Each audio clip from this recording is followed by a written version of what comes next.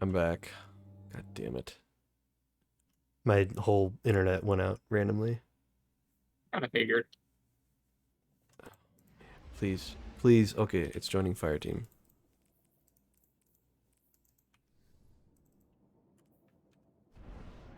Are they still in?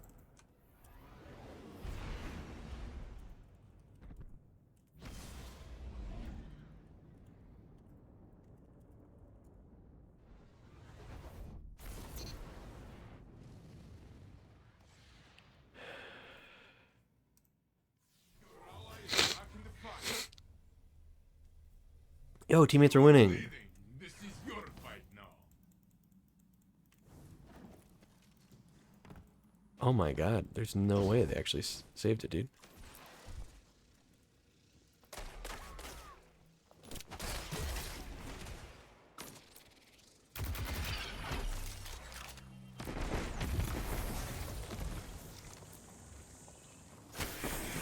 Oh.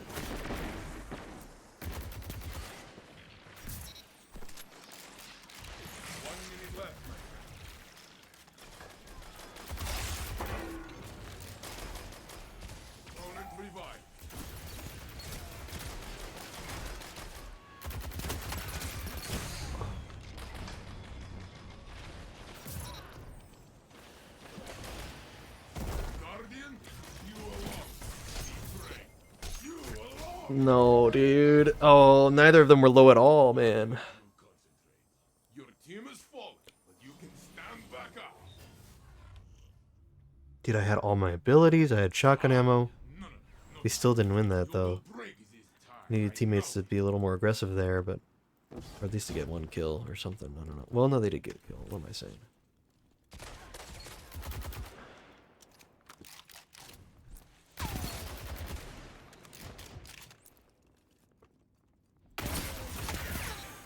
That's one.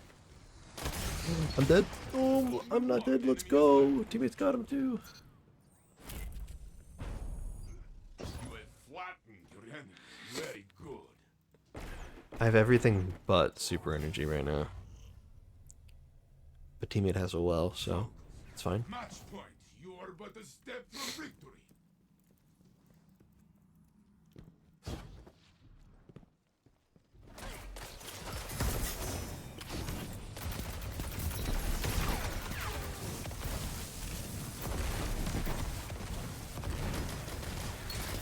Only one enemy is left.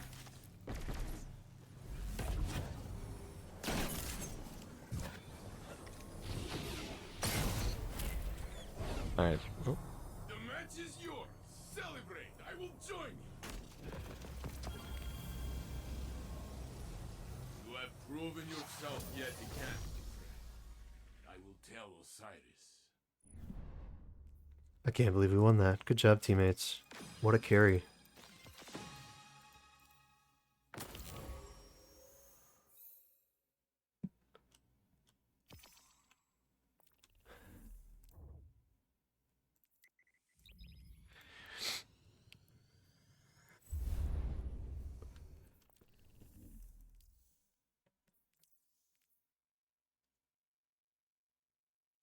Well, it still says I have a flawless ticket.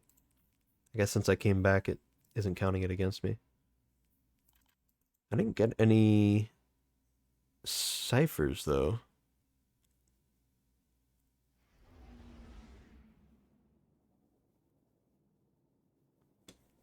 Maybe those are just random drop.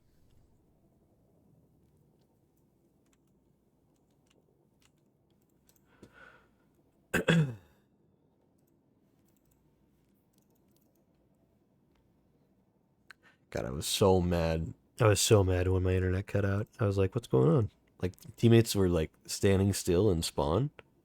Uh-huh. And I'm like, what's going on, dude? What are they doing? We just won our first round. What's happening? And then, I thought you were just suddenly leaving everything to left. like focus on the match more. Like, Yeah. oh, okay. Nope. Nope. I hope that doesn't split it into two VODs. That's gonna be annoying to deal with. Yeah, well.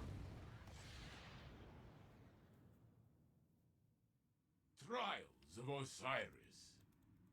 Thank you, Stream Elements. Carnum is now live.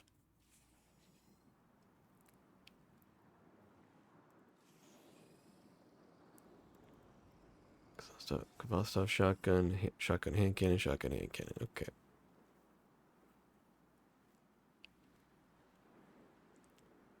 Bring your light to bear, Guardian. Outshine the opposition.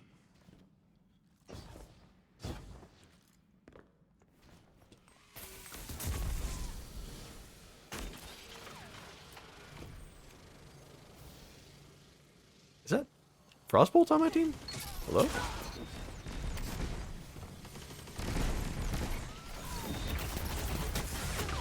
Only one ally is left. I got stuck on the box. 1 minute left, my friend.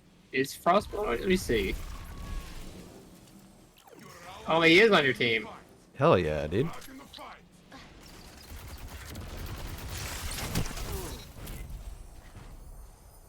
Opponents have been put in their place. Good job. What should I say? Yeah, make this a YouTube video. I carried a famous YouTuber streamer. You are in the lead. I am not surprised.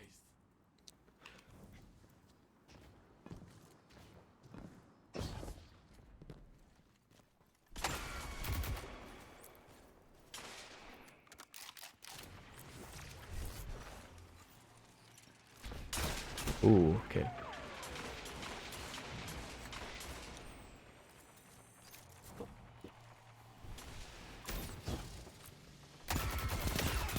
One minute left, my friend.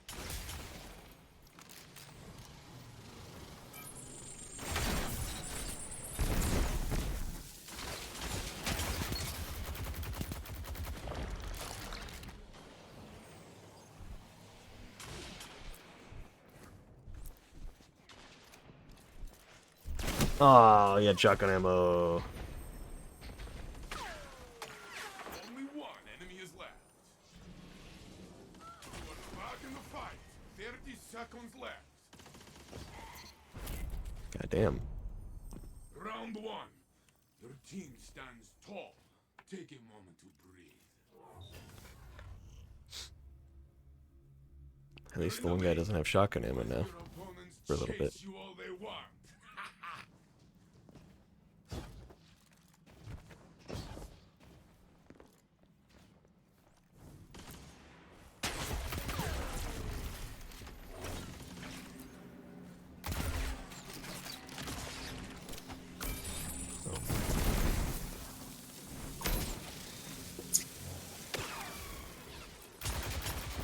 You are all that's left.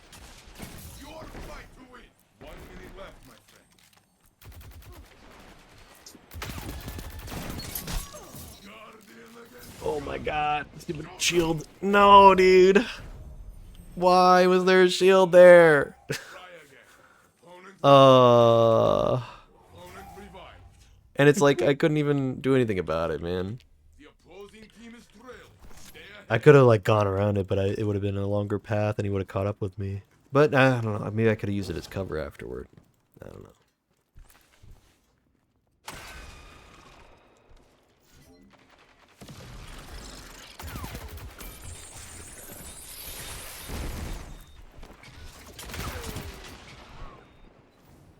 Frostbolt using double primary? One minute left. Oh my god, my tracking is so bad, dude. Could have killed that guy so easily.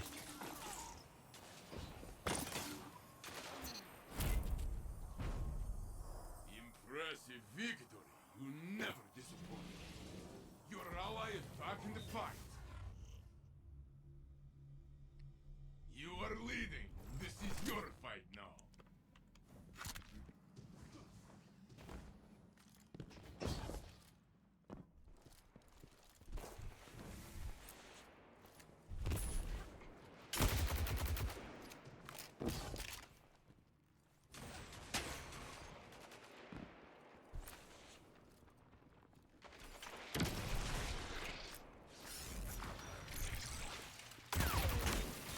One minute left, my friend. Rest.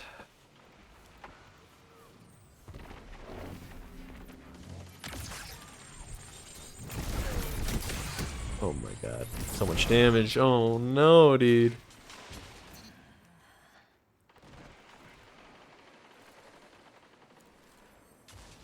Only one enemy is left. Nice. Your team tore through them like wild animals.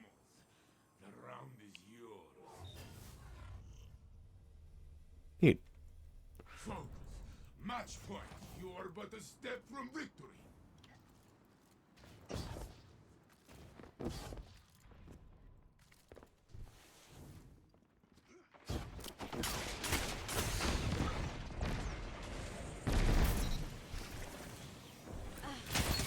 Only one enemy is left.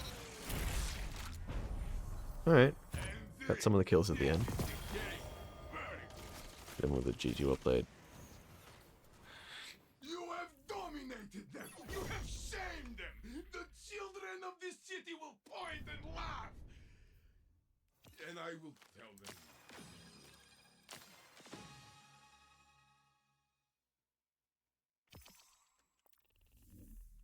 That was cool.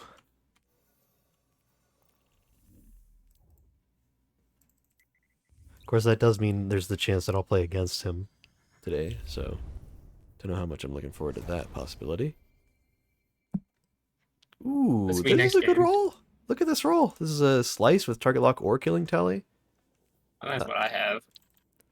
That's pretty much what I want. The only difference is maybe instead of slice, getting subsistence. Just because I think I'm probably gonna use this for PvE more so. I have both of those rows, so I'm good. On the One's adept. adept, one's not. No, not adept. Oh, okay. One's Yeah. adept, the other one's not. Yeah, I think I ended up getting it on the adept. I got something with killing tally and whatever. Let me pull mine out. Yeah, I got perpetual motion. That's what it was. Perpetual motion with killing tally target lock. Scissor. I think slice is pretty good. I don't know if it's better than perpetual motion though, so I don't know. Apparently, a lot of day one teams use it for staying alive in the new raid. Came out. Interesting. Alright, I have Rise of Osiris. slice, kill, and tally with target lock. I don't have another one. I thought I did. Vostok, harsh language. Rose Matador. Syncopation, punching out. Any other famous people on this team? No. Just You wouldn't curious. get that lucky. Guardian, you will pick You know up that fallen they play the friends game, so you just to see them put every once in a down while. smug opponents. It's neat. I think the only famous person I saw was Zavaler. Oh, I think I was in that match. I was about to say Zavaler, Aztec Cross, I think one time. I haven't seen Walla Azure was Cross. on the enemy team in Iron Banner one time for me. Zavaler I played against and with in Iron Banner, like in a row. Opponent revived. We played against her in Iron Banner, and then she complained about the stasis that I was using. Behind. There's I no felt so proud of myself. I know this. Soon you will as well. Apparently there's somebody, I remember there was a clip shared in my Discord where somebody watched a video. I don't know if it was Walla or someone else. But someone was playing against me and I was being a bot because I'm bad at the game. And they're like, what the hell is this guy doing? Only It was really one ally funny. is left. It is in their It's somewhere in my Discord. Somebody shared the clip. I don't remember who it was though. Oh. This is gonna be a rough match. I feel like we're probably gonna lose. I'm not really paying very good attention if I'm being real. opponent revived. I don't really care. The opposing team leads. Show them you are hungry. You're right, Saint. I am hungry.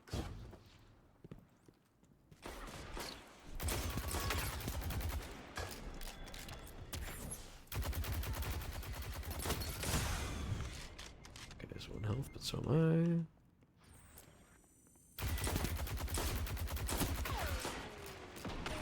Guardian, it is you alone. No. Alright. I. No, my shotgun didn't one-shot him. And I was low health, so you could hit me with anything, I would have died. I got the one guy down low. I killed his healing turret, and I almost killed the second guy. Just, I don't know, man. I needed a little bit of backup from teammates there. Just anything there would have helped out. Maybe I just needed to do it all myself. Oh, barely got one of them. Oh my god, these stupid... Okay, it wasn't the grenade that killed me. It was some guy shooting me at the same time. Your ally is back in the fight. You are back in the fight. Okay, that's all the heavy wasted. One Huge. minute left, my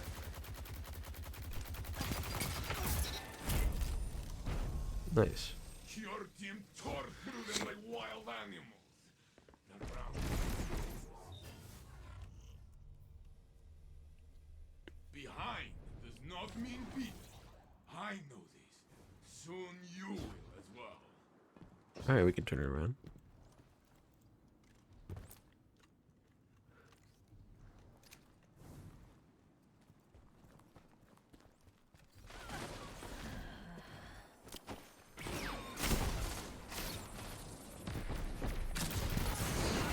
Oh my god, it's the waveframe guy.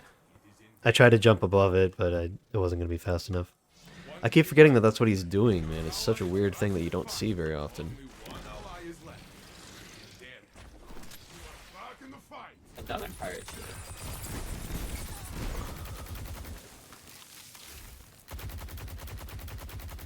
Structure of a sword.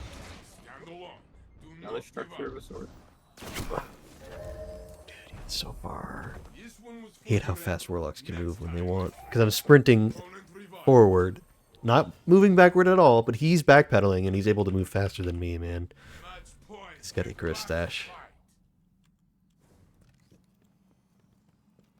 An ocean monument. Cool.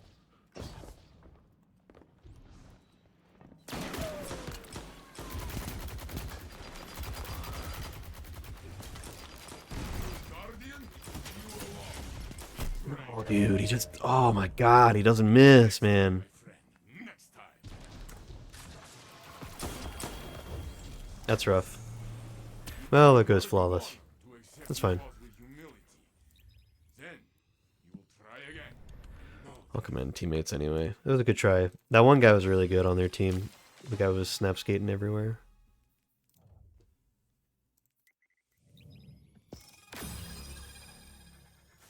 Here's a glitch. Or necromancer or whatever.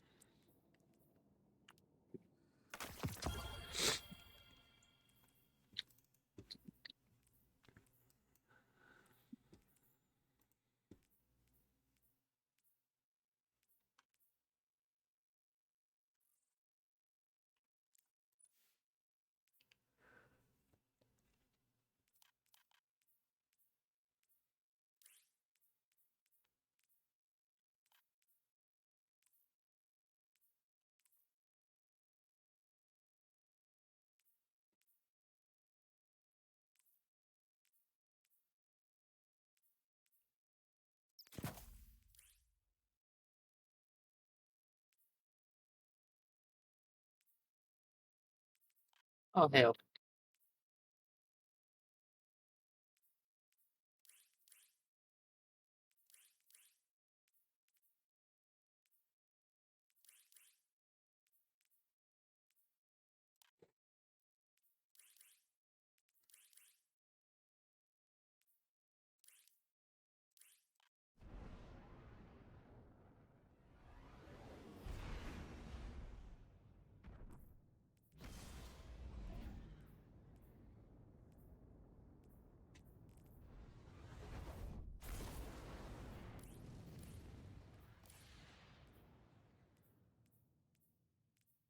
Trials of Osiris. I don't know.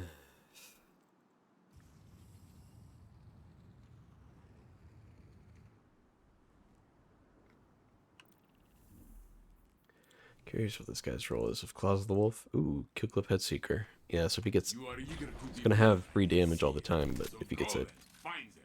kill, then he's gonna have even more, so... It's gonna be rough.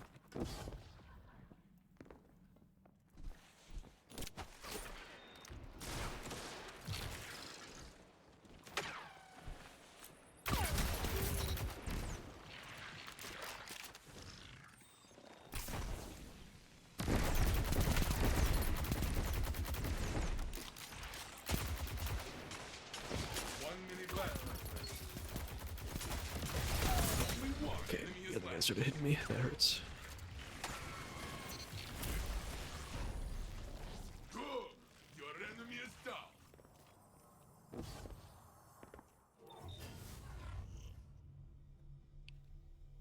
Your team. Oh yeah, now that it's a flood ticket, I guess it's gonna be like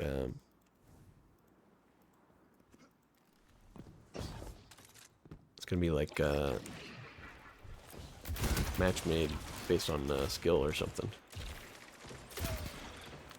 What it says at least it will do. Only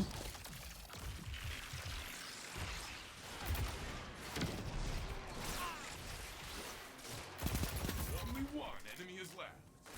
1 minute left, my friend. Your ally is back in the fight. The enemy team has fallen. You shook them.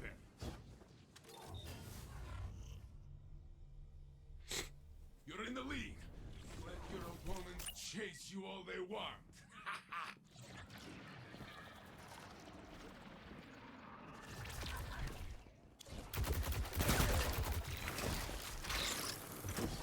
Oh god, that could have been bad. What the hell just Happened there.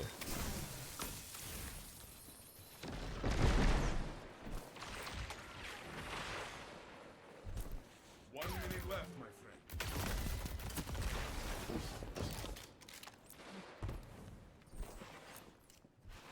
friend. No. I was so close to killing that guy. Only one ally is left. God damn, teammates, you can't get one kill. You lost this. Oh, they did get one kill. They got one exactly. Guess that's better than nothing. Oh well. Your team leads. I expected nothing less. Stay with them this time. Or not? Okay, I thought we were going for the heavy.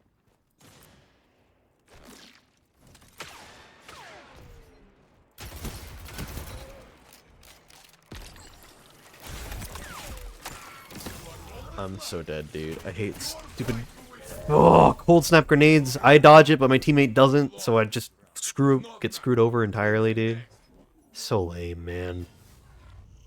Because by the time I'm landing from the dodge, he's escaping it, and then it trails after me, and I have to try to jump again. But it's never fast enough, man. There's no way to do that. So if a teammate doesn't dodge it, also they just screw you over, man. So stupid. Oh, I got smoked. Alright, another teammate's running away. Thank you, teammate, for running away. It's really helping us out. Opponent revived. Well, that's it, man. Slow you down. Try again.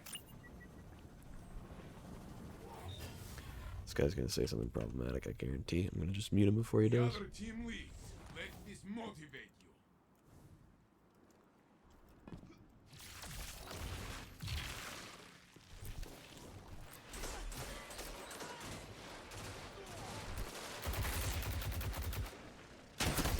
Oh my god. How did they shoot through the box? What? I've never seen somebody do that before. You can do that? Oh, and that's such an obvious gap now. I didn't know, though. God, that sucks, dude. I mean, I was in a bad spot, but, like, I didn't think he'd shoot through the box like that, and he did. Right through it, man. Alright, well, we were winning. Never mind, I guess.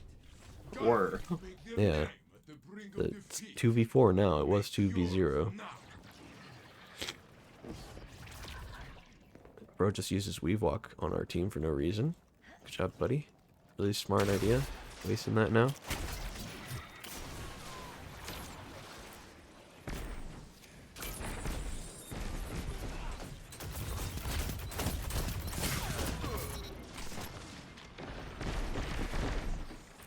Left, my friend. You stand alone. Do not give up. Oh my god, dude, I can't. Next time, I kill my guy, teammates can't even kill one of their guys, dude. It's just, it doesn't work, man. It doesn't work when they're not doing anything. the light Ay, ay, is ay. a chance. We can always try again. It is our nature.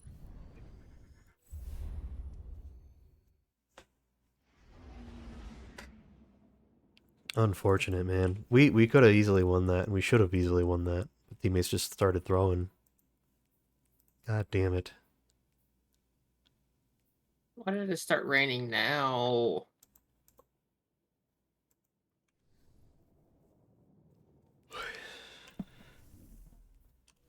So when do I get do you only get ciphers from going to the lighthouse? I thought you got them by getting wins on flawless. Because I got like 2 wins on flawless. And I didn't get any ciphers. And it doesn't say how to earn them in game. It just, like, they just exist. And it just says turn them into Saint for rewards. And it's like, okay. Trials of Osiris. They don't even exist in like collections. Super weird. Alright, well, tank and a shotgun. Double primary. And the new raid pulse plus forerunner. So weird loadout. Bring your light to bear, darling. Outshine the opposition.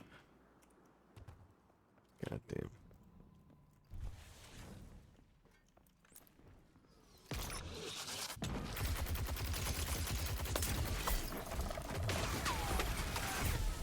My God.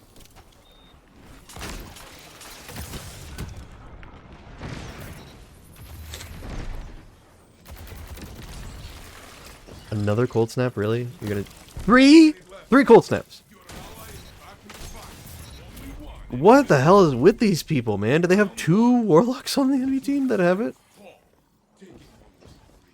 Oh wait, actually that's right. One of them threw out a turret and then 2 cold snaps. That's what's going on. One guy's just got the turret thing.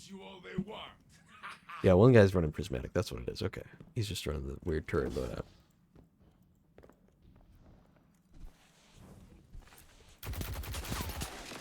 Drop off is too long with that. It's not a good spot for me.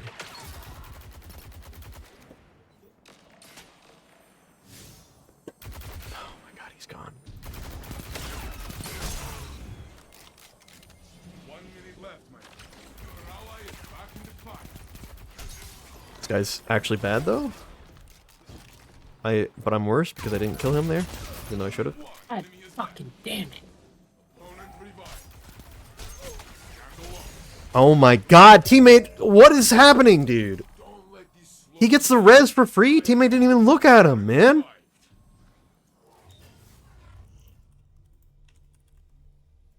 You are tied. Crush their hopes.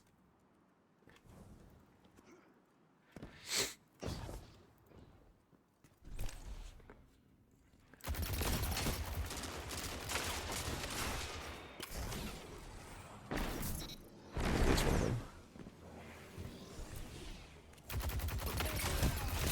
Only one enemy is left.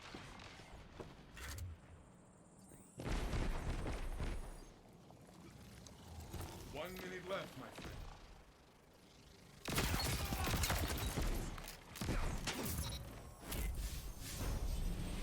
Surround is yours. Good fight.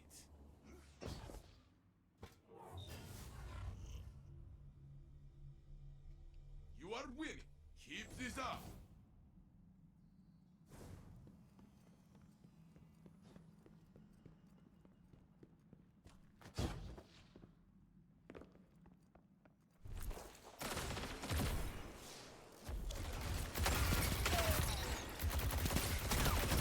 Only one enemy is left.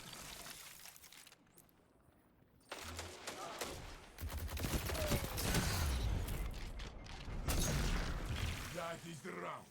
You're giving their ghosts a lot of practice. Oy. You lead. Your opponent follow. This is the way it should be.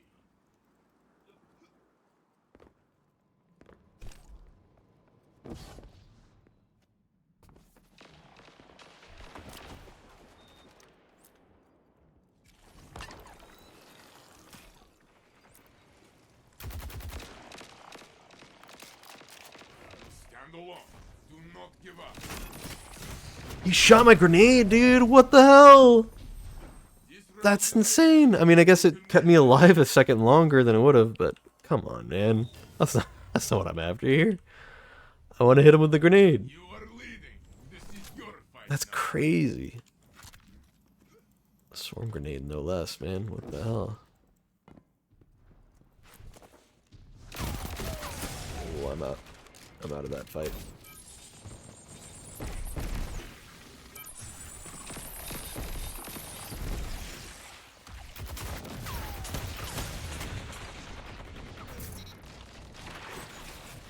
Only one enemy is Bro, that's not healing me. 1 minute left, my friend.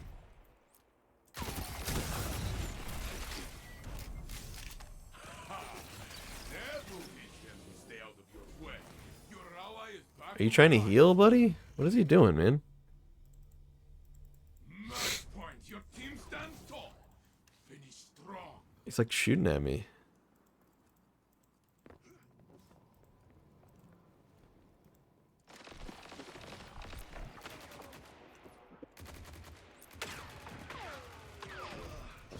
Can I get up here? Hello? Because it's fed. Oh my god, I'm so dead.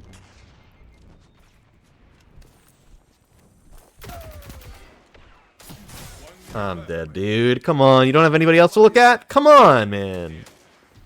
Laser focuses on me, man. So sad.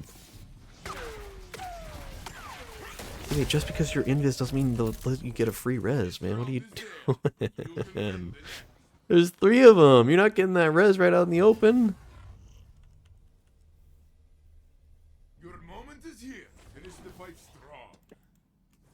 Oh my god, these are the people I'm playing with, man.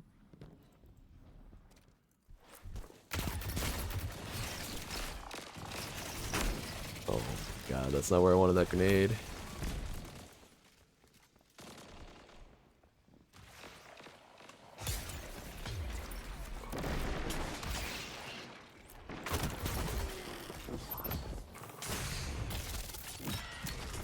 Huh? What? Okay, whatever. Only one enemy is left. I got it. Whatever, man. I got the super kill. That was so bugged, dude. What in the hell? I've faced fallen across many worlds. I have shattered 1,000 Vex ring, but you, I would run from you.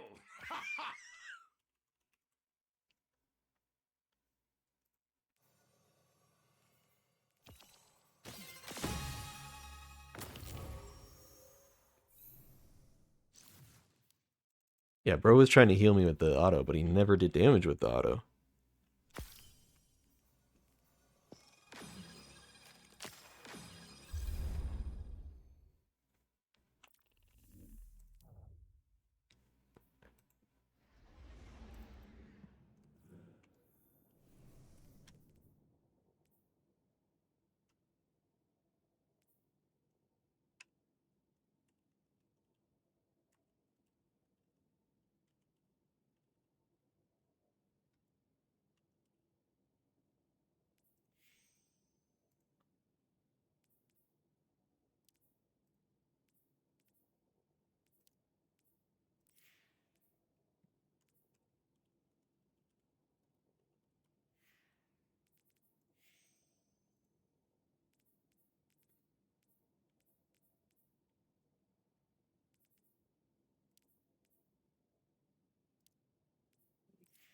I don't know if I did the same one twice or not. Oh well. Did I get a roll that time? I don't actually know. Cause I kind of carried that match. I did not get a reroll. Just got a bunch of non-adepts. Oh, my drop rate is significantly lower because I don't have flawless anymore. Am I at least getting ciphers? I'm not. Cool. I don't understand the cipher thing. Do they just give you 10 when you go flawless? If so, why? Why not just give you like a few here and there? That's how the ciphers are supposed to work. That's how they work for GMs. You get a few every single time.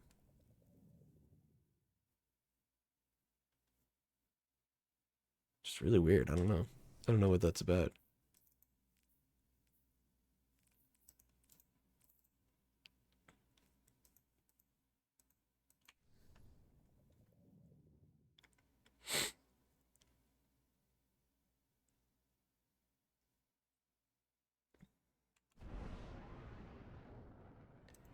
I'll keep going for a little while longer, and then probably shift over to Minecraft.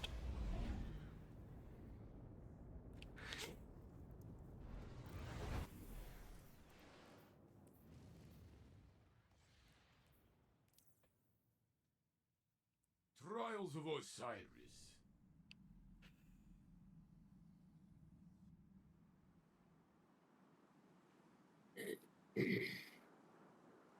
Last word, okay. Last word. Shotgun, hand cannon, Kvastov hand cannon, okay.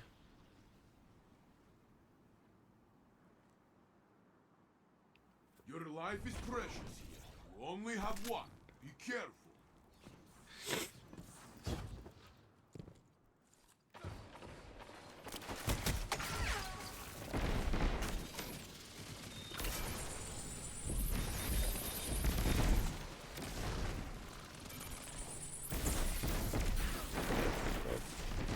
I'm dead. I didn't know that guy was there. That's so sad. I wasn't worried about the grenade because I thought teammate got Opponent took the round. the trackers to follow his thing.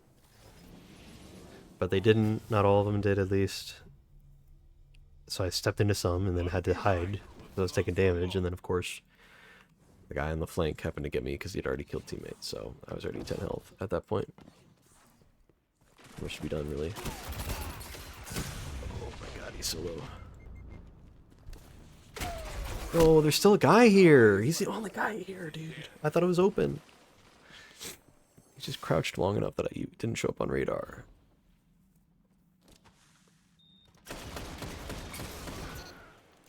One minute left, my friend.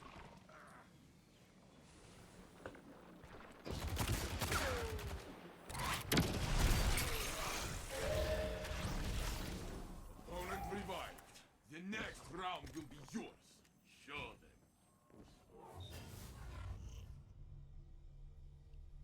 You are behind. Be relentless. Alright, I need to play smarter. Hold on.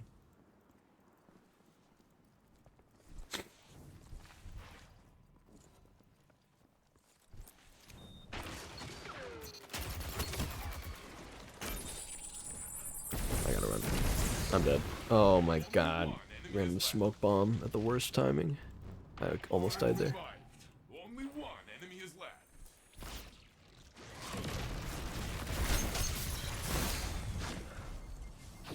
They should have known better than to start a gunfight with you, huh?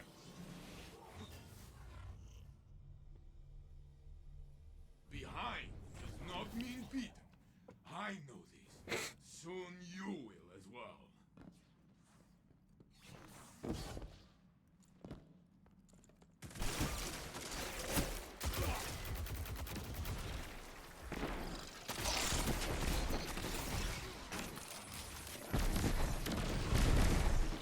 ally is back in the fight.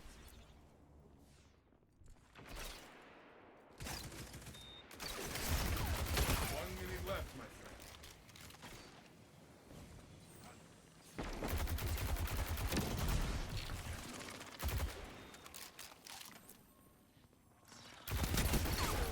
Only one enemy is left.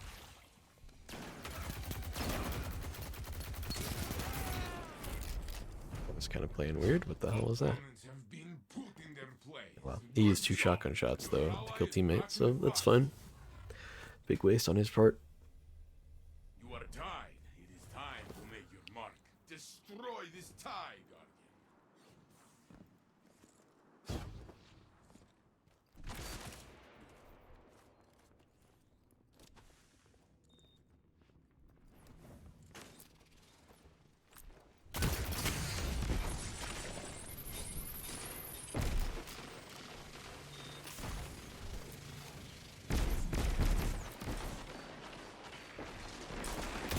One minute left.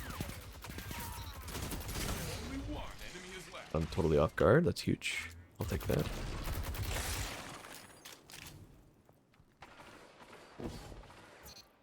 Nice job, teammate. Grenades, punching, bullets everywhere. Guardian, my heart is still racing. Your team has the lead. Hold tight to it.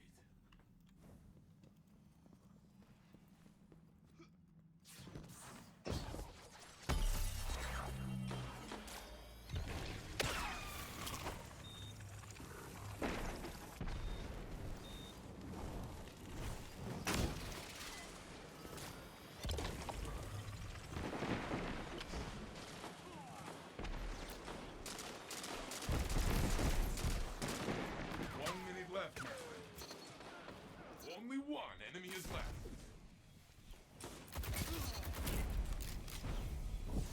You have flattened your enemy. Very good. Your ally is back in the fight. It is match point. Show your strength. Crazy how fast he transcended, dude.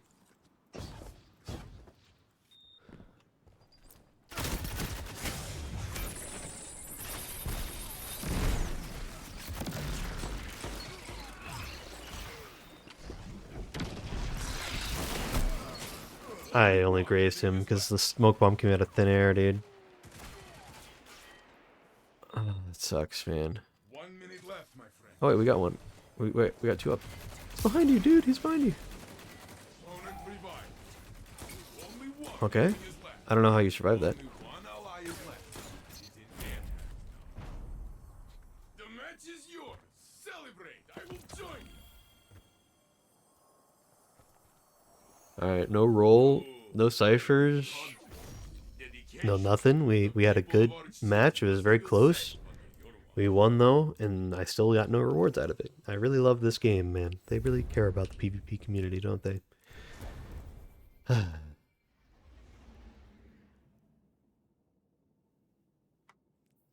I'll give it a few more runs, but I don't know.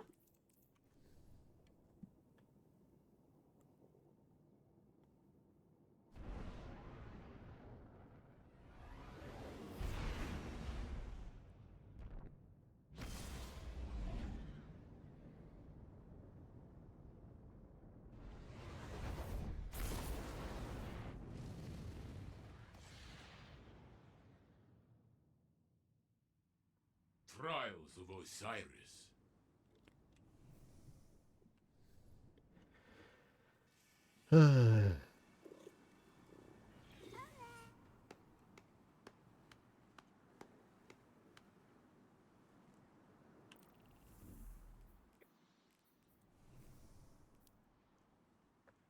Yeah, this guy's also got the kill I head seeker believe in roll. you, Guardian. Maybe I should use it. Fight hard and do People are not liking it so die. much.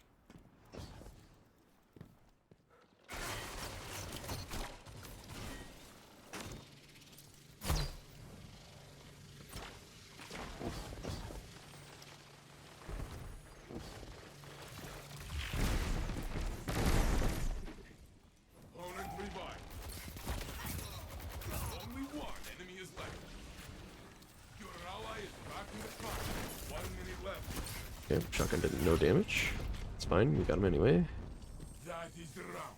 You're giving their ghosts a lot of practice.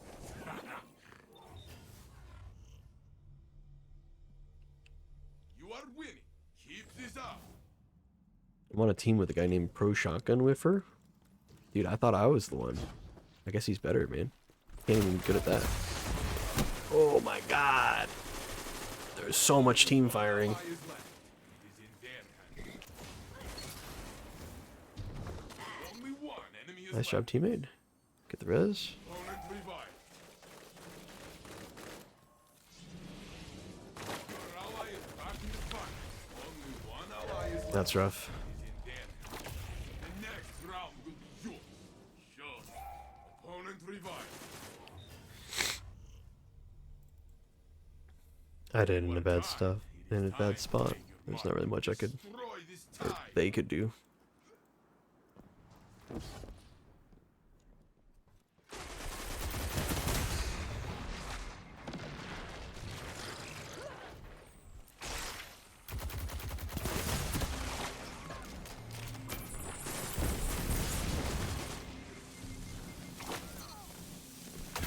Oh. Teammate wasn't nearby. I thought he was. No. Your opponent took the round. I was in a rift, so I was just gonna tank that Opponent revived. solar nade. Or that, scatter nade. But there's just a guy who showed up with a The shotgun opposing behind team me. lead. Told them you are humble. I figured it would probably happen like that, but still tried anyway.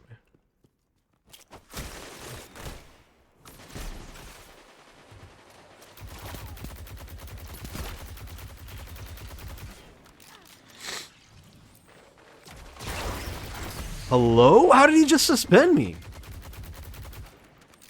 He throw a grenade or something?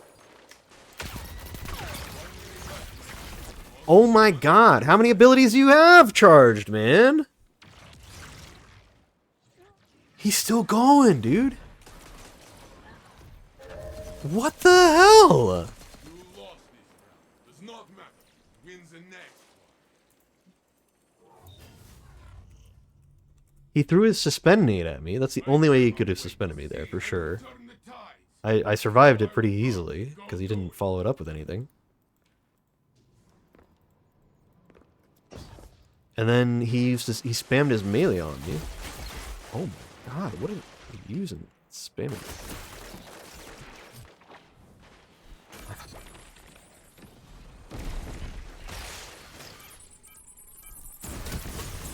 I can't, dude. I can't, man. Oh man. Teammate died in a really bad spot, and I felt like I had to put some pressure on, but like I couldn't push that far. You lost They're just shredding us, man. I don't even know what's going on half the time. Some guy's running crazy ricochet rounds, and it bounced like 50,000 times. It's not Kavastov. It's like, it feels like it's hard light, but I don't think he swapped to hard light. It's really weird, man. But he kept hitting us with it. Like, he was actually landing his shots. It's really weird. They also like team shooting, and we're not at all. Oh, he's won, dude. He's won. There's no way he survives that. The teammate doesn't follow up at all, dude. one ally is left. Is in their hands. Yeah, this is just a loss, man. I don't know. We had a good first round, but like we just kept throwing rounds over and over. Don't know what happened. Next time, my friend. Next time. Oh well, good try. Except not really. Teammates just kind of started throwing. Like we did so well at the first round, man. What happened?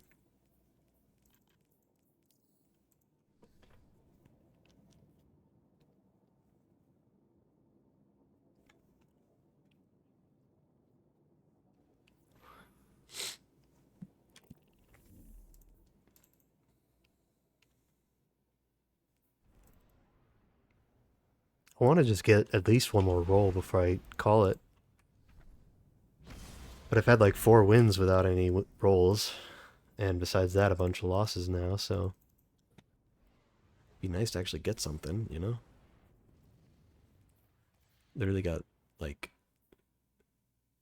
I think 3 rolls so far, that's it. Welcome to the trials of Saint 2 of those are 14. guaranteed, so like... Ha! What the hell? Okay, no. They are of Osiris. A joke.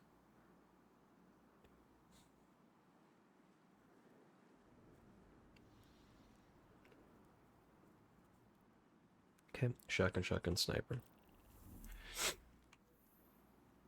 You are eager to begin, I can see it. So go then, find them.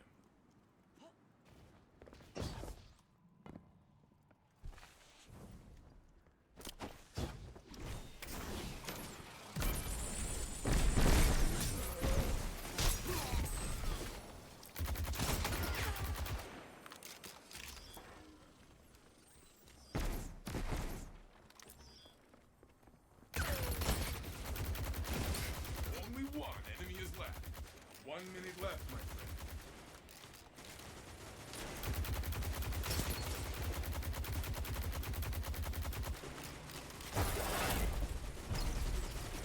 Your team tore through them like wild animals. The round is yours.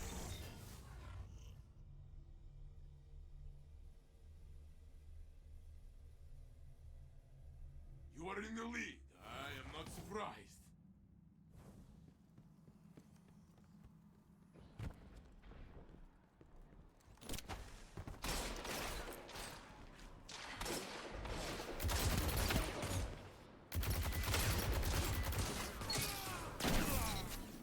I was going for a Peregrine Greaves shot from so high up in the air, dude. What are you doing, man? That's not how it works. Not Seismic Slam. Only one enemy is left. I love to watch Orb. you win. Huge.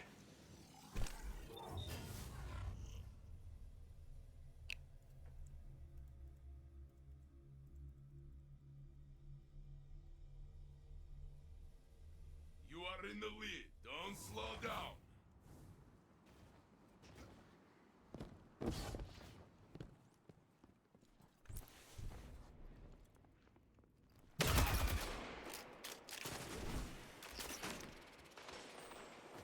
Oh, somebody left on their team, though. Only one enemy is left.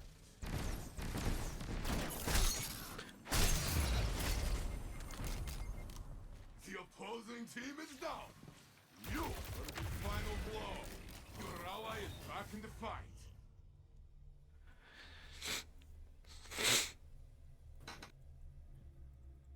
You lead. Your opponents follow. This is the way it should be.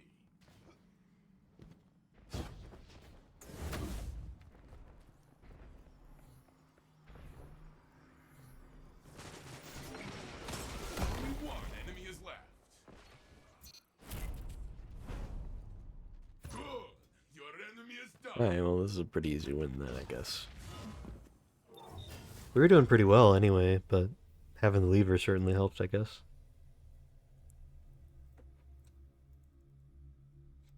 This is match point, friend. Give everything.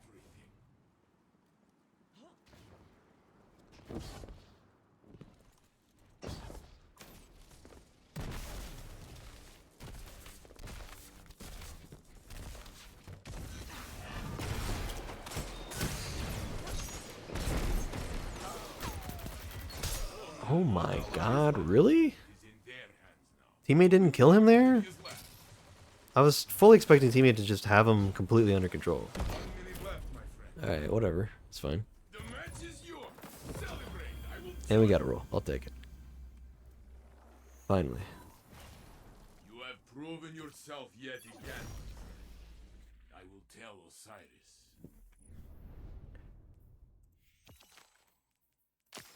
Except for that last death that teammate had there, that was kind of embarrassing. We did really well that match, and then somebody left, and we did well anyway, so whatever. But I got a roll. I'm gonna say that's my last one for the night. Let's find out what the roll is.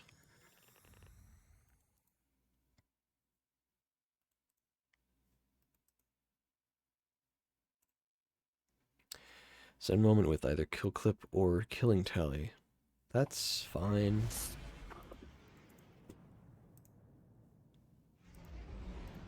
I'm just gonna hold on to all the rolls I got today. Go through them some other time.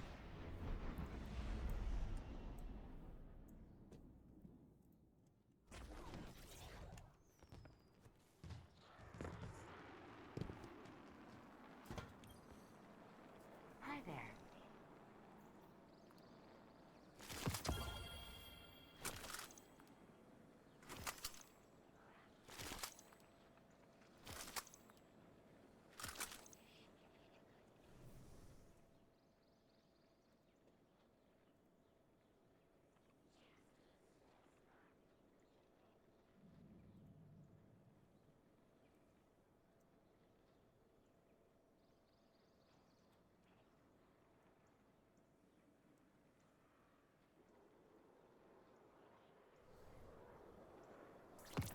Goodbye.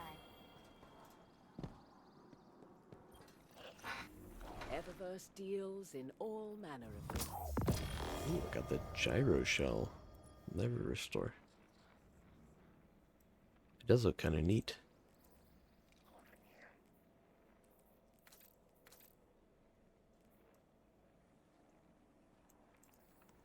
That is kind of cool, actually.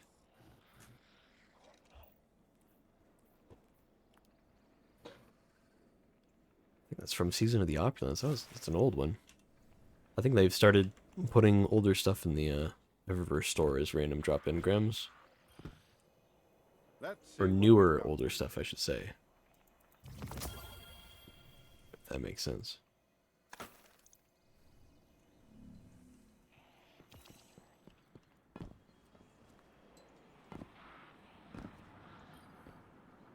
Ah, one of our brightest returns. Well, how am I not up in my Crucible rank that much? I guess there's no bonus rep right now, but that's like, that's crazy. I played a lot of matches today.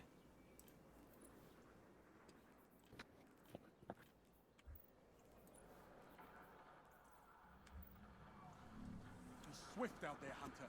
Let nothing hold you back. Who's sexy? Also, what happened to the stream prior? What do you mean?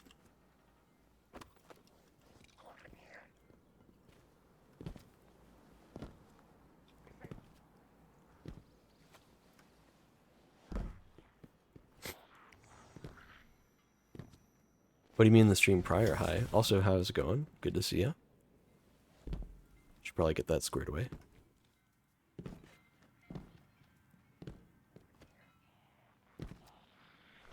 So you've been streaming for 57 minutes? Oh, yeah. My internet cut out randomly. It was during a match, too, of not Iron Banner, of Trials. It was really annoying. But I was able to make it back, and teammates actually were doing really well, and we ended up winning anyway. God damn, why? Why give me 2,000 power boots? It's one of the only other things I have that's 2,000 power. I'm just gonna dismantle it out of frustration, even though I should have infused it into something.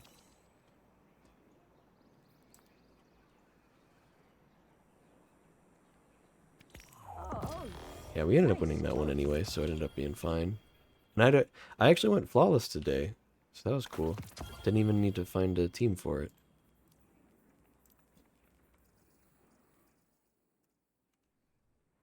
So that was fun. Careful out there.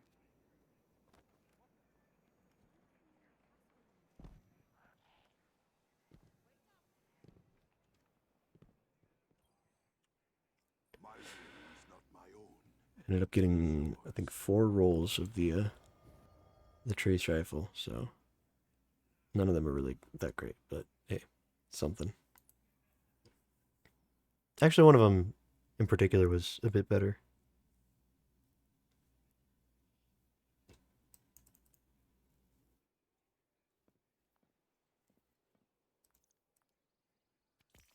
Exchange.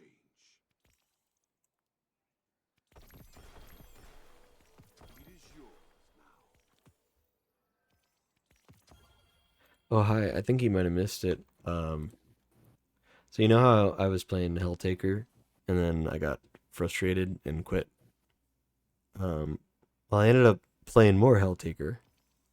I restarted the stream because I was complaining about it in our chat. I was complaining about it to Heather and Gears and Lou, and Lou was defending the game, and I was so annoyed. I was like, I'm gonna finish this. Screw this. So I went back and played the whole rest of it, and eventually beat it. And I still stand by what I said mostly.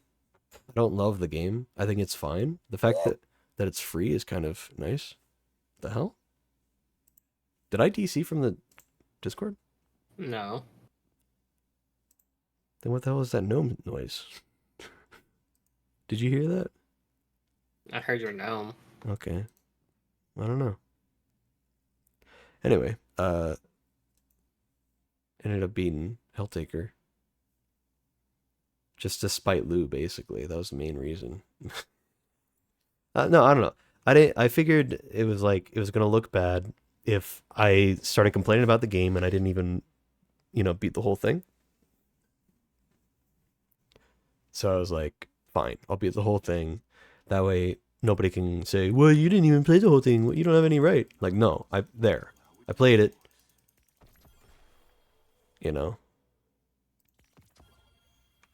Can't call me out on that. An exchange.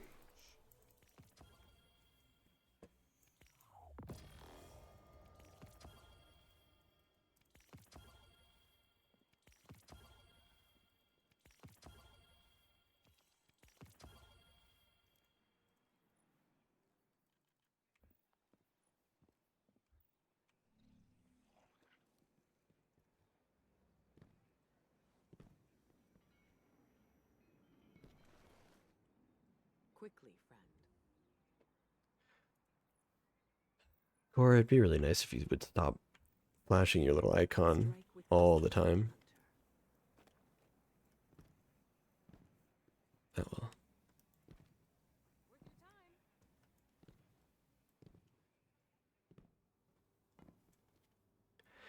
Worth your time. Oh yeah, I forgot there's actually new story stuff that I haven't done yet. I should really do that.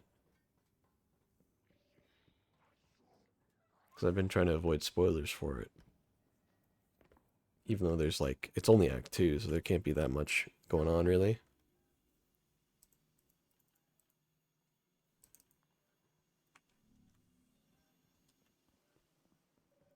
What's up with Bungie laying off more people? I don't know, man. I don't know. It's crazy.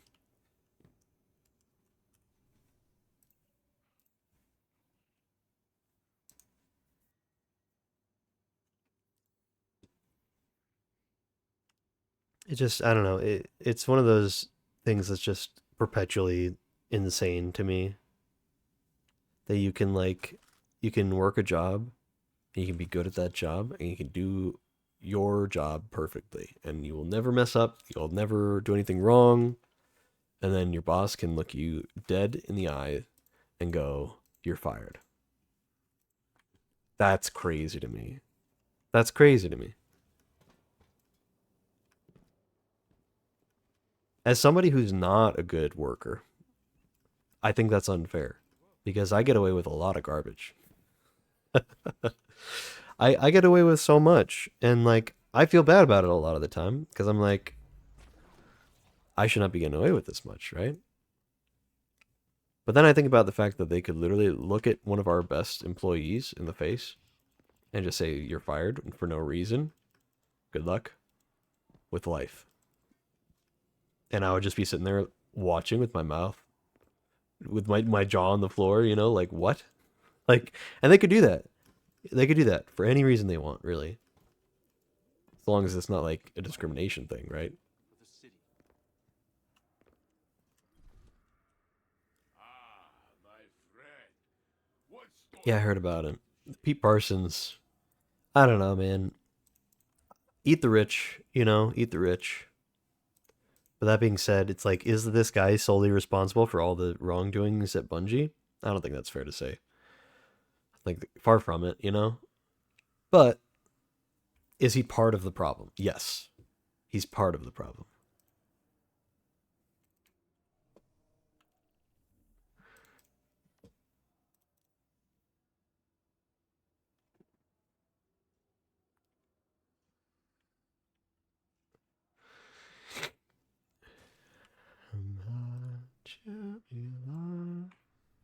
God, my voice is so gone right now.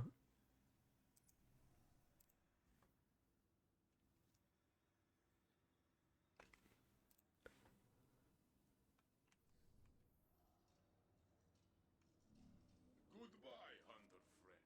Good luck stealing. Or the next time bullies come crashing on our gates, I will be here to answer.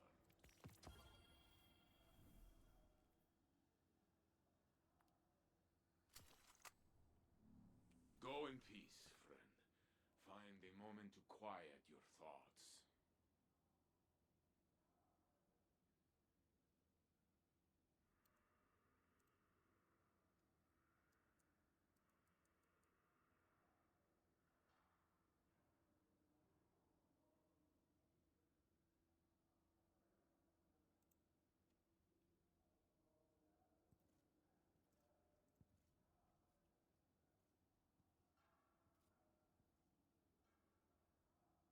Where is that?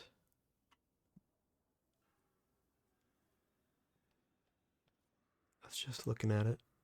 Hold on. There it is.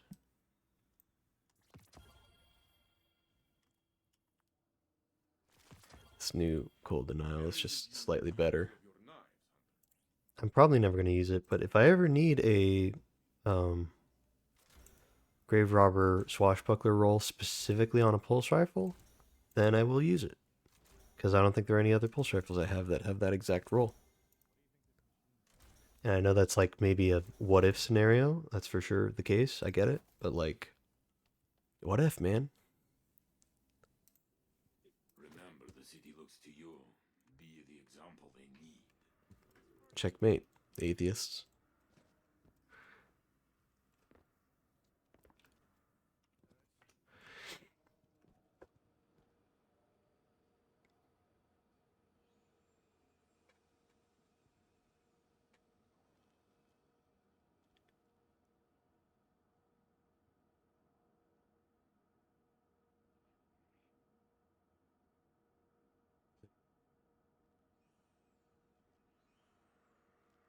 Okay, so I'm not scheduled to work tomorrow. I'm gonna see if I work though. I might message my manager and be like, hey, like if I'm feeling better, I might message my manager and be like, hey, if you need me, I'll come in for a shift. Since I missed so many days. Otherwise, yeah, I'm just gonna. Because normally Mondays are supposed to be my day, one of my days off, you know. What cipher is this? But here we are, being sick on the days that I'm actually supposed to be working, so not super ideal.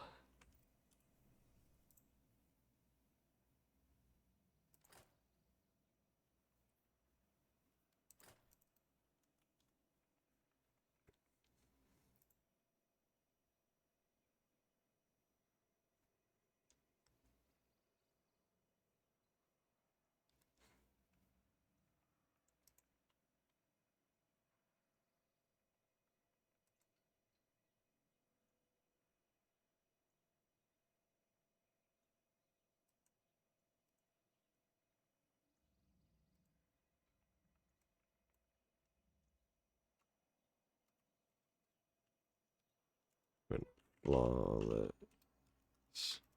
solo with this loadout.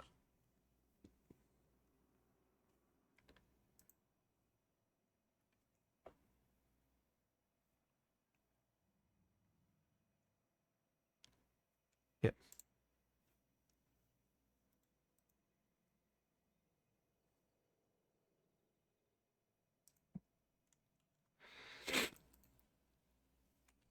Man, I hope the VOD saves as one.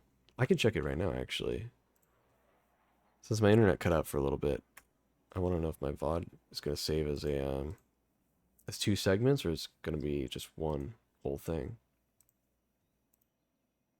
God, I hope it's just one whole thing.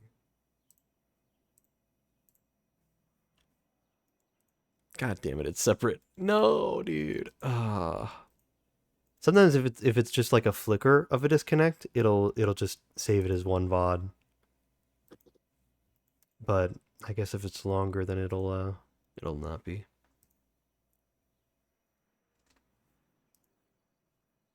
Oh well.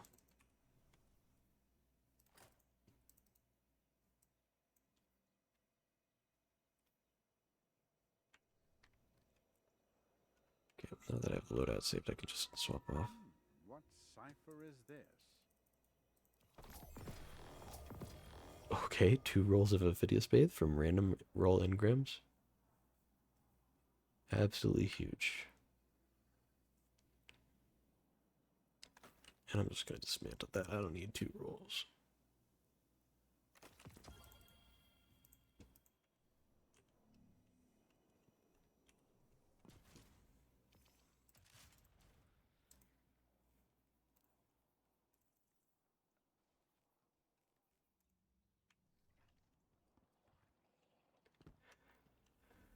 Okay.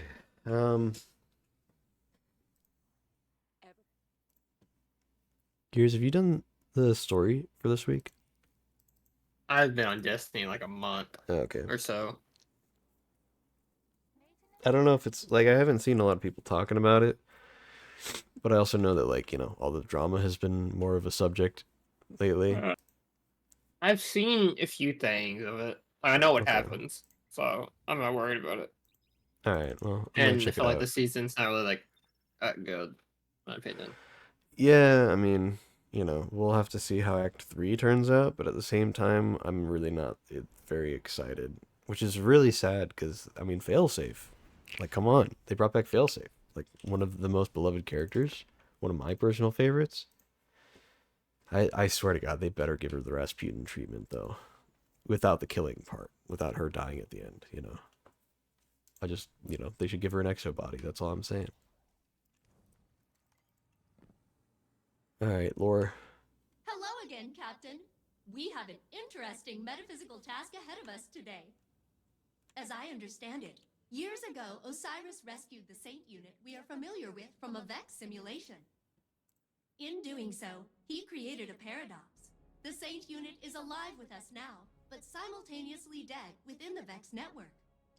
The databanks of that deceased Saint unit are filled with information. Information I believe I can use to locate the conductor. The thing is, Saint unit will have to download the memories of his other self. Experience years of suffering. His own death. It'll be kind of awful. And he hasn't really been in a good place lately. You know? But the conductor must be confronted. I'm sure Saint Unit will understand. Won't he? Interesting development. Okay.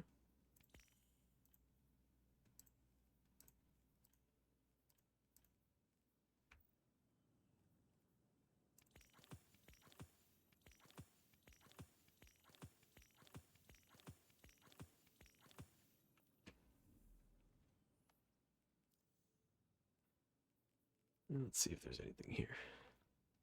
Killvex. Grenade launchers or rockets. Open chests. Solar abilities.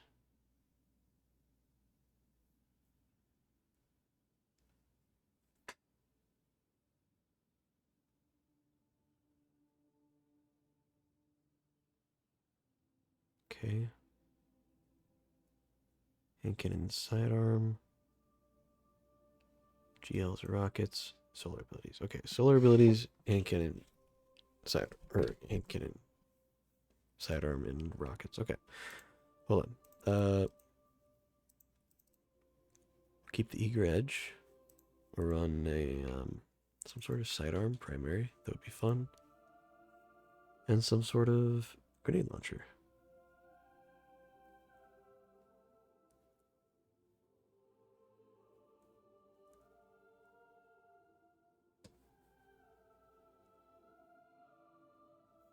Kind of want to use rocket sidearm, but I just don't. I don't want to deal with double special ammo being bad these days. Let's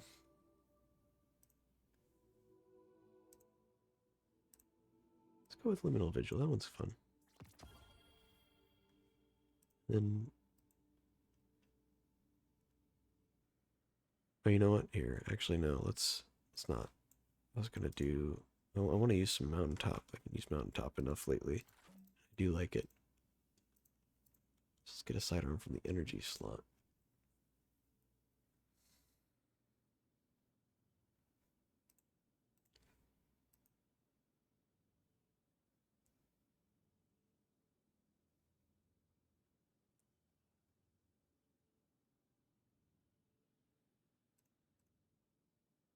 You know what? Let's actually do the rocket sidearm. We'll do the new one though.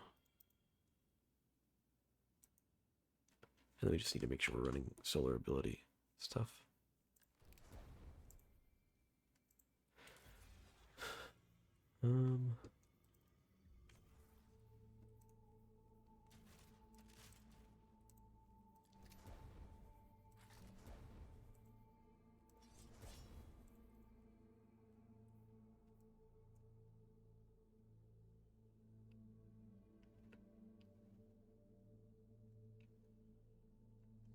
Yep.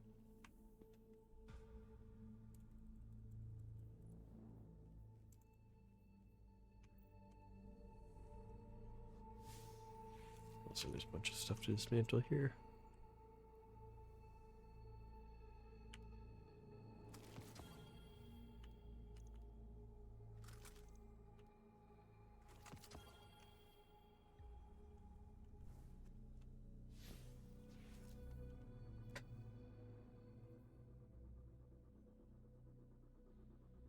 Explore the sunken cavern on Nessus and defeat the Vex who hold the code failsafe requires. Okay.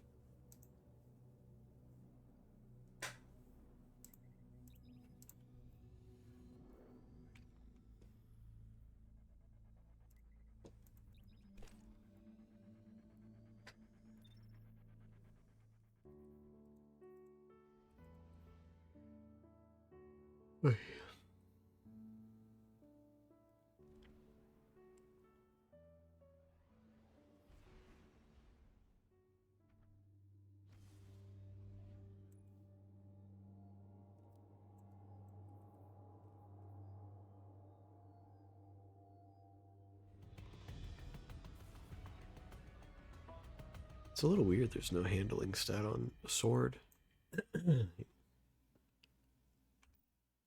So you can't like throw on adept handling on an eager edge sword.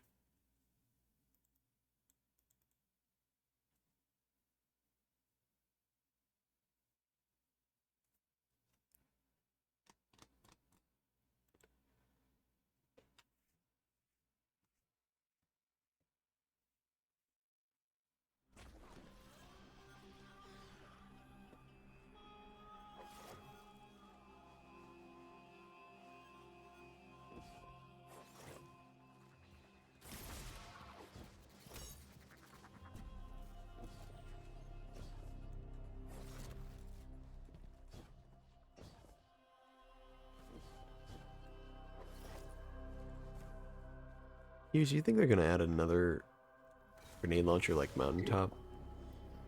Now that they've made this And one more normal. but I feel like they'll add it not next season, but next one. Yeah, that would make sense to me too. I feel like it's on the horizon, you know? All the weird, unique things in the game, they slowly start making more normal, which I think is fine, but you know.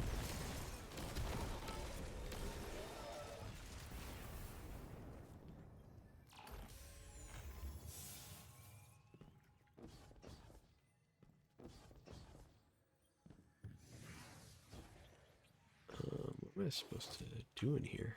Am I even in the right spot?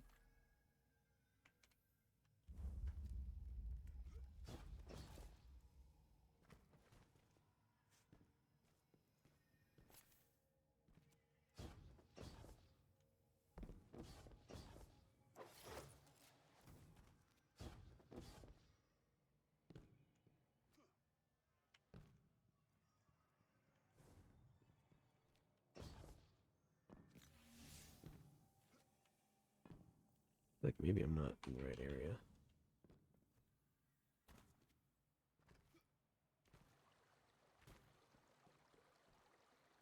Oh, I know. Sunken Cavern was like the right thing, right? Explore the Sunken Cavern. Yeah, okay.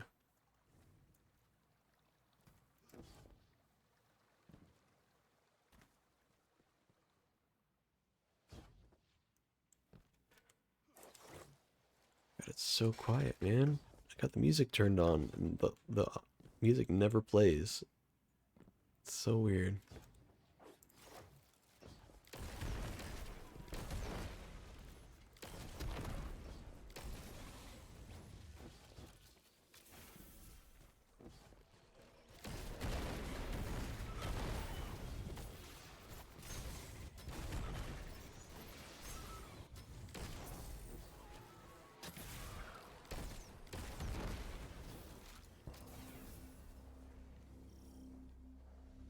That's it? Just go to the helm now?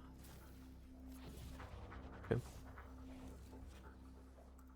Now the music kicks in of all times. As I'm leaving the area. Oh.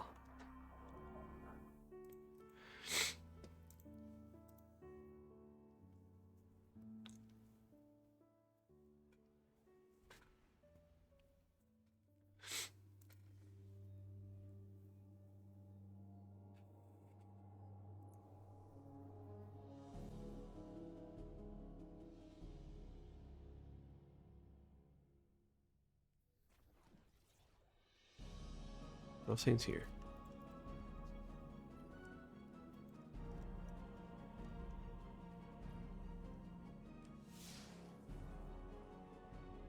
Guardian, Osiris, Ikora and I have made a plan.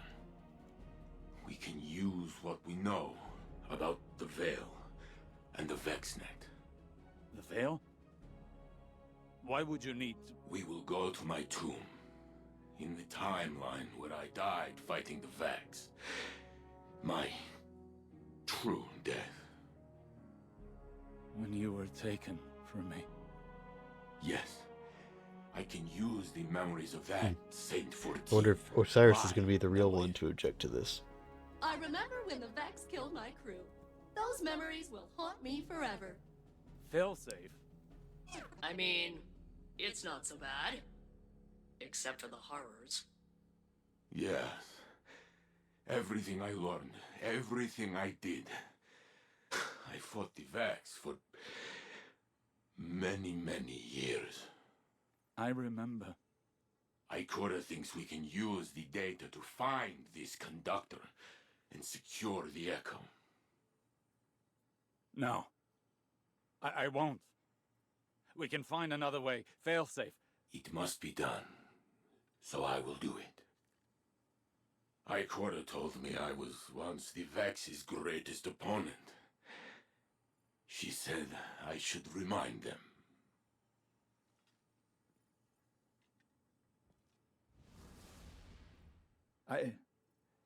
I need to think. This can't be the only path left to us. The Saint unit has already made up his mind. He needs you right now. You know he can't do it without you, right?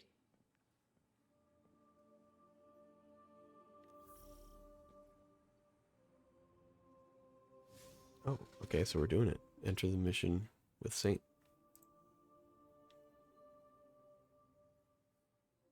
Mission Shell on Nessus.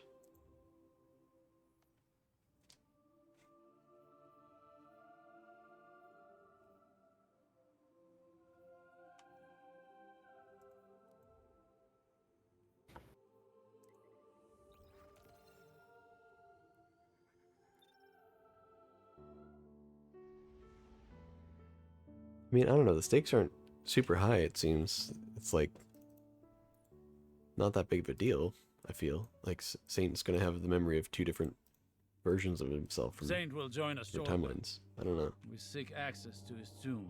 We are grave robbing. That is one way of putting it. The interim Saint unit is still VexNet. Their memory core is a back channel into the network. Saint must understand there are no lesser versions. Only expressive tessellations of what could be. And facing his death again is the cost of that revelation. Well, so be it.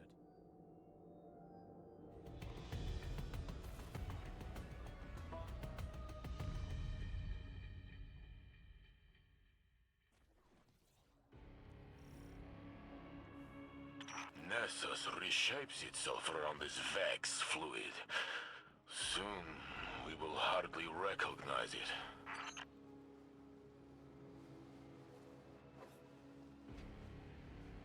The Infinite Forest was really on cool environment. Mercury.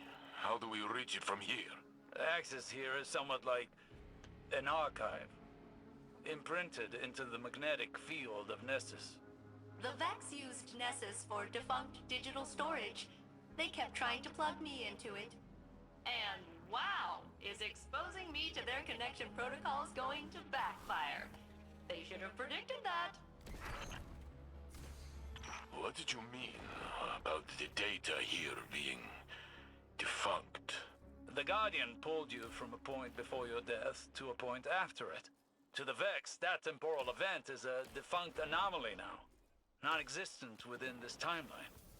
So it is kept here, stored in Nessus's memory. Oh, these are like non-progressive heartbeats. The details that separate him and I, if they fade away, will I be his shadow? Or will he be mine? I can't answer that for you. You're you.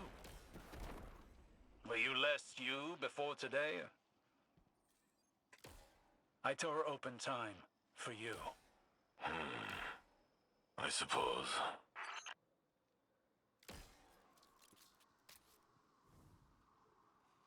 a cool environment. I like this.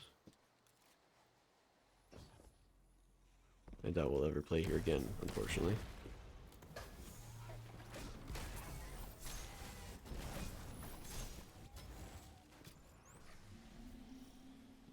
You should be near the access point, Guardian.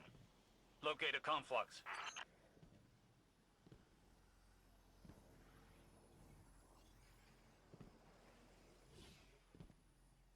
Did it not go? What the hell? Oh, there it is. They will react to our attempt to breach the tomb. Yes, they're doing that now.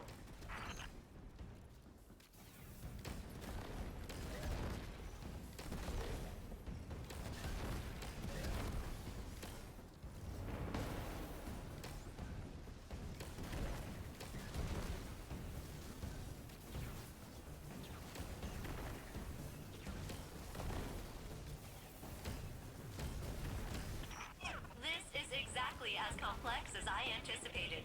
I'm almost in.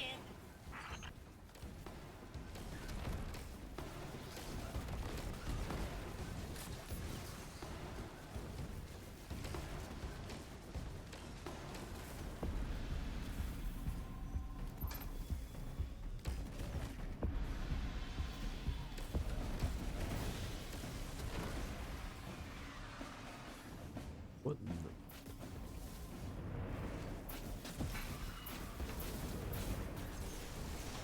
Those are weird looking wyverns.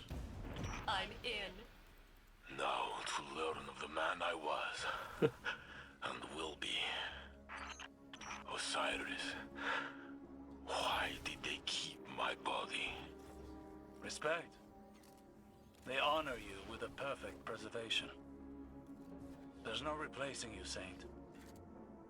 Even the Vex recognize that. The Vex are very meticulous. But also weirdly sentimental.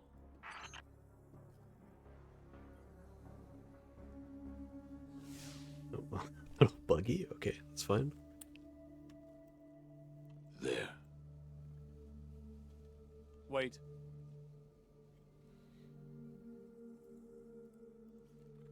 When I searched for you in the Infinite Forest, I saw this again and again. You, entombed, taken away from me, perhaps forever. When finally I found you, I thought I would never have to see it again. I am here, Osiris. You told me that I am real. So is he.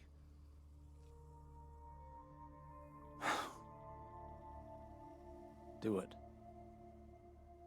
Remember the Vex. But also how much I loved you in that timeline, too.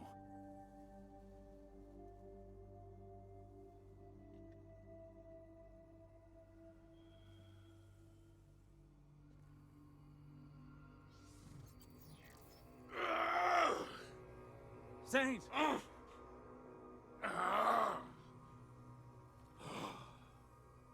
I see it. I tear through the Vex. They cannot stand against me. They hesitate.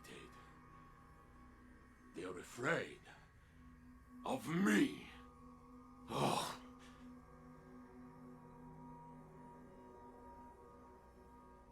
Then Geppetto is hurt. I try to protect her, but I am too late. I pull a Minotaur apart with my bare hands. But soon, I fall. The Vex approach. They are lifting me up. I lose my senses. I cannot feel my body. My vision blinks in and out. But Stop. Please. I am on this slab, but I have one final feeling. A memory of us. Together. I am bringing you tea. I watch you take a sip. It is too hot, but you smile.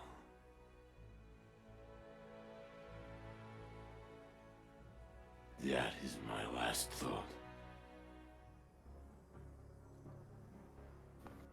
My phoenix. Oh.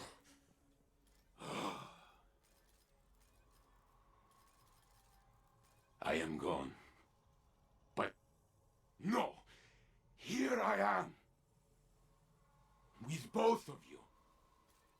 I am Saint 14! The conductor cannot hide from me anymore. Failsafe! I have the coordinates, Saint Unit. Good luck. Yeah. Actual just mountains of Vex here. That's cool. Saint Unit, Captain, I have achieved coordinate lock. I'm rerouting the conductor's radiolaria flow to this location.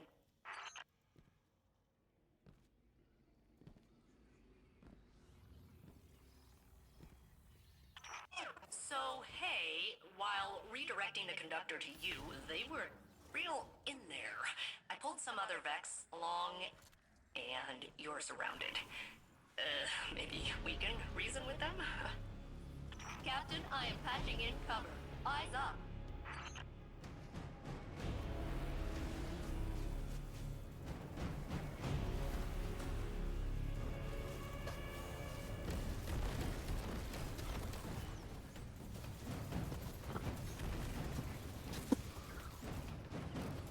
Okay.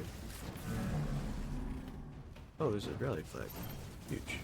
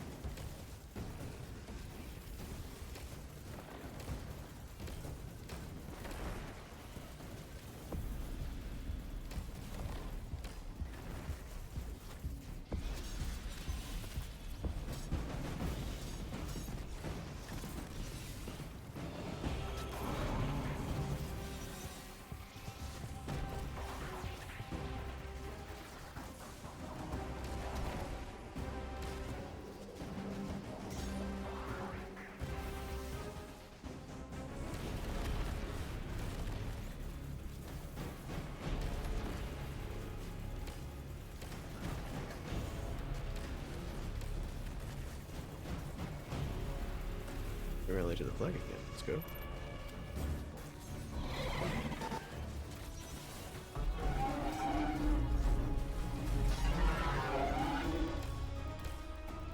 Violence succeeded where diplomacy failed. And I got that pesky pump door open before the Vex cut our connection. You have a clear path to the conductor. Excellent work, fail-safe. Now it is us telling them what to do.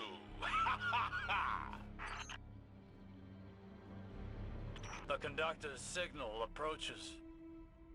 Nessus groans under the yoke of its new cultivator. Yeah, double jump. Or shoot or anything. Oh.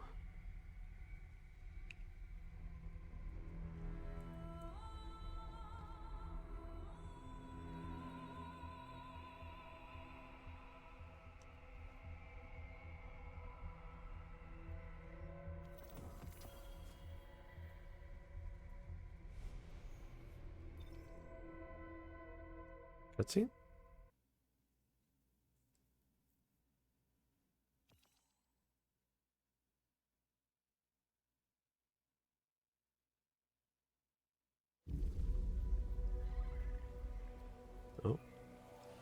They're just right there.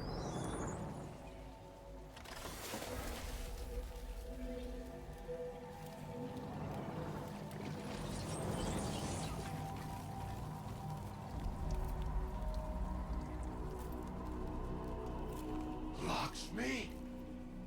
What? Is a facsimile its archetype? No. I am Maya Sandrash. Oh. But we have already met. Sundarish. So this is what happened to you after Neomuna, after your experiments with the veil. I know what you can do with the echo of command. I will not allow you to raise an army of Vex. I'm doing what I've been called to do. The Vex called to you. Humanity called to me. The collapse, the Black Fleet is finished. Now we can look back to what we've lost. Radiolaria is the means to this end. It represents the smallest unit of consciousness. A trillion formless minds, notes in a symphony of thought. Each one begging for direction, for a conductor.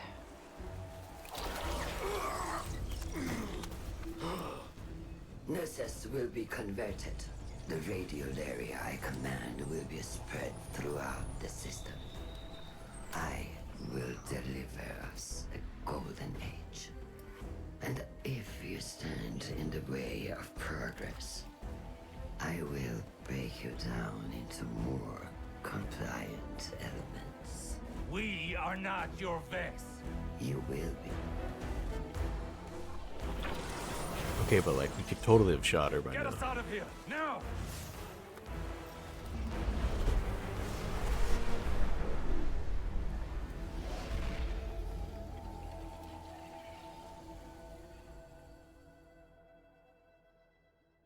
Totally could have shot her.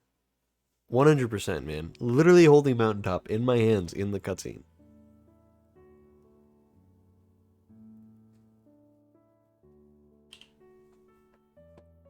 Just saying, man. I'm just saying.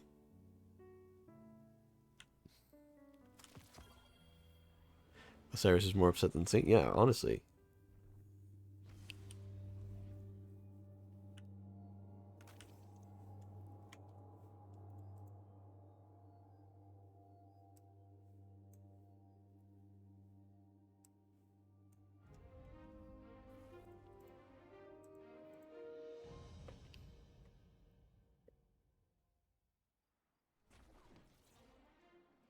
Wait, what? Don't I need to go to the helm? Oh no, I need to speak to Saint in the tower. Ah, where he normally resides.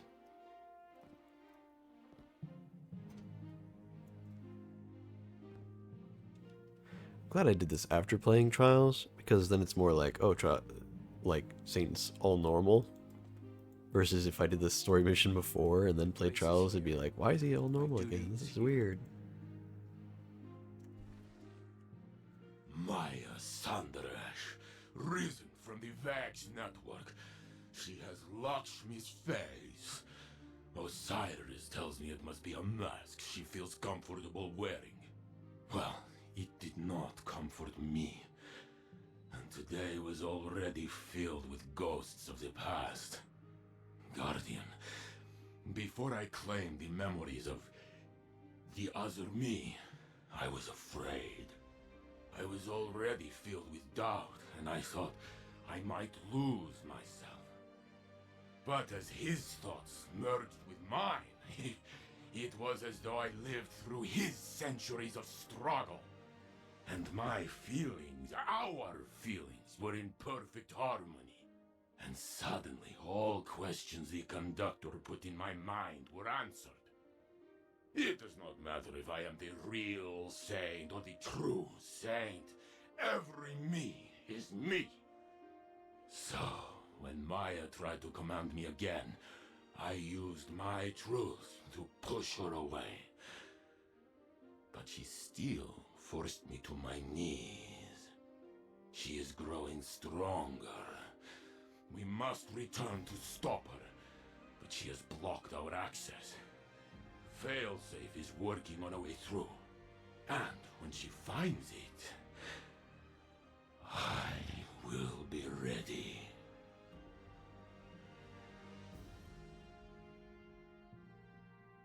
Oh, perfect paradox. Nice.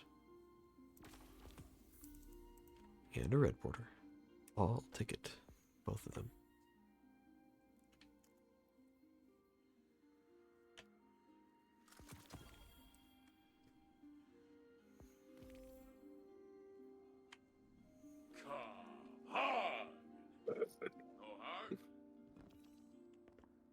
We're keeping track of Shadow Legion movement. Did I get everything I wanted from the raid? City airspace. In a way, yeah. Just because I haven't really felt like doing the raid much.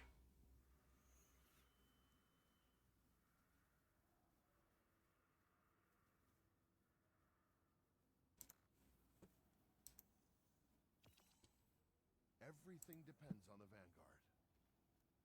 Listen up. I really shouldn't. I'm gonna go ahead and pull this sword just so I can get the red border from it.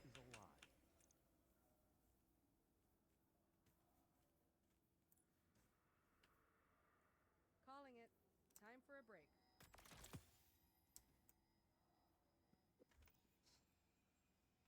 Same, I'm definitely on a Destiny break for a bit. Yeah, I've been kind of avoiding playing here and there. Just, you know, lots of reasons.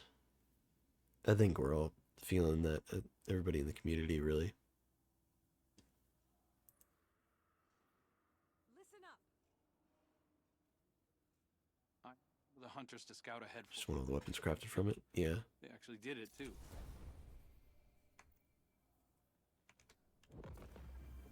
Seriously? Yeah, I don't know.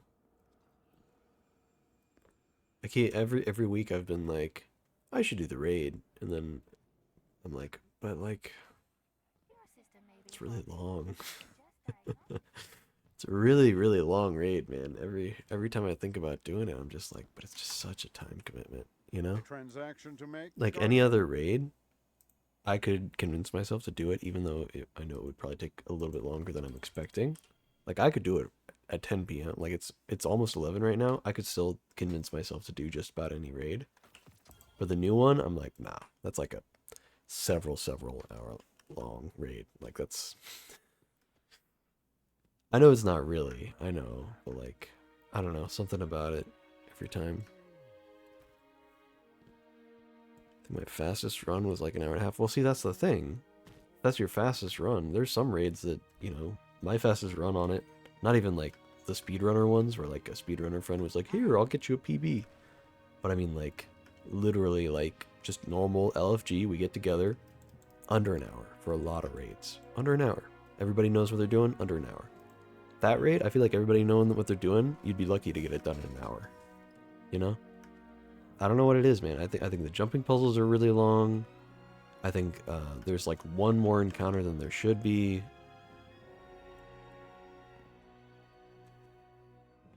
Like, I don't know.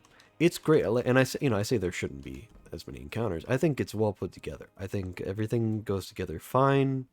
It's a little weird that, I mean, the fourth encounter is interesting and unique and fun, and I don't want it to be any different. But I do wish that at least the final encounter had more to do with the mechanics you learned at the start of the raid, as well as what you learned later on. I get that there's some similar themes with all the shapes, you know. But like, I don't know. It doesn't feel like you could do the first encounter and understand part of the last encounter. Instead, it's more like you can do the first encounter. You can do all of the encounters in the raid, and you will still have no idea how to beat the final boss. It's just completely adjacent to it. I don't know. I don't really like that much. I much prefer when raids actually teach you the mechanics along the way. I think that's way cooler. And like, I don't want to say Ron's a better raid at all, because it's definitely not. It's much worse. But at least they followed the proper formula of like, here's some mechanics. It builds on, you know, here's a mechanic. Second encounter builds on that mechanic. Third encounter is something different. But then fourth encounter, takes the mechanic that you learned before and now adds a final boss to it, right? Like, at least there was that. I don't know.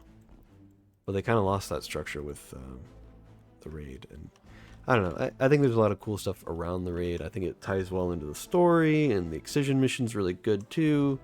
As buggy as it can be, you know, it's still an interesting experience and stuff. But, like, I think overall as a raid, it's just, I don't know. I really think of it highly, but I just think it's a little too long. And that alone makes me not want to do it as often. And on top of not wanting to do other stuff in Destiny right now, not wanting to do the raid for me is a big deal. I don't know.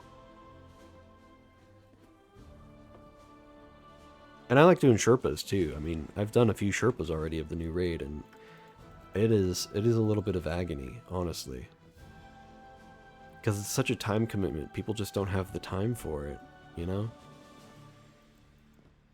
Most of the runs I've done of the raid, I've started and then had a completely different group along the way at the very end. That's crazy. I don't know. Last Wish also has 5 encounters. Yeah, Last Wish is also kind of a long raid, but because there's so many cheeses for it, I think nowadays people just burn through it. I feel like Final Boss is weirdly simple, yeah. Ring counter adds another shape. I think it does introduce stuff pretty well. But it doesn't connect them together. Yeah. Yeah, I think so. It's just like, what is you know, and to be fair, 4th encounter again is great. I'm not going to say it should change at all. I don't think it should. What does 4th encounter have to do with anything other than it also uses shapes? And likewise, what does the final encounter have to do with anything other than involving shapes, you know? Like, it's good, it's well made, but it's just, I don't know. It feels like it could have been maybe condensed a little bit. Like, 3rd encounter could have been part of 2nd encounter, I think. Or something like that, you know?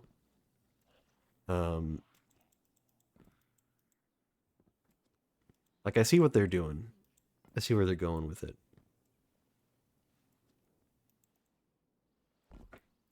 Or, like, maybe take something from the 4th encounter and put it into the final boss. And something from the, you know, 3rd encounter and put it in the final boss, right? Then the ping pong, but use the ping pong strat as part of the final boss, and use the, something about the shapes, or at least just the name of the buff for the shapes. I don't know, something. Just feel like that's, I don't know. It's just weird.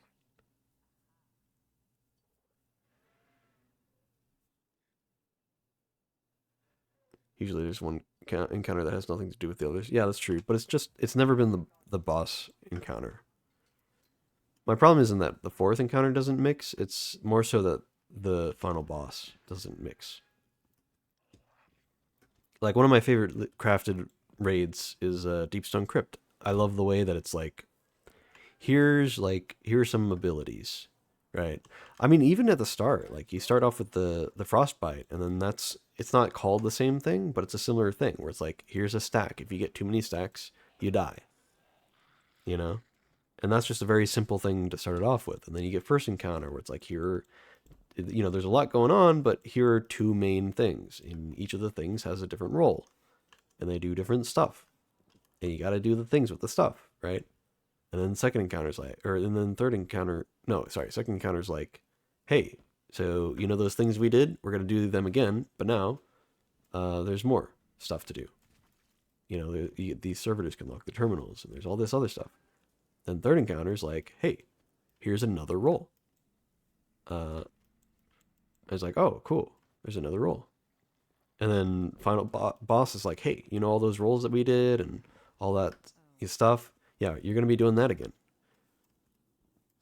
It's nice, you know? It's nice.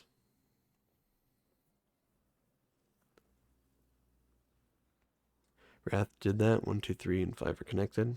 4 is the outlier. Yeah, and I never did... No, wait. Wrath? Wrath of the Machine? From Destiny 1? Were there 5 encounters in Wrath of the Machine? I only remember 4.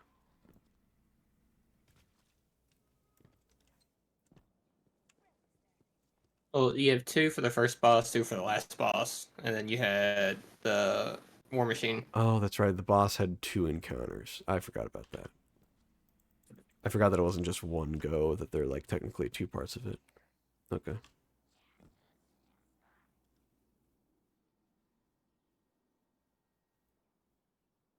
Oh, you were saying in Salvations. Okay. Well, the fifth round's not. No, the final encounter's not connected at all. Maybe I'm misunderstanding how the mechanics work. Because truth be told, I haven't done it enough to even really understand like all the mechanics involved. But like, there's none of the ping ponging stuff, and like getting the buffs is like nothing related to any of the encounters. It seems like you just shoot the hands, and that's like totally different. We hadn't done that at all.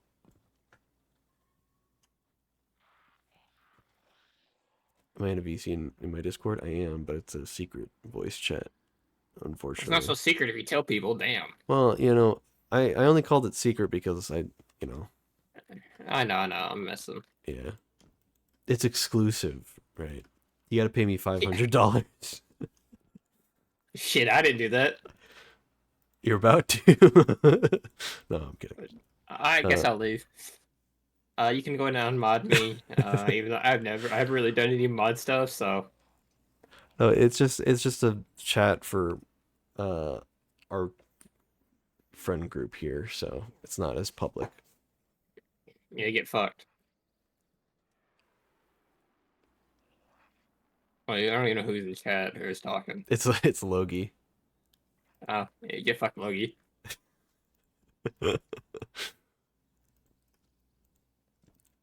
Listen, I don't know why it turned out this way, but for some reason, me, Gears, Lou, and Heather all hang out a lot, and we've just. I don't know how like I literally met you on a whim, and then I met Heather later on a whim, and then I think Lou was there too. I'm not sure.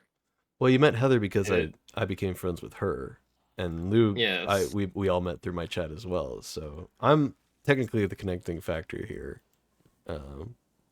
That is true. But then I think you two got along really well with Heather, in some ways more than me. So, it's like, okay. I feel like I hang out with you more than I do with Heather. I guess that's true. Lou hangs out with Heather more than he hangs out with me, though. Yes. That's for sure. I think I hang out with Lou the less. I know all of you. I'm just not around all the time. I mean, that's fair, I guess. And I don't know. I don't love that it's necessarily an exclusive group, but I do. Fuck y'all. I don't know. I don't know. It's just the four of us would hang out enough that I was just like, let me just get like a chat that like we can just specifically hang out in, and I'll just have it in my Discord. So we've just been using that. But it's not like meant to be secret necessarily. Damn, what the fuck is this? Giant temple. Found a giant Japanese temple. Oh yeah. Oh yeah, Gears is playing on a modded Minecraft server. No, I'm playing Destiny. This new update's fucking crazy. I'm joking. I'm like, wait, hold on. No, he can't be telling the truth. What? Hey, let me just fight this zombie lumberjack in Destiny. No, I see how it is. Yeah.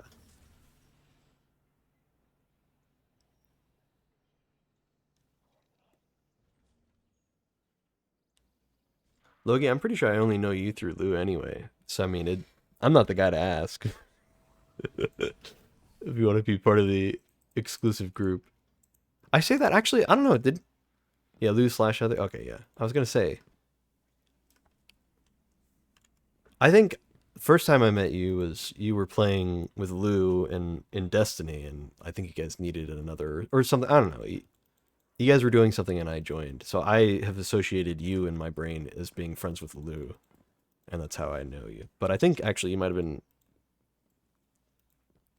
I don't know. Were you like a Heather viewer beforehand? Is that how you came to know people that I know? I don't know. What? We did Iron Banner with Heather. Okay. I do remember that. That was a while ago though. Sorry, Gears. I'm talking to Logi. It's fine. I know Heather through an IRL friend of mine who is friends with Heather. Ah, okay. Then okay.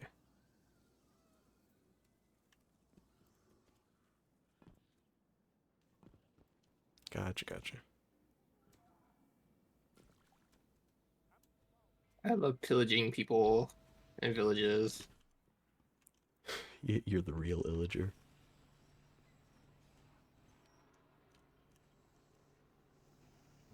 Every other worlder is. Pretty much. That's all anyone does, and Just runs through the village and steals stuff from all the chests and even the beds and things. It's great. And they don't even mind. Or maybe they don't know. I'm pretty sure they know.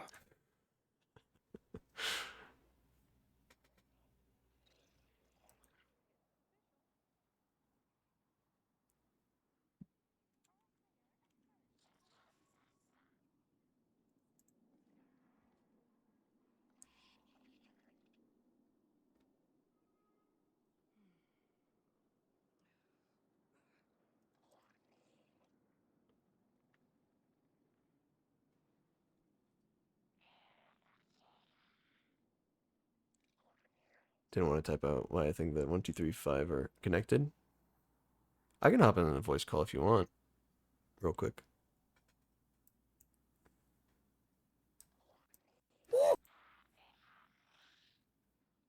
I don't mind. It's no big deal. Oh, hello, Car. How are you? Hello. Hey. How are you? How are you doing? I'm doing good. How you doing, man? I feel like it's been a while. It has been a while, dude. That's the thing, dude. I just bounce between like streams and shit, and also I think I started school a while ago, like a year or so ago. So, Yeah, or again. you kind of dropped off for a bit, just in general, and then I think Oh. ever since all the Destiny stuff happened, I just feel like I've never seen you. So, except for occasionally you hop into stream, so I see you then here and then, you know. Yeah, I'm always around, but I just I just find different people. I get that, yeah.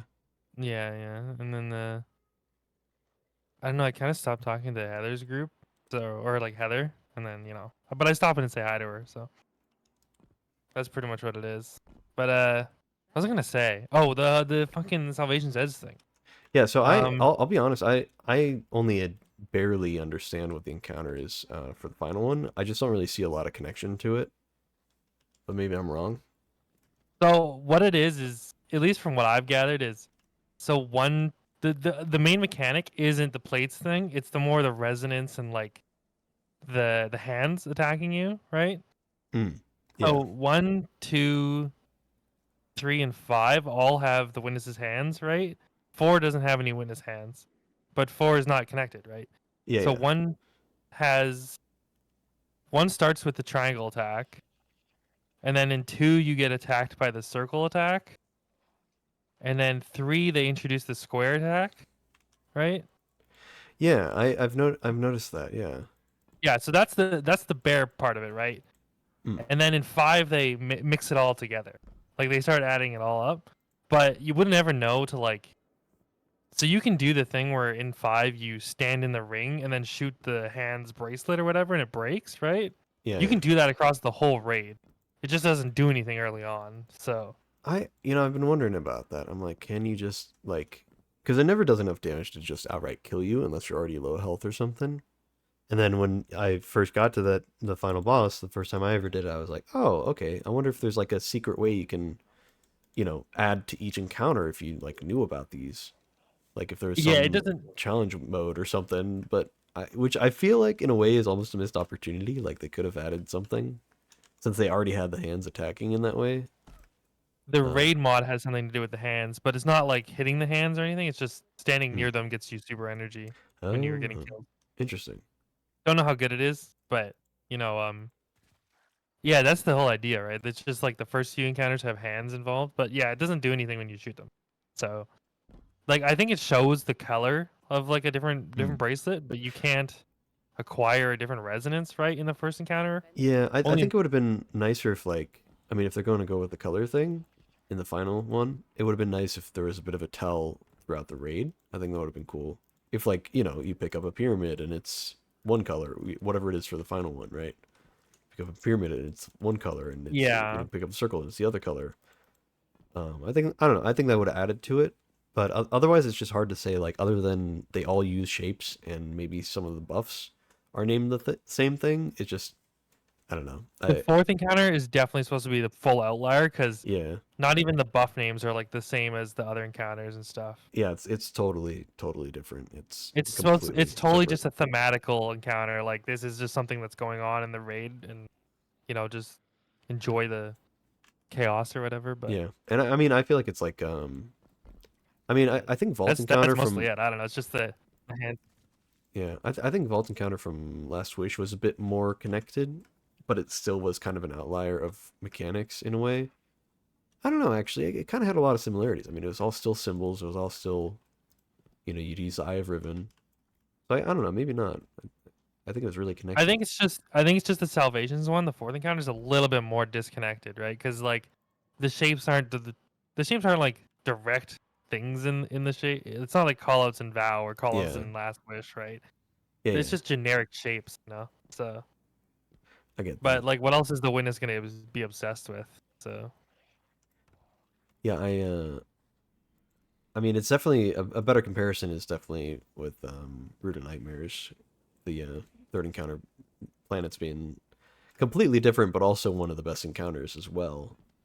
In any raid, which is, I think it's pretty emblematic that that's one of the main encounters that was in the Pantheon when that was a thing. So, of course, I think they also added Nezarec. So I I think don't know if that's also fair. Root suffers from the fact that every other encounter, like not Nezarec, but like the mechanic itself, kind of not crazy involved or that wild, right? Because even Yeah, third encounter, or whatever, like planets, was pretty good for like, and all it was is just, oh, you tell a person where to put this thing or whatever, yeah, right? Like it's not even that crazy compared to um yeah. something else, right? So I mean, on the one hand, I like Brood of Nightmares, uh, for the simplicity of it. On the other hand, I'm like, man, I don't know, it's not fun. It's just it's so easy that it's just not fun. But I then the find it the final boss opposite, has like a right? lot of RNG. Oh, I wish I have so many comments I can make about the final boss, like just Yeah. design wise. I love Nezarec, right? Like I think Nezarec is one of the I greatest mean, bosses, but they he's they missing were so they were much going. potential. I can see what they're going for because they just did Rolk, and everybody was like, "This is the best boss fight ever created. Like this is one of the best things ever." And they're like, "Hey, let's have another roaming boss, kind of like Rolk." But then they're like, "Okay, but what if we did this, and what if we did that?" And it's like clearly they took the idea and wanted to expand on it because people liked it. Yeah. And that's I think that's they just totally needed fair. to. They need to keep a little bit of the tormentorness. Like he doesn't do the grab thing. He needed to be able to grab people. He needed to be able to hold someone down with the tormentor grab thing. Yeah. Yeah, I mean, he does. I mean, he does do a lot of damage, even on normal. But I he still, doesn't but do a he's just grab. like you can just run away from him, and like there's no. He just is like annoying. Like I think they needed to make him. They needed to go all out. Like there's a game I keep. There's a Remnant 2. I don't know if you've played it, Car, because I feel like you No. only play Destiny. I've heard it's a lot like Destiny, but honestly, I don't know. I think the more something is similar to Destiny, the less likely I am to play it in a way. Okay, so it's not really like Destiny. It's kind of like a Dark Souls shooter, kind of. Well, see, now you're just saying that to get me to play. I'm kidding. No. It's pretty good. I would actually try it if you're ever interested. Yeah. But there's a boss in it called the Nightweaver. Hold on, I'm gonna and drag it's Gears in here real quick. Oh, there we go. Oh, hello, Gears. Drag me. You didn't want to be involved in? I didn't feel I like was- going back to the channel. I was just fucking chilling. Yeah, solo in a channel. But what was I saying? Yeah, you're talking about Remnant 2. Oh yeah, the Nightweaver, or whatever. It's a ghost pretty much in a haunted house, and it always just reminds me. I'm like, they needed to do something with Nezarec where he has its own Thunderdome mechanic, like Oryx, but you're just fighting him alone for a little bit. Like one person gets sent in there and just has to survive, or like the lights are off in the dome and everybody who's in there just has to believe in themselves, pretty much. Like they needed to do something or there's kind like of fun. there's right? like a little maze or something. You gotta like run away from him in the maze. Yeah. Oh, That'd be cool. He needed to have a moment where like Final Stand or something, you get put into like some sort of horror scenario, right? I think they just didn't make him scary enough. You remember the encounter in Leviathan where you had to like some people were runners and you had to run through certain paths? You could have something similar, but instead of like maybe make the path like a tiny bit easier, but then the consequence is that Nezarek is chasing you the whole time. So if you're not fast enough, he catches you and you die, and then like either the team wipes or someone else gets teleported in or something like that. Like that would be cool, Yeah. you know, some Yeah, I sort just of think they mechanic needed like to do that. something, right? He just Yeah. wasn't scary enough. Like, I think there's something in the lore they said where it's like, because of the light that he's mixed with, he's not like as powerful. But nah, man, like he needed to do something scary. I feel like that's just an excuse, you know. It's like I don't Yeah, know. that's a. I don't know. I feel like I don't know. I have mixed feelings overall because I think overall the raid was pretty disappointing. Root of Nightmares, I mean. But on the other Yeah, hand, sure. it was I think one of the only times I've ever had a raid team of, you know, my closest friends through Destiny, and we got the completion on day one, and that was like a really good thing. But also, I think we did it in like 9 hours, and it was like, oh no, that can't be good. Uh, And then you hear people saying like, "Oh, this is the easiest raid," and yeah, you're like, and "Oh it's like, shit." well, you know, I had a good time with friends, but it was I a mean, it's little a fun disappointing. raid to do if you're just like, "Oh, let's just go let's just go have a like a quick raid real quick." But Yeah. That's probably going to be the just last time I ever do a day one raid with Lou, so, you know, I don't think he's ever coming back. damn. And with how the things are in the studio right now, I don't know if I don't know if I'm ever going to do another day one again. Not even that I won't do one, but that I don't know if there's going to be another one to do. So, Apparently, there is another raid coming. There's because someone I saw on Twitter, someone asked like one of the lead desks or like someone who worked there yeah, somebody who got laid on off. Dungeon. Yeah, they said that they're like they asked like, should I move to a different game if I like raiding and stuff? And the person responded saying no. The next raid is looking good. So like Okay. it seemed like a realistic like no, don't worry. That is one thing that is okay. And see, I I don't know mean, how true it is, but that's the thing that always gets me with anytime this kind of stuff happens with Bungie where there's this drama, it's like, yeah, you know, all these terrible things are happening, but at the end of the day, they keep doing a good job of being Destiny, you know? And like they keep putting out content that like I think a lot of it is pretty lackluster, you know, with the seasonal stuff. But whenever they try, you can really tell. And it's like it's always as good as it's ever been, you know? I think Lightfall was a more unique low, you know? Like it was a weird like this is not how it's yeah. supposed to be kind of thing. Because I mean, like season of this all the way up, like all those seasons during Witch Queen, I feel like a lot of them were good. I think the first season was fine, and then the pirate one was okay, and the Leviathan one was like whatever, like the haunted one.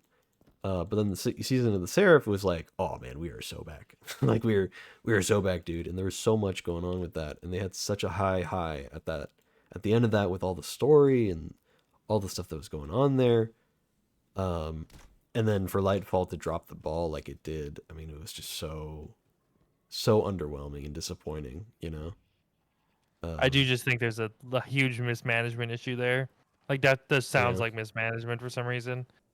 But yeah, I don't know. Like I think this is one of the first times that a game's gonna be like actually make people go through a little bit of grief. Like it's like actually just having to admit that Destiny is kind of over or like it's dead now. Yeah, It's like or he's weird, but you potentially know, dead. Yeah, it's like yeah, like more likely than it's ever been. Um, I I think it's weird for a lot of people. Like I know, especially me. I'm like, wow, I think it's time to like actually just move on and be like, I'm yeah, just gonna play other games, right? Like, and I which mean, I think is good, but still, yeah, I mean, it sucks because like I think for a long time I've always stood by this game and said it's my favorite game, no matter what. You know, ever since D1 Vanilla, I've always been like, this is my favorite game ever. And when D2 Vanilla came out and I played for a little bit and got so frustrated that I quit for like quite a few years until I came back in Beyond Light. Like that was the only time I've ever lost faith in Destiny. You know, lost faith and been like, I can't play this anymore. This is not what it was. You know, because I mean, clearly yeah. when D1 came or when D2 came out, it was such a different focus for them. Very obviously, they weren't making the same game anymore. It felt like, and I was just kind of done No. with that. I was like, I'm not dealing with that anymore. And I then, think like, for sure though, there's nothing wrong with saying that this game is one of your favorite games, right? This is like it's been long enough in people's lives that you could just say that and be like, it was just part of my life, right? Like then you can just say that to people where yeah, like, oh yeah, I feel no shame in saying that this is my most played game by far, or that it's my favorite game. Um, in the same way that, like, when I say, oh yeah, I have my Overwatch, went through a huge phase where I played nothing but Overwatch all the time. That one will get people going, oh, like, oh man, or at least like people who played Overwatch will feel that way. You know, people who know Overwatch will feel yeah. that way, and some people who avoided the craze will be like, yeah, that sucks. Sorry, you had to go through that. But like, I don't feel that way about Destiny. I don't feel any shame. I do feel like there's like definitely some like grief there. I think everybody's I kind think of it's feeling it right now though. I think it's very melancholic right now, for sure. Like there's a lot of sadness, but it's like, you know, Uh, oh, The sad thing we're is just all like, kind of disappointed. So yeah, I think the sad thing is it's like the final shape would have been the best ending if we knew it was going to be ending, but we know it's not going to be ending yet. And I think the saddest part is that like people got laid off, but they did work before they got laid off.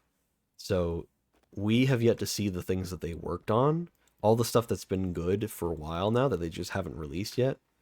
And so now we're gonna have to kind of wait around. You know, like they're gonna release stuff, you know, here and there and blah blah blah. They're gonna release stuff, and it's gonna be good for a little bit, and it's gonna feel weird because we know that they laid people off. We know that, you know, bad things are happening at the company right now. But like at the same time, everything's gonna be good in the game for a little while. Um, as far as like what gets released. Now maybe like upkeep and, you know, balance changes, maybe those we'll start noticing are deteriorating because they have less people working on it, you know. But it's gonna I think at this feel point, the like a good last thing they game need. for a little while, and then it's gonna hit, and then it's gonna be like, oh no, this is the part where they suddenly didn't have any staff, you know. And I think that's the part I think that's what I hate the most, is that it's like it's not dead now, it's dying, you know. The inevitable death that's coming is the worst, right? Yeah. And I mean, we say that maybe by some miracle, um, Destiny No, please, will survive. Maybe please let by, me be done with this game. but yeah, but in other ways, I'm like, you know what? Maybe it is time. Maybe it's just time for it to go. You know? I've definitely been like, time to open my Steam library and just finally play games. Yeah, just finally play something Enjoy else. things. Which is why, like, I don't know. I think I think it comes at a good time for me, because I've kind of already been feeling like, you know, maybe I need to move on, but I don't know how I could possibly move on if the game's still going. But now that the game's dying in a way, I'm like, you know what? Maybe maybe this is a good thing for me. You know, maybe I can finally explore other stuff. And honestly, like, I don't know. Like, I think there's still a lot I'd like to do in the game. I think there's still a lot of stuff, but it's hard to feel motivated and feel interested when I know, um first of all, that like all the seasonal stuff's temporary, so it's just going to go away. And second of all, the whole game now, like, I think that was the thing that was keeping me for a while, from just playing in general. And then now all the bad news is like, okay, so maybe the game itself is temporary, you know, like incredibly temporary. And I that think is a it's sucky definitely, feeling. yeah, I definitely think it's not gonna go away within a year for sure. Yeah. It's gonna last till the end of the year at least. Like, they have enough. They said the echoes are done, or like the what is it, the episodes? Like Yeah, that. I That think up apparently is until not. Frontiers is, I think, what they were saying. Like, Yeah, which Frontiers was is the supposed to thing be they're like. working on. Yeah, which was supposed to be something continuing Destiny, right? Hmm. Which I've heard it's got canceled, but you know, so Well, um, I don't know. I think there's a lot of confusion because, um, there was something people internally were referring to as like the next Destiny, but I think they didn't mean it in the sense of Destiny 3. They meant it in the sense of our next big cash cow. or like a game similar to Destiny. There was supposedly supposed to be like a Destiny or like a Warframe slash Genshin kind of like spin-off in the Destiny universe. Yeah, that definitely got canceled. Yeah, whatever Yeah. that was. I heard about that. I mean, that would have been interesting, but you Yeah. know, they clearly don't have the power to do that. Yeah. And I mean, you know, it's pretty obvious what's going to happen is like they can't just stop Destiny yet, because I think this has been the case for a while, and I've said it a lot before, but like it's their only cash cow, you know? It's their only source of income. Now that they're acquired by Sony might just dissolve Bungie entirely, which would be a major shame. But at the same time, with all the mismanagement at Bungie, it's like I don't know if it really matters anymore, you know? It's like I think they were gonna self-destruct anyway. I thought for a long time it was an Activision thing, which I mean I think there's a possibility that you know, Activision could have put some people in charge that stuck around and were causing some of the problems that still persist. I don't know. I don't know if it's Pete Parsons. I don't know if it's other people. I mean, maybe it was Luke Smith. I don't know. But I think everybody kind of gets the feeling that there's some people who are not making good decisions at Bungie. And unfortunately, that, you know, very much trickles down and causes problems for the rest of the company. And I think the thing that we've been seeing now is that Bungie has spread themselves too thin over several projects, only one of which is actually making money, and that's Destiny. And it's like, why are you making like 3 other games with such limited resources and then promising to do so well, you know, with the new Destiny expansion, and then, you know, even though you did well with the Destiny expansion, like you can't afford to pay all these people, you know, for all these different projects. You can't afford to put all your resources in all these different things, and expect it to work out like that. I don't know. It's just weird. It's like, it's one thing to be like, hey, we're going to send some people to work on Marathon. Like, fine. Okay. 2 games. It's fine by me. But like, there's like a Gummy Bears game, whatever that was. I think that got scrapped now. So good to know that all that time and money was wasted. And then there's like another game. There's like a 4th one that they, I think, explicitly said like, yeah, we're working on this other thing, but we're not going to tell you what it is yet. I think you'll be excited. And then, of course, I think that got scrapped. I think is what people are saying, is that and the Gummy Bears thing both got scrapped. And the Marathon game is already like a lot of people were saying that it didn't look good or whatever, or at least that extraction shooter players were not excited to play it in its current state. So they had to go back and potentially change everything, or, you know, fix everything or whatever. I don't know. It's a tough thing, but like I just feel like I feel like they kind of brought it upon themselves, but I also don't know who made those decisions. I mean, whose choice was it to work on 3 different games outside of Destiny? I think they are the ones who should be held accountable, if anything. It's definitely higher ups for sure. Yeah. There's no way, because there's no like people who are in like creative departments and stuff don't make decisions like that necessarily. So Yeah, I mean, the fact that, I mean, some of them are getting absorbed into Sony, like some of the people who work at Bungie are now technically working for Sony, just because, in a way, as much as I don't want to say that Sony's the good guy here, right? Sony's being somewhat benevolent by absorbing some of their employees into them to work on other games, so that at least they're not jobless, you know? Yeah. And that's more than can be said about a lot of other devs who just got laid off, and that's it. I don't know. Somebody's been making bad decisions for the company, and whoever it is should be held accountable. I don't know who it was, so it's hard to say if they are being held accountable. Maybe some of the higher ups that, like, maybe, I don't know, maybe it was Luke Smith. I'm not going to say it was. I don't think it was, personally.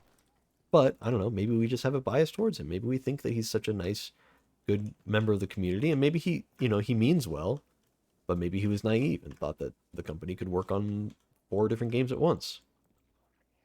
You know, I think whoever it was that pulled the trigger on that idea to work on so many things at one time, I think they are at fault for this.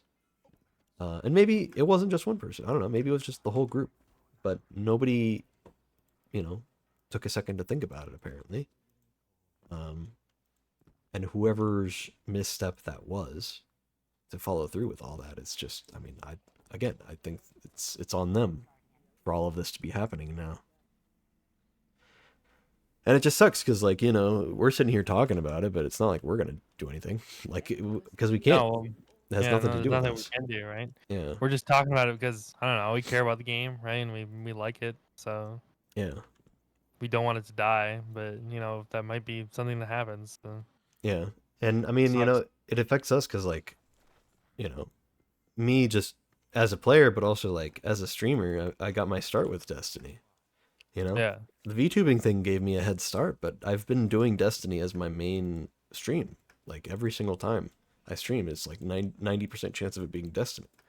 So now I have to go, well, what am I going to do? You know, because I've built kind of a community. If I play other games, you know, some people might hang out. Some people like me for me, and that's fair. But other people might think they like me for me and realize that, oh no, actually, I only really liked when he would help me out with raids and stuff. Oh, I only really liked when he was ready for GMs or something. And now that I don't need him for that, then I'm good, you know? And, you know, maybe that's good that I don't have those kinds of people in my life or whatever. But, like, at the same time, you know, what if that was their only connection to me is, you know, this game? And now I have to go, well, I'm never playing this game again because it doesn't exist anymore, you know? And that sucks, you know? It's definitely not fun, yeah. I don't know. 'cause, And like, I mean, imagine somebody bigger than me, somebody, you know, like Dado, you know? Like, that sucks, yeah, man. his whole career based on. I mean, he's kind of started to dabble a little bit more in other stuff, right? But Yeah, and so, I support Dado for sure, yeah. And I'll try to oh, support the creators I care about if this game does die, but like, I mean, it's rough, man. Not everybody's gonna commit to that kind of thing, you know? oh, for sure. I mean, yeah, like my big thing is totally. I think it's almost time to just rip the band-aid off, right? Like, I think it's just better for people to, because I would have never played through, like finished remotely any of my games if I hadn't just been like, you know what, I'm not having fun, so I'm just gonna get off the game and go do something else, right? Yeah. Like, I don't need to grind anything. I already got whatever stuff I want. I'm just gonna go play stuff. I don't think me and my friend would have ever played through Stardew Valley if I hadn't been bored of Destiny, right? So Yeah, you know, I've been trying to play other games. I was gonna play a few games yesterday, or not yesterday, a few days ago. I was gonna play a bunch of games, but I ended up just playing Helltaker. Um, and you know, good I game. didn't, It's a good game. uh, I didn't love it. I thought it was okay. Which is fair. I mean, you can Yeah, not like a game, right? So you know, and I think it gets a lot more credit than I think it deserves, but it's not a bad game. And it's a fun little game. That's yeah, what it is. It's not necessarily good. It's just simple. yeah. And honestly, I mean, I didn't have any issues with the base game all too much.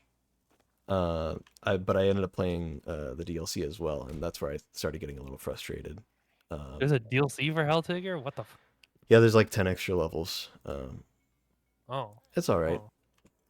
Oh. It's genuinely, I mean, kind of hard, but not in a way that I enjoyed it being hard.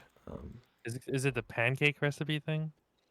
No, Oh, that's that's actually just a pancake recipe. no, Yeah. that's just an actual pancake. No, it's like a side story thing where like you meet two new characters and you play as a different guy and whatever.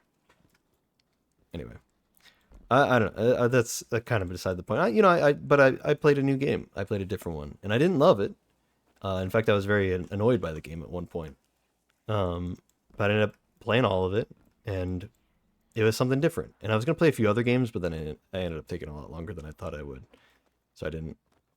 And I played Minecraft the other day on Heather's server, um, and you know, we've been having fun with that. We played off stream for 12 hours straight yesterday. I kind of wish I streamed it because I played for so long.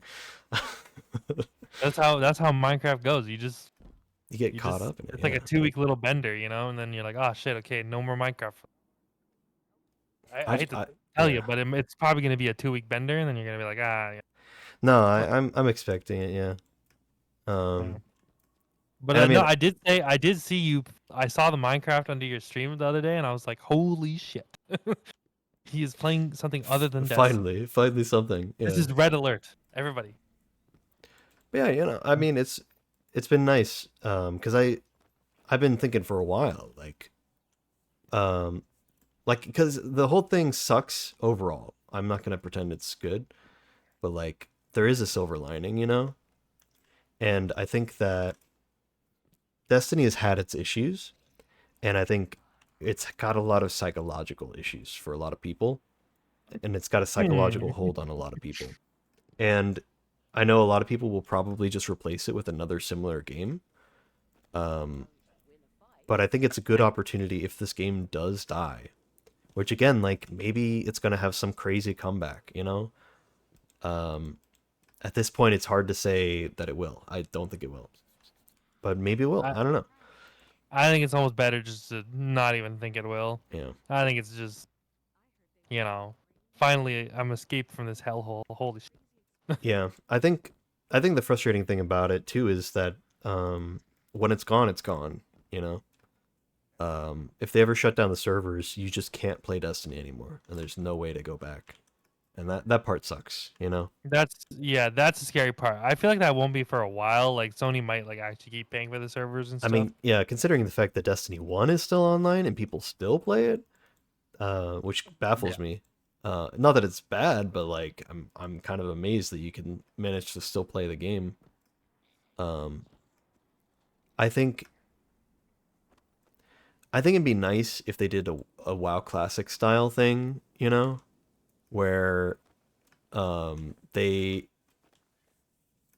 without all the drama, because there's that whole drama where people had their own offline or their own servers that they were hosting for the original game, and then Blizzard was like, "Hey, you can't do that anymore." And then they were like, "Because we're opening our own servers for WoW Classic," and people were like, "Okay, we hate you, but also I guess thanks for opening the servers." I don't know. I hope they allow for some way, or I hope that people find a way to maybe data mine the game or the source code or something, so that I don't think you can do that. I think it's against their law or the terms of service. yeah, I don't know. I think it'd just be nice to at least have the hard assets lockdown from how the it game. worked. If nothing else, just having the 3D models and assets still from the game would be nice. Which I mean is not much, but it'd be something. I think that's still TOS. Yeah, but I think mean, that's easier to do than like getting a Oh, yeah. server running and stuff, right? I think there's a certain way that like because people can data mine leaks and stuff, right? Which I know is just data or like text files, but like you can still. It's probably easier to get art or like art assets than like make a private server, right? Yeah, I mean, I'm just wondering if there's a way that people could take the game if they were really, really like knowledgeable about it. If they could take the assets of it and just run it on their own, in some way.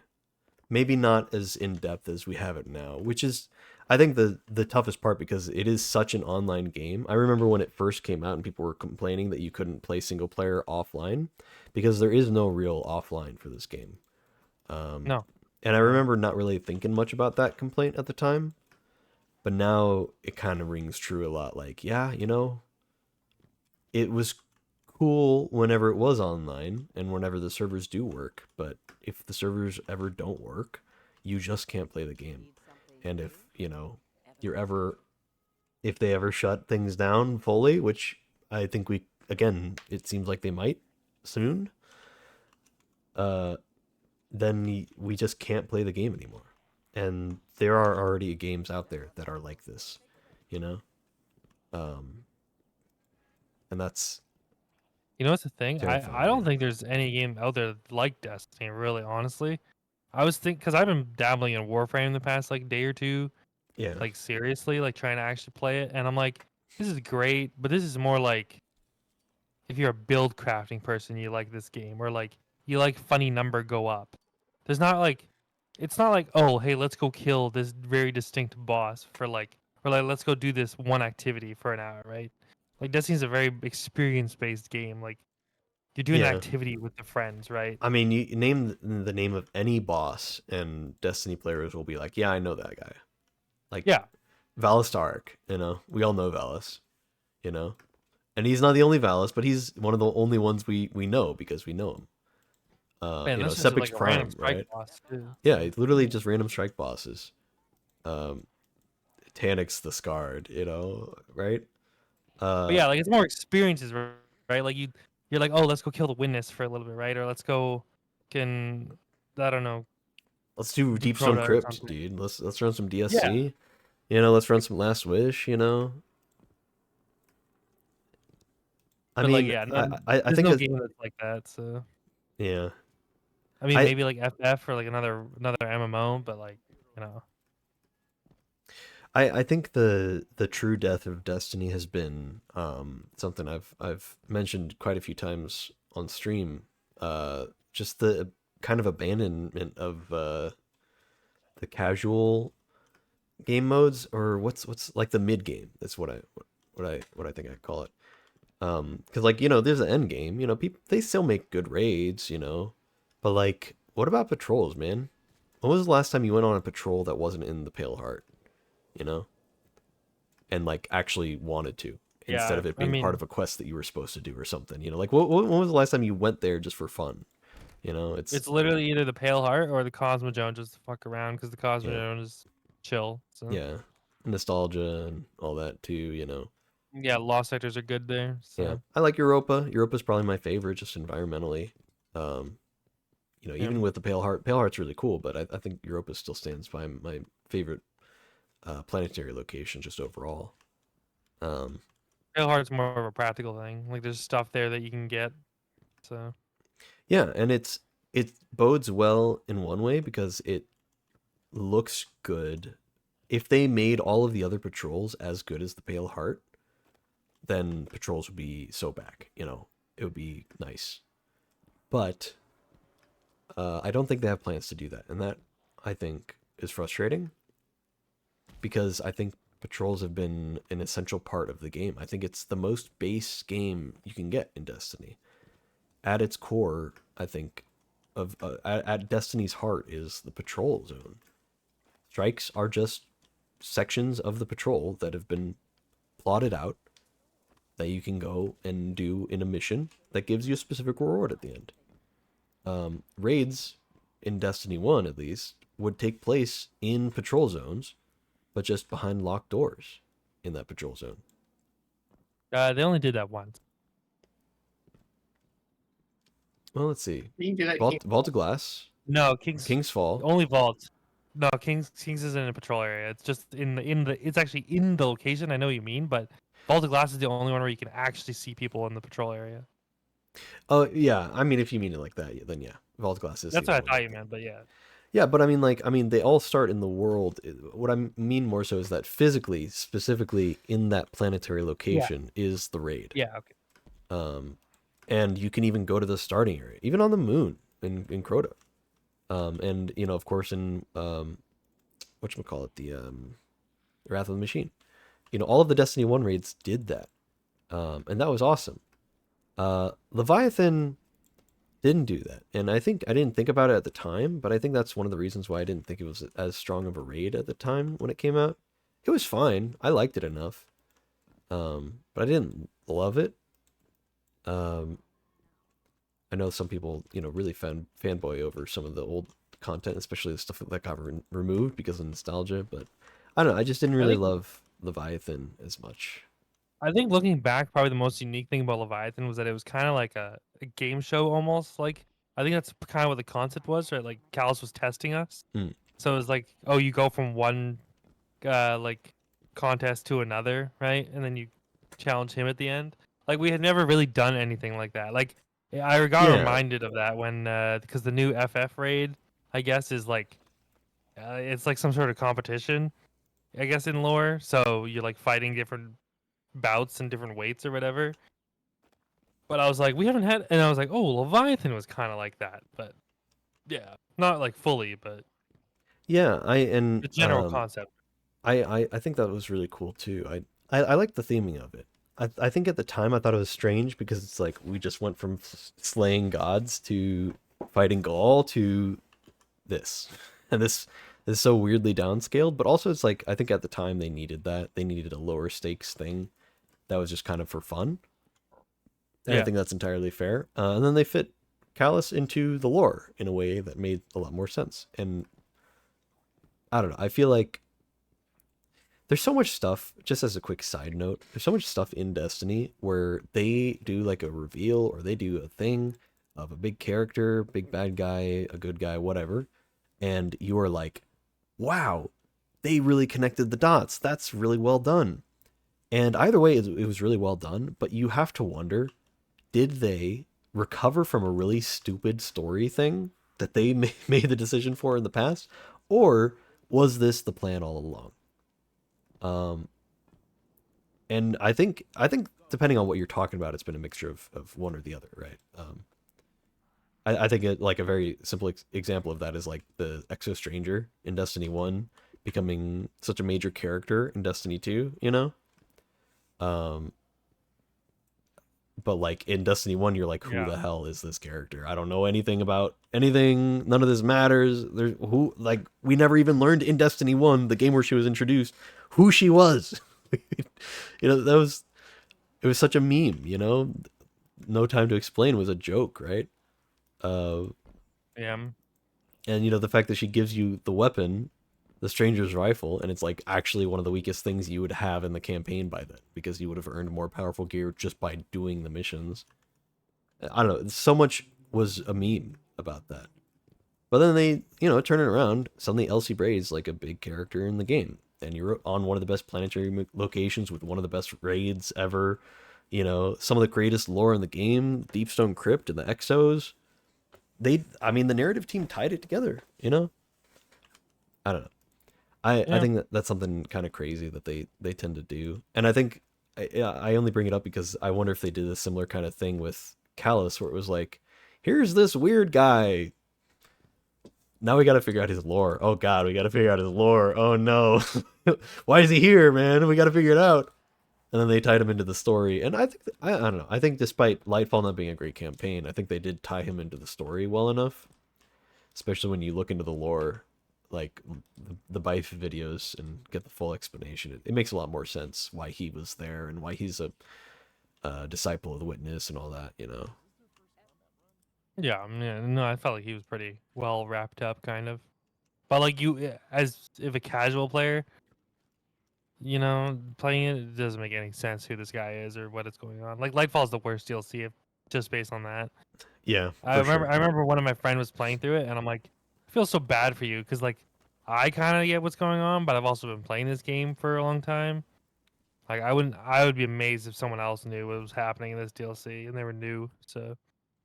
And I mean, it sucked because like the Veil was like an interesting thing and a really cool idea, but we didn't get the information we needed at the time. Like the information we needed was the Veil containment stuff, but we got that the next season. Yeah, I don't know. That's just that was stupid planning. I don't know if that was one of those, you know, oh, that was the plan all along, or if they realized, oh no, we messed up. We forgot to tell them we didn't tell them anything about the Veil. They don't know what the Veil is. Everybody's complaining about the Veil. Okay, I guess we'll release these radio logs you can go and listen to. We'll put it really far away off the map, you know, so people don't even know it's there. So it doesn't look like we hit it, or it doesn't.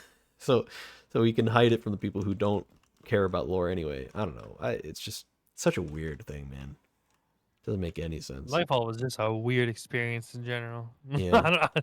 That was a wacky DLC. Yeah, and that was some tonal whiplash in that DLC. I think is what it was. The big thing. I think the seasons were really strong. At least like I think Deep was pretty good. And I think hold on, now I'm trying to even remember what the seasons were, so maybe that's not a good sign.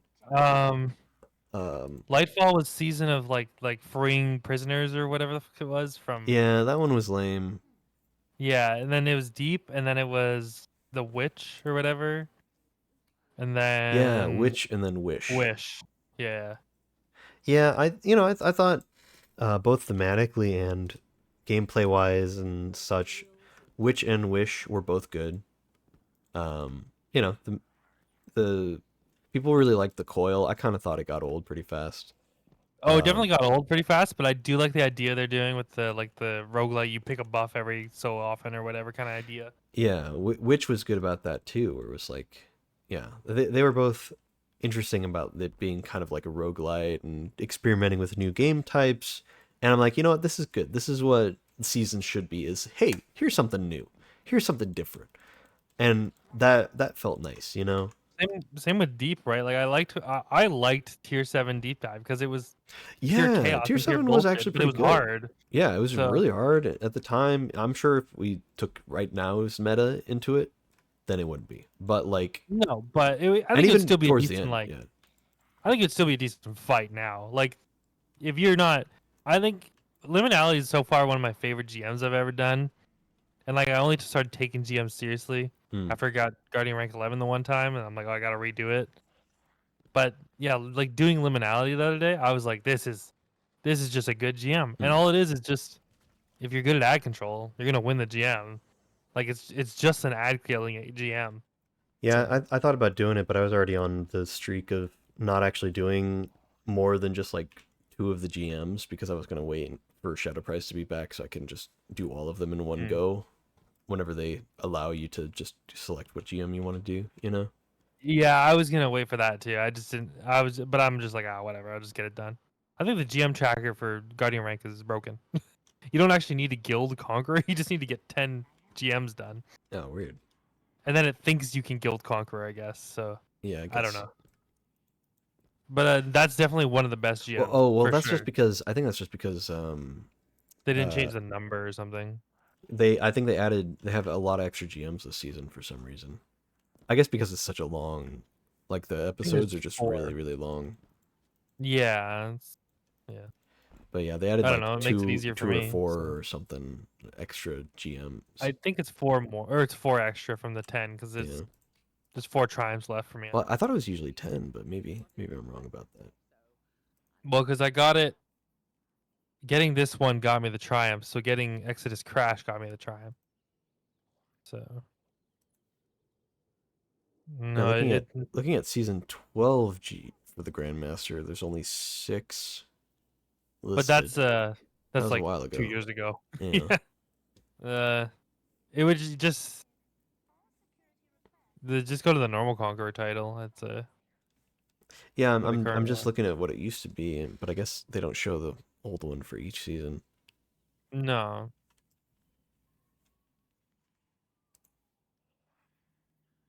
Because I think it did used to be 10, right? Because that's the same number or whatever. But Oh wait, what? Are there only 9? did they get rid of a bunch of stuff? This season, I think it's actually only 9 GMs. Maybe the triumph was broken. I don't know, because it was at like, it was way higher than it already needed to be. So Yeah. Glassway, yeah, because Glassway started it. Warden Yeah, nothing was the Glass, second. Yeah. Warden, It's in Disgrace, order. Saber. So Yeah, so I Exodus guess. Crash is the newest week. Yeah, and they updated Exodus Crash, but I haven't done it either. It's shit, boring, Boring? stupid. Oh. I mean, it's a good GM now, or it's a good strike now, but it's just like, I don't know. It just feels like an old. After doing Liminality, I'm like, we need to go more to this style. Like, it's Yeah. literally just a skill check of if you're paying attention, and like, I'm kind of elitist in the fact that if you're not paying attention, get fucked, get out of here. Hmm. That's why I like the witness fight, because if you die during witness, I'm gonna laugh at you.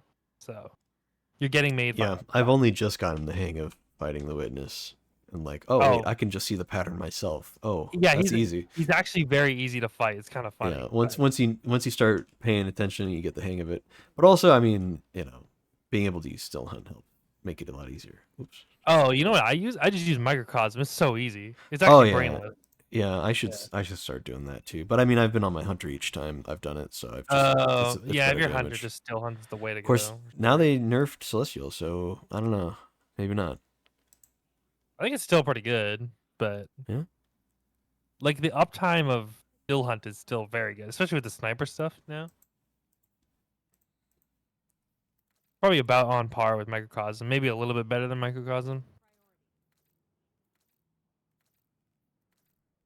I don't Yeah, know. I just always run Healer, Warlock, and then Microcosm, and then just like AFK the whole time, pretty much, or just heal people and spam. So I've been trying to. I don't know. I feel like it's just so hard to find the motivation to play some days, though. Like that's the sign. That's the sign. Yeah. That's the one I took, and I was like, it's time to just open that Steam library and be like, what have I ever thought of wanting to play, right? Yeah. Because I mean, there have been times where I've been so tired of Destiny, and I've always had the rule of if I don't feel like playing, and I don't urgently need to do something in the game just to keep up with other people, then I'm not gonna play. And usually, I mean, the whole thing about I have to play is usually never the case. It's pretty rare of like, oh well, I can't miss this week's whatever. Like, you know, there have been times where I'm like, I'm trying to keep up with the raid challenges for Master, so I might as well, you know, pay attention to that. But I haven't been doing that in a while. I don't know. I haven't. I think since King's Fall came out, I just haven't really bothered with raid triumphs as much. So I Which just is like a whole 2 years or something now. yeah, it's been a No, bit. year and a half maybe. Yeah. Yeah, but now I I'm need to do backlogged, Master so for that's this also part. making me go like, oh no, I'm backlogged. I got so much to do, and then I start thinking about all the things I got to do. Oh, you gotta break the FOMO cycle, dude. That's fucked. Dude. You're in deep. Well, yeah, and see that sucks because it's like, but also like, I had a big thing happen recently where I was, you know, I'm a Triumph Hunter, but not anymore because I was putting off some of the triumphs and I was taking my time, and I ended up getting all of them done except for fishing for Season of the Deep. There were a bunch of triumphs for catching each fish a certain amount of times. And I started doing it, and I'm like, you know, this isn't so bad. And then I kind of, like, I went on vacation. I was expecting to go on vacation a lot later, but I had the dates messed up. Luckily, I had asked off for the right days at work, but I just kind of forgotten what month I was going on vacation for. So there's like a whole week I wasn't playing the game. And then that was pretty short to when the DLC was coming out. And I was like, oh no, I gotta hurry and do all this fishing. And then I really tried, and I realized at a certain point that no matter how much time I spent fishing, I would have to like basically be 24/7 doing it. And even then, I probably wouldn't get it in time because the RNG is just that bad for some of the fish. And I'm like, this is not worth it. I cannot do this. And also, there's other stuff I want to do before the expansion comes. You know, I'm literally like down to the wire trying to do all this stupid fishing. It stressed me out so much, and finally it was over, and I was like, you know, and not in a good way. Like I didn't even get the fishing done. And I'm like, I just can't do this anymore. And no, it's just not worth, right? Yeah, and it's not worth because it's like there's no reward for it. Nobody looks at Triumph score. Nobody cares about Triumph score. But it was a satisfaction thing. I wanted to get it done. And the more I thought about it, the more I realized like how little it mattered. And I think part of me was like, you know what? I still want to get all of the raid seals, and I want to get all the seals and anything related to raids and GMs and other stuff. I'll go ahead and get the triumphs for. And every time there's a new seal, I'll get that, you know. But I think when it comes to just the additional stuff, specifically for seasonal stuff, I'm just going to be like, I don't care. If there's not a reward for it, I don't care, you know? Season content is stupid and, like, boring. So just... Or not boring, you know, it's just pointless. So, yeah. You know, definitely that's not worth FOMOing over, for sure. Yeah. And I think that was just kind of the straw that broke the camel's back of like, I don't need to be doing this. There's no reason for me to be doing this. And now I'm like reconciling with that, you know, having all that like, well, what do I do if I don't go after triumphs? You know, what keeps me playing the game and trying to do that. But then I don't know, there's all this other stuff with the new expansion where I'm like, I just don't really want to do that. I just don't really want to do this. I just don't really want to do that. Like none of this is really super appealing. And on top of that, I don't even care about the triumphs anymore. So like, what am I doing, man? What do I really like Yeah, about this game? Because none of like, them. I think the thing that I've always stood by is like my favorite thing to do in this game is play the raids, and specifically to Sherpa raids. But Sherpaing this new raid is so painful, man. Because it's just so long that teaching even just the first 3 encounters is like the length of a normal raid, man. And then by the time you finally get to the final boss, you have a totally different team of people. And that's happened like 3 different times I've tried to Sherpa people, and I've only ever like actually Sherpa'd like 3 people total. Despite You try to having, Sherpa multiple people at once, or like one person well, sometimes in a team? sometimes it's a full team of new people. But more often than not, it's like one or That's two new fucked. people. But then everybody else has some experience is usually how it goes, you know? Yeah, see that I can't imagine teaching more than one person. Yeah. Like usually I think the most we've had in a team is maybe 2 when I was doing LGs, but like even then usually people are just like, just follow me. But it's not like I'm not trying to like teach them that often, you know? Yeah. But Which is, like I I mean, think when we have taught them, you just what I kind of try like to avoid though is like, actually, I want to actually teach them instead of just carrying them yeah. through. And so like, yeah, they can get a different experience, and I could just be that guy who's just like, just clear ads and I'll do all the work. But like, nobody's gonna learn from that, and I've always hated that, because you never learn the raid if you that's all you experience, and it's Yeah, I not a think good you just experience either. yeah, it's definitely one of those raids where you gotta try to only teach like one person, really, or like only have one person to teach. I feel like it's Yeah. kind of it's just there's too much stuff going on that you gotta like you don't want to explain it to a lot of people, right? Because you want to have at least half the group kind of knowing what they're doing. So Yeah, I mean, you get through the first 3 encounters, and that's like enough of a raid that some people might just dip out at that point. When you get to the 4th encounter, it all falls apart, I feel. Because there's a lot going on in fourth Huh. encounter, and a lot of normal regular raiders who have a lot of experience raiding still have trouble with 4th encounter. I feel like I've only recently gotten the hang of it. And I'd probably be a lot better at it if I kept doing the raid more. But it's tough. It's tough, man. It's tough getting people yeah, through it. But like that no, it's was my definitely one favorite of thing those to do raids. is teach people raids. But it's such a long raid that again, like I will form a team at the start. We will get so far along, and then people will be like, "I just gotta go to bed, man. It is like 3 in the morning," and I'm like, "Yeah, I understand. Sorry." And then like, what? I left them with 90% progress for a Sherpa run. That doesn't feel good. Or what's your bungee tag? By the It's way, just your it's like just number at the end. Carnome. But 8733 if you're looking up my like raid report or something. Fuck, how do you know? Oh, fuck, I clicked the wrong number. Yeah, that's what I was. Hey, you did a week 1. Fuck, you're better than me at the rate. Yeah, I didn't do day 1 though, or day 2 even. My team got I really mean, we did. stuck. My team cleared it like week 3. Oh, Oh, you only have 4 clears. Jesus. yeah, really. I and I mean two or three of those were Sherpas. So I mean, I mean it's the Yeah, kind like of they're raid pretty where, long especially too. for day 1, you're in that raid for so long, you just kind of really learn the mechanics.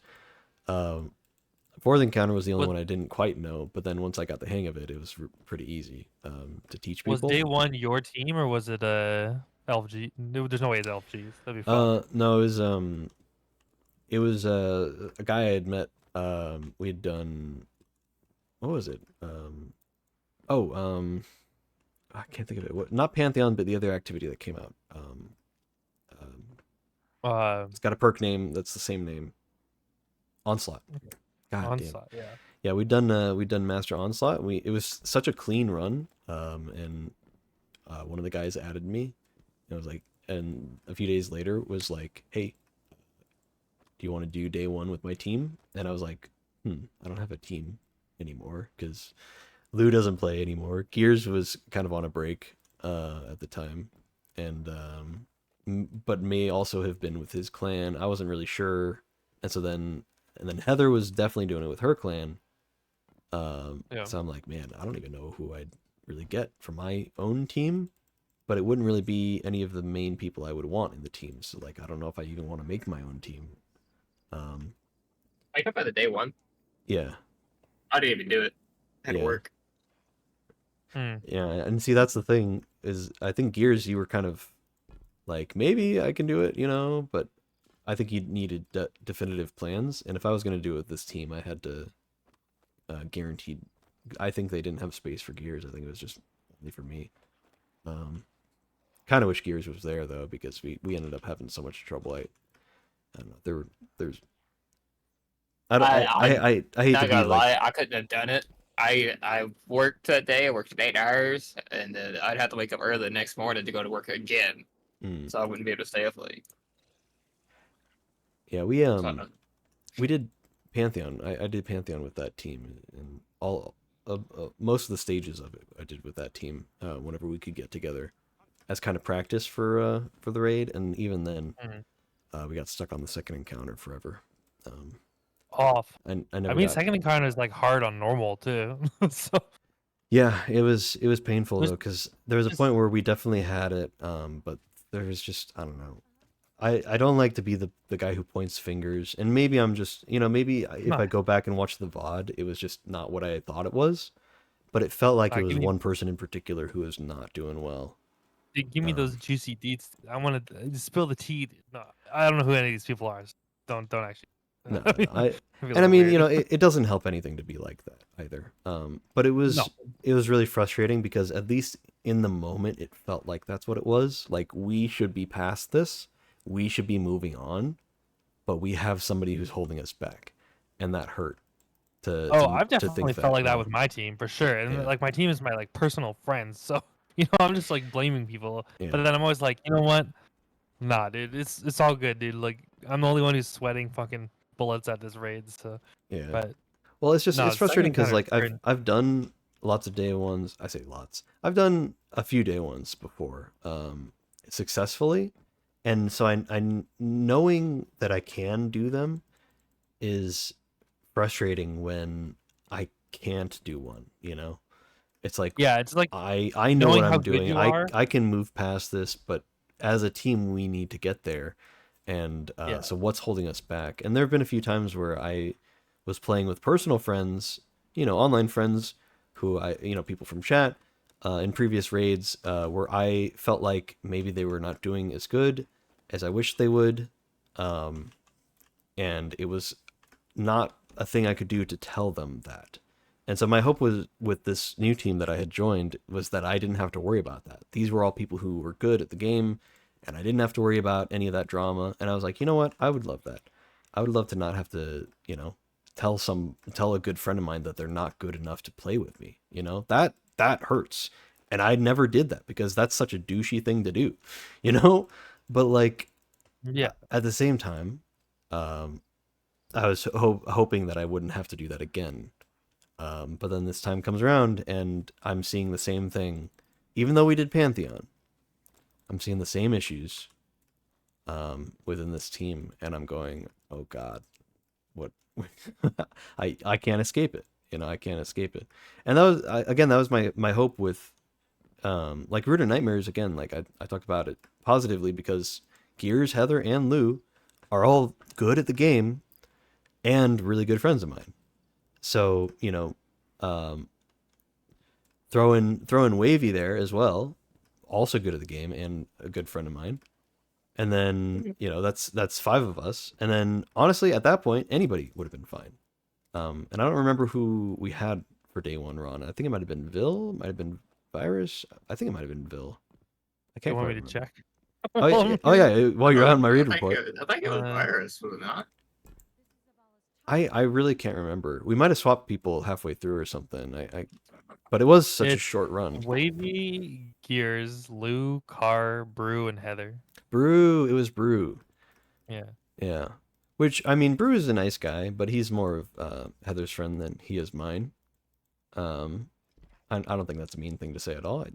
I have nothing wrong with the guy, nothing against him, but I think he's now you're digging the hole. And I hate him. I think he's ugly and smelly. No, I'm kidding. Whoa. So, you know, but like, I mean, anybody could have filled that gap and I wouldn't have minded really, as long as they were like a decent human being, you know? Um, and because, you know, it was a group of both friends and people who I knew were good at the game. And I think that was nice. And that helps me a lot because I'm not that great at the game. I'm just experienced. So, Yeah. like I have my old VOD of when I did Vault of Glass day one, and oh god, I am so bad at the game. And to be fair, I was still kind of new at the time, a little bit. I had only started during Beyond Light, and I didn't do day one Deepstone Crypt because I was too late for that by a few weeks. But I, you know, VOG came out not too long after, and yeah, it was something. I don't know. Watching that VOD is kind of embarrassing. I'm like, oh my god, do I aim like this all the time? Am I that Don't worry, always Car. this bad? I've played with you, Car. Don't worry. I know. Yeah.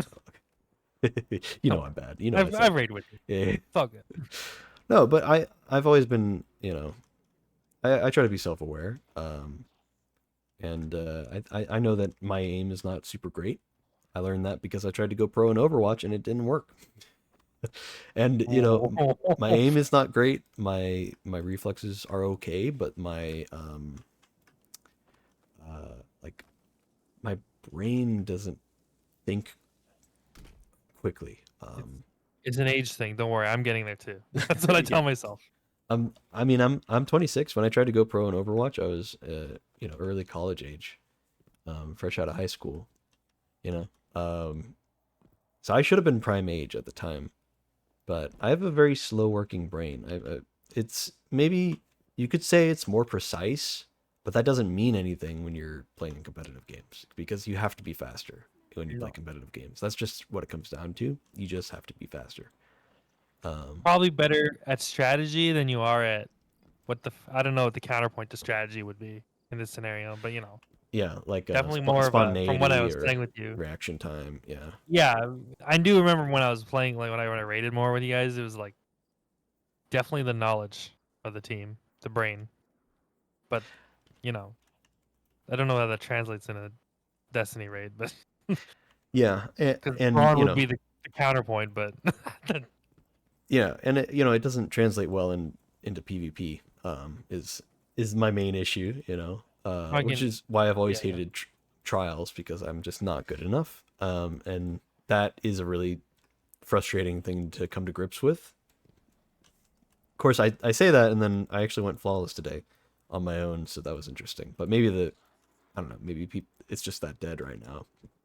Who knows? it's the solo matchmaking. I did play with Frostbolt after I went flawless, though. That was interesting. Well, that's just that's the flawless full matchmaking after that. Yeah, I guess so. You yeah. know, there's no in between. You're either playing with the pros or I guess the content creators or not. Yeah. But and honestly, I mean, I didn't even play that well today. Or at least on my card. I when I think about some of the matches I played on that card in particular that won, I'm like, I should not have won. I did nothing that match, but teammates carried enough, and I got kind of lucky with that. But yeah, I don't know. I appreciate you saying that that about me. But yeah, I've always kind of tried to make that more of my strong suit anyway, just because I know where my weaknesses are. But unfortunately, that just doesn't translate into everything. No. Yeah. Like, I don't know. That's kind of how that is, right? There were some times I would play Overwatch and I would feel really smart for the way I played. Because like I did something that was like more unique or different or the proper thing to do in that moment. But it was something very methodical that I had to think about doing. Some strategy thing. Whereas most of the time I was just getting outgunned by There's a somebody reason I main else, Bastion, Reinhardt, and fucking Mei on Overwatch because they take no skill and they have like the largest hitbox of projectiles. But you know, I don't play Overwatch anymore, so yeah. I've thought about maybe going back and just playing here and there. No, don't. But I really shouldn't. Yeah. Yeah, it's not worth it. I keep telling myself it's not, but then there's that goblin in my brain, you know? The goblin that's like, what if you played PvP competitively again? I'm just like, open your Steam library, find those Find indie any games other that you have game sitting in there, and just play those, and you'll be like, holy shit, there's a whole world out there of just great games that are just small and fun. But You the know? goblin will never be satiated. What if you No, I mean, played? I What reinstalled if the you League played yesterday. competitive? Yeah. I reinstalled League yesterday just to play with my I've been friend, play whatever the new Vampire Survivors mode they have. Uninstalled it this morning because I'm like, why did I do that? I'm not gonna play this ever again. Like, I went against my whole principle of like, I don't care if you want to play with me, if you're my friend. I don't want to play that game. I'm a little bit of an ass sometimes, but you know. Oh yeah, it is what I it know is. that. Yeah, you don't have to tell me. I'm kidding. Oh, but no, I know. We've played before. yeah, I played with you before. I know. No. Yeah. I'm just gonna mention real quick. I don't know if you've heard about Deadlock, but I was able to get the access to the alpha for it, and it's pretty good. I invited Gears, Lou, and Heather. The alpha is really good. Surprisingly, it's pretty polished. But what is Deadlock? It's like it's Valve's newest game they're working on, which is kind of insane because they haven't made a game in forever. It's like a MOBA, but it's third person in the same way that like Fortnite's third person, like that kind. Oh, is it like it's like Valve's Smite or whatever? Yeah. Okay, I feel like I've heard. Oh, is of Smite it. like that? I always thought Smite was top down, like League of Yeah. Legends. Smite's a third person MOBA. Oh, Yeah. okay. No, it's a third person MOBA. No, you don't. You can't take my cookies website. Well, then maybe Oh, it's it not looks as like Team unique of Fortress an 2. idea as I thought, but yeah, it's pretty good. I've played it. It's got an interesting thing. The only thing about it is that you can't really you can't stream it or reveal details about it because it is an alpha, and yeah, so Oh, you're like in a closed test. it's pretty Like open for a closed alpha. Even further than that. Yeah, I mean, there are a lot of people playing right now, but you're still not allowed to record it technically. Like the thing that happened basically was my brother was telling me about it because he was the one who invited me. Thing that happened with it is that they were trying to keep it under lock and key, but there was a guy who was, I don't know who it was even. There's just some like content creator, I think, who streamed it just in their Discord, which is not necessarily against rules because it's not being recorded, but somebody recorded it and then published it, and then I don't know if that guy got in trouble or not, but then once the word was out that the game was out, that then other people were trying to get into the game, and then yeah, it's one of those things where you can invite friends to it and there's not really much of a limit to it, but yeah, overall it's like I don't know, but I don't know, it's been pretty good. I just for my own sake, I don't want to get banned by Valve of all people, but yeah, there's articles out there about it. I already looked them up. The only thing I'll say is that it is a good game. It is a good game. It seems really good.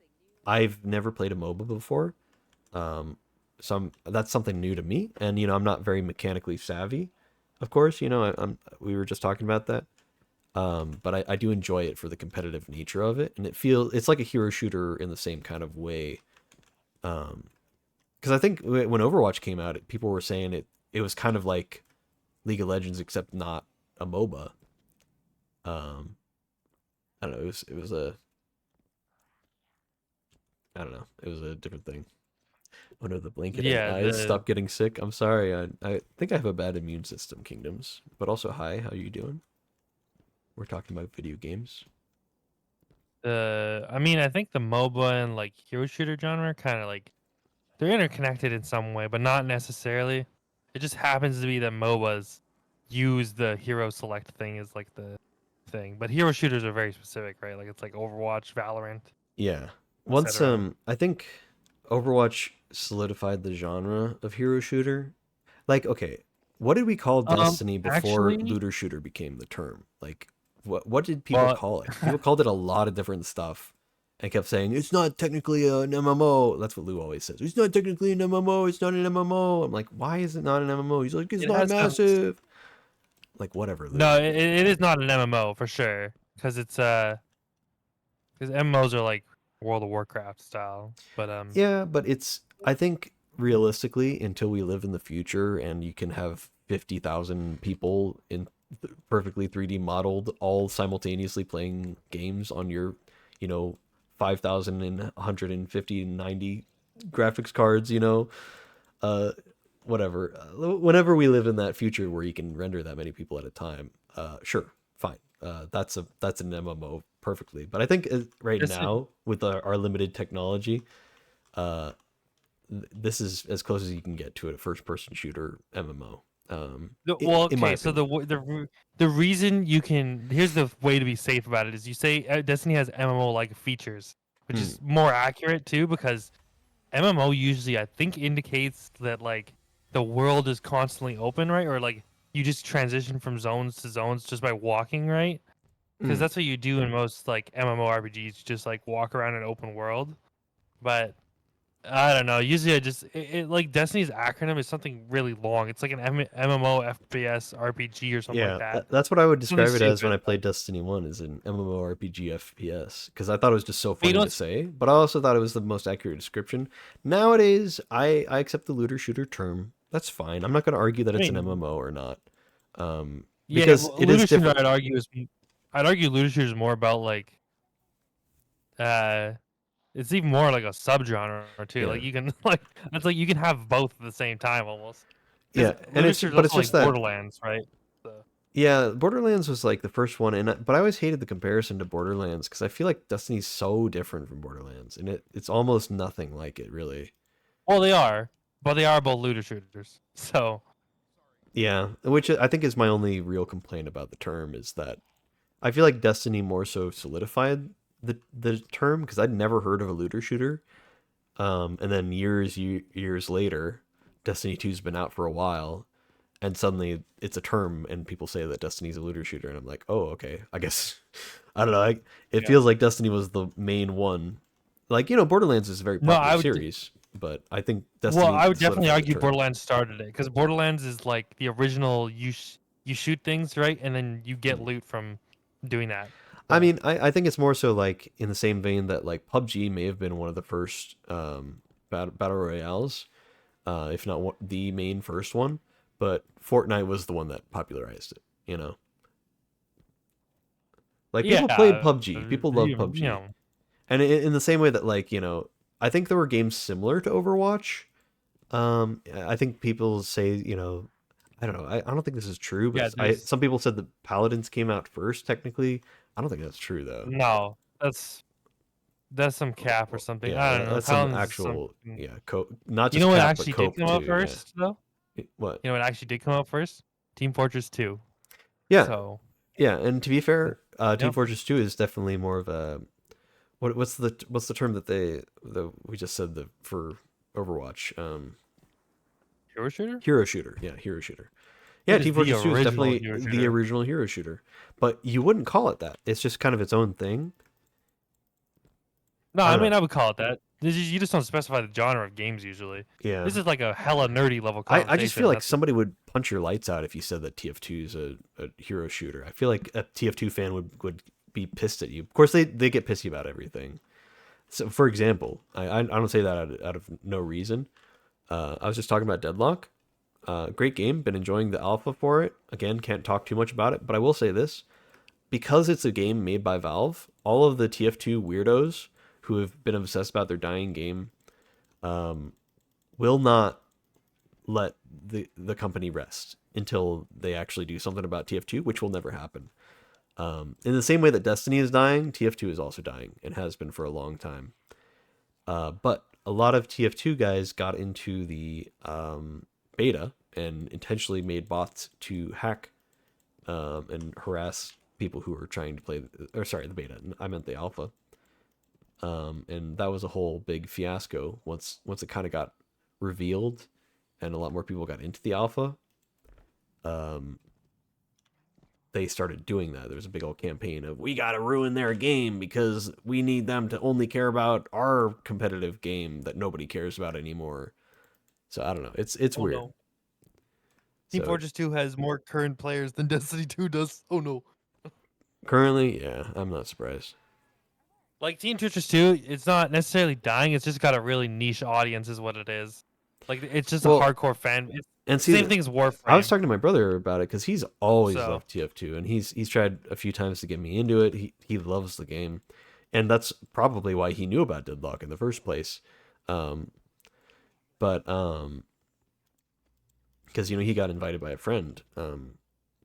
But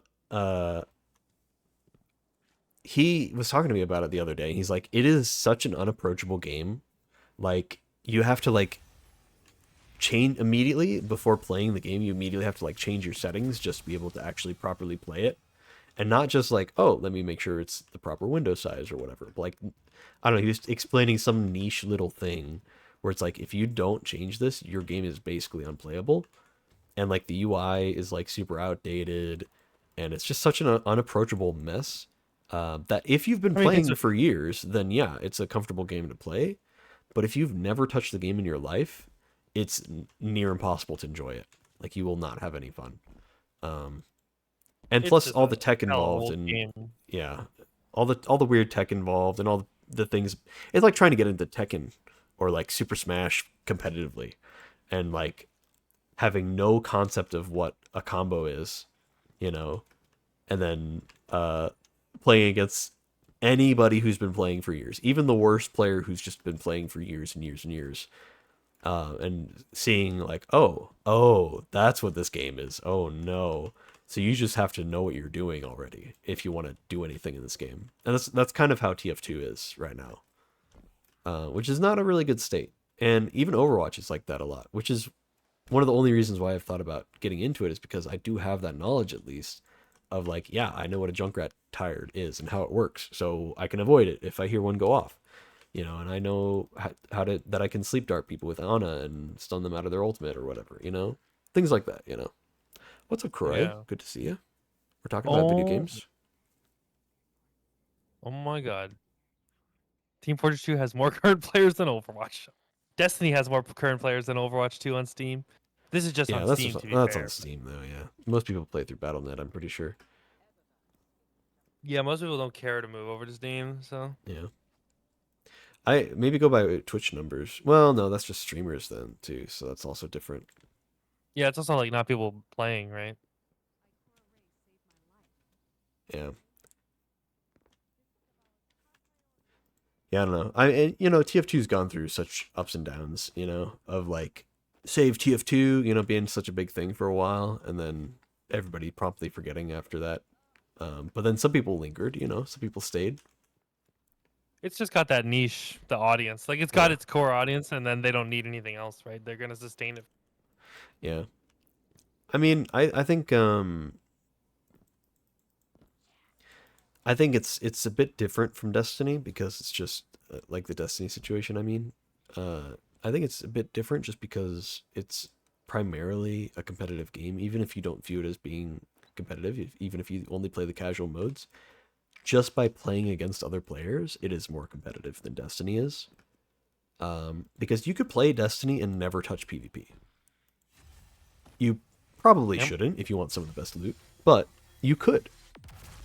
And TF2 doesn't have anything like that. I guess MVM maybe a little bit. I don't know, but I don't think that's like the only thing about it. I think I think primarily people play PvP in it. MVM is for psychopaths. Yeah. I've never actually seen anybody play it, except I think I saw a Germa stream or a VOD of a Germa stream or some highlights or something, and they were playing MVM. It was him and Vinny, I think, is the only reason why I was watching it. Because they have good chemistry, I think. Or maybe it was him and somebody else. I don't know. I can't remember now. I remember playing a Halloween mode on there so long ago. Like, this was back when I was like, I don't know, maybe like 17, maybe 15, something like that. It's like 10 years ago now. I remember trying to play it one time. Granted, it was on a laptop that definitely could not run it well enough. But I was trying to play it, and but it was just I was so baffled by the awful, like, the UI was just really not good. I don't know, man. It was not good. It's old, so It worked back in the day. Like, what year did it come out? Hold on. Long enough ago. I mean, it came out for the Orange Box. Well, okay. 2007. The Orange Box Oh was my an ancient thing now. I mean, TF2 is free now. You know, Yeah, I bought TF2. yeah, a lot of people did. A lot of people bought Overwatch as well. I also bought Overwatch. Yeah, same. that's another thing too. They recently got rid of When all did the it bots become and free to play? hackers. That's the better.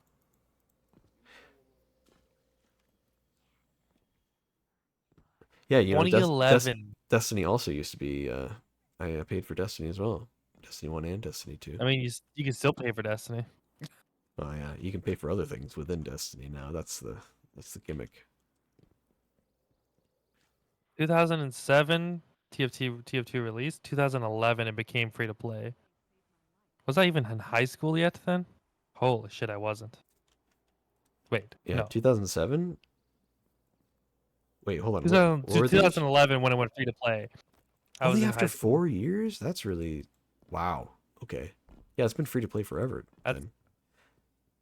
Yeah. Free to play far longer than it's, been paid for. And I mean, for a while it was part of the bundle. But they also use buy it as like Half-Life 2, Portal 2, and TF2 all in one go in a bundle. Orange box. That was like a big deal for a while. not Portal 2. I think it was just Portal. Oh, was it Portal 1? Oh, you're right. I think it was Portal 1. Portal 2 came out I think it later. was Half-Life 2 at least. Yeah, my brother got the orange box a long, long time ago. Yeah, just Portal and then Team Fortress 2 and then Half-Life 2. And he always talked about those games. Same one I went with same brother. Same one who was talking to me about TF2 and how unapproachable it is, and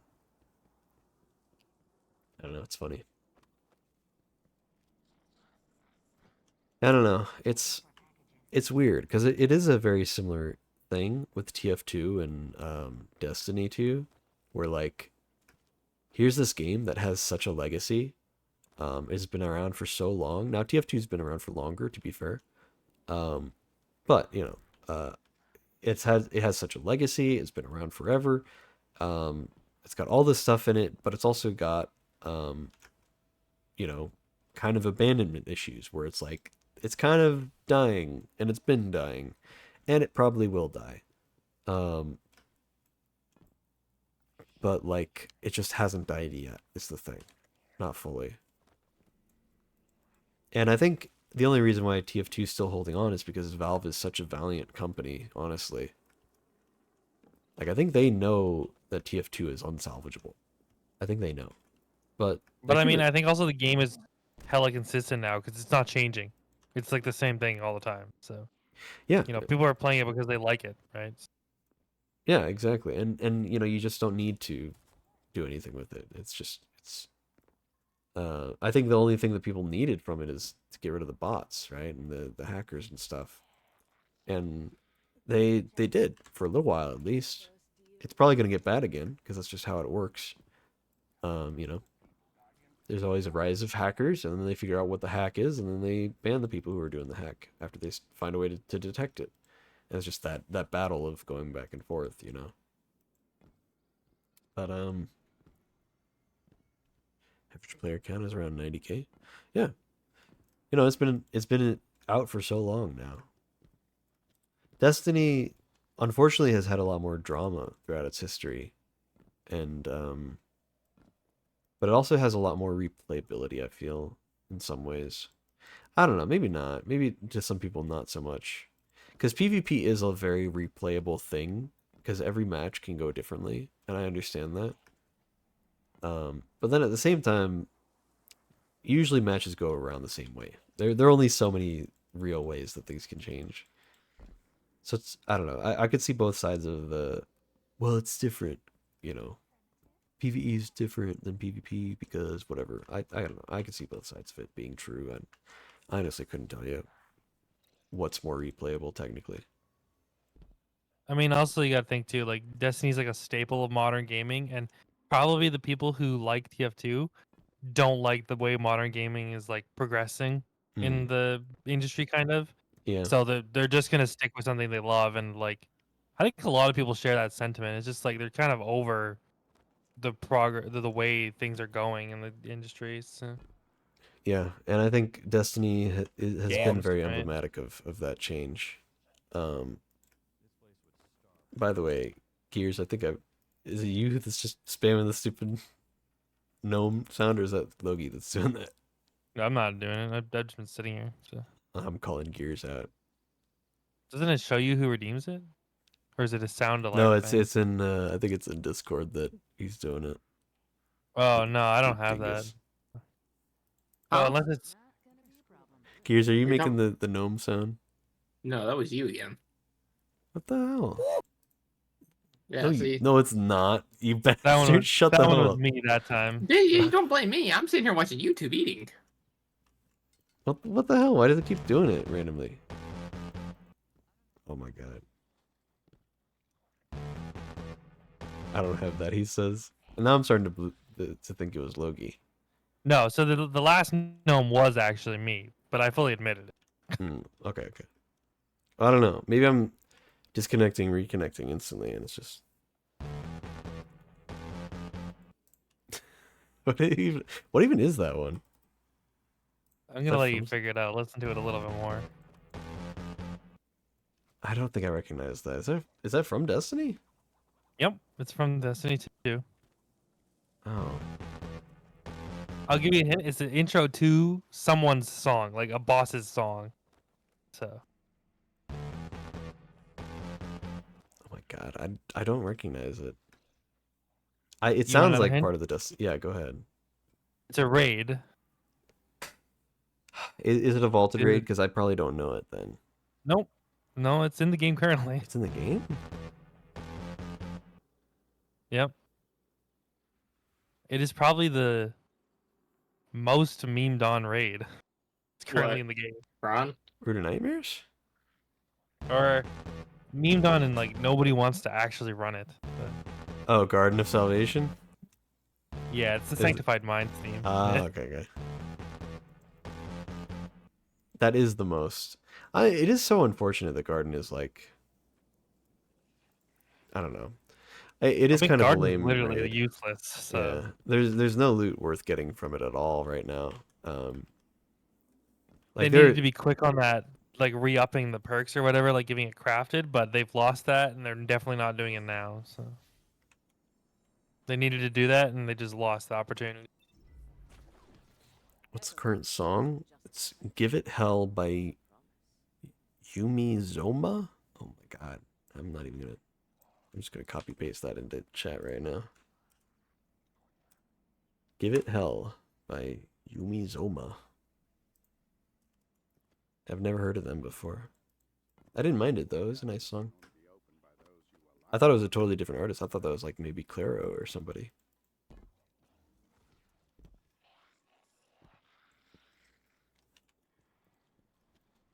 Anyway, I don't know. I think, I think it's just kind of a miracle that TF2 is around in the first place. I think if it were any other company, it would have been gone by now.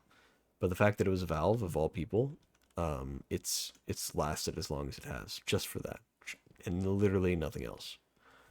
I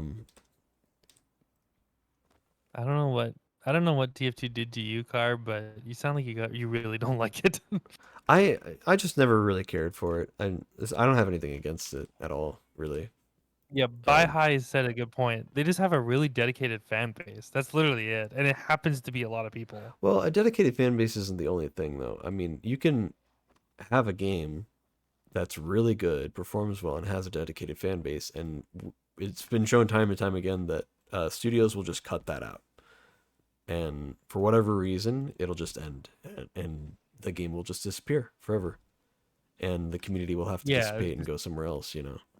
I mean, And it Valve sucks. has the money to not get rid of a game, right? So that's why. Yeah, but they're also they're one of the few like benevolent companies, I feel, that makes games. One of the few game devs that's not completely atrocious in every possible way, Every game they've made in like the past, I don't know, every time they've made a game, it has been a fucking hit. Yeah. So The only ones I that have guess been like maybe like Half-Life lackluster. Alex is like Yeah, all the like little spin-off things they've done. They've had like a few tiny little Portal things, but they weren't full Portal games, you know? It was like, here's like a weird little no, yeah, VR like game we've got that is involved with this stuff, and but it's not one of our main games. It's just a weird thing that we did. It's like, oh, okay. yeah, nothing. But they don't do anything that's like worthy of like this is really worthy to critique. It's just like okay, this is like a tool almost. Yeah. It's not like a full But like game. I think Half-Life Alex is the last thing they did, and it was pretty good apparently. So for like a VR game. But Yeah, they had some sort of like Portal adjacent themed thing. I was looking at it Portal on Labs or Steam. something. Yeah, something like that. I remember seeing it. I don't know what it was, but I just know of it. Now they're working on Deadlock, so that's like their real latest game. So that's been interesting, but I don't know. I don't know. I got nothing against TF2 or the people that play it, except for the people who make it everybody's problem that they play the game and make it their whole personality. I think anybody who does that about anything is very frustrating to deal with. You know, and there are a lot of people in the TF2 community right now who are the last bastions for playing the game. But a lot of them are those people that just make it their whole personality, and it's like, I don't want to talk to you. I've had my fill of people like you just doing that. And I mean, you know, I'm not gonna say I've never been like that before, you know. I think playing Destiny was my only personality throughout most of high school. Is a big part of what I did. It was all I ever thought about, all I ever talked about. I tried to tell people about the game. I tried to get other people to play the game. And it took me way too long to realize that nobody cared at all. So that was quite the journey. If they're not already playing it, they're not gonna play it anyway. So Nah. And honestly, I mean, more Right. often than not, when I've played with people who were like, let me try Destiny. I'm curious to try it. Either like a real life friend or an online friend or whatever. It always goes the same way, where like they're like, this is kind of fun, and then they get tired of it. And I'm like, oh well, I guess I won't play Destiny with them. That's too bad. But you know, I've started to realize people like that, they have a really good they're kind of like they're really good at realizing that what we can't realize, which is like the game's not worth like a normal human's dedicated time, right? Like it's just not doesn't give you the good amount of return of fun in the amount of time you give it. So yeah, I it's a really, think really slow burn. I think the counterpoint to that is, well, they don't have the context we do, which isn't a good thing, because the Red War got removed, Forsaken got removed, some of the best stuff in the game got removed, and so there's very little context. Not to mention, this is also a sequel, so like as much as it's been out for 7 years, it is also a sequel. So there's stuff that happened before this game. So not just, oh, this is there used to be a mission here. You used to be able to do a thing, and you did whatever. Like literally, that didn't even exist in this game. So like, there's just so much context that getting a new player into it, I do not even recommend it. I'm like, you should not. like I have some VTuber friends who I was talking to the game about, and I'm like, yeah, I mostly play Destiny 2. And I think we were talking about like games we could collab with or whatever, and I was like, yeah, I play a lot of Destiny 2, and as much as I like the game, I don't really recommend it to anybody. I don't think anybody's really gonna like it. And honestly, I think that's true. I think I've thought for a long time, even when I was nonstop talking about this game in high school, back when it was Destiny 1. Even back then, I realized it's a very niche game, and even though it has a big player base, I think even a lot of the players probably don't like it as much as they think they do. And it really only suits a certain small niche category. And that's why it's so like, that's why people who like it try to play other games and go, well, this isn't Destiny. It's not the same, and that's why Yeah. other people can enjoy other games and then go play Destiny and go, I don't really get it, I don't really like it, because it fulfills such a specific niche, and I'm not sure if I even really know the full identity of what that niche is. I'm not sure if I could tell you what all of it is specifically. I think But it's a I don't weird know. combination of like the most general audience you could get, but also a very specific group of people. I don't know what I couldn't. Yeah, like I couldn't describe it like you said. Like, but that's my best guess because Yeah. it seems like sometimes they have an issue of like picking an audience, but at the same time, being kind of general works for them because a lot of people like on PlayStation and stuff pick up the game. Like I feel like I hear about a lot of people who play the game, but like, you know, when you It's mention like, Destiny to like most people, they're like, "What the fuck? Leave me alone." yeah, it's I I think more at least twice in real life I've talked to people, and they very they meant it very jokingly, but I would be like, yeah, I mostly play Destiny 2, and they would go, oh, like it's such a bad thing. And this was before a lot of the drama, right? But there's something about it where it's Yeah. like, oh, it's like an MMO. I would do the Now, same thing to like a League of Legends player, to be fair. I think it's just gamers reacting to gamers. Um, but like, it's a specific thing. It's I here are some things I can identify with Destiny that I cannot identify anywhere else. I'll just go ahead and list a game that is primarily a first-person shooter, but also has the looter shooter elements, and occasionally dips into third person just for convenience. Like holding a sword, or popping a super, things like that, operating a vehicle, whatever, right?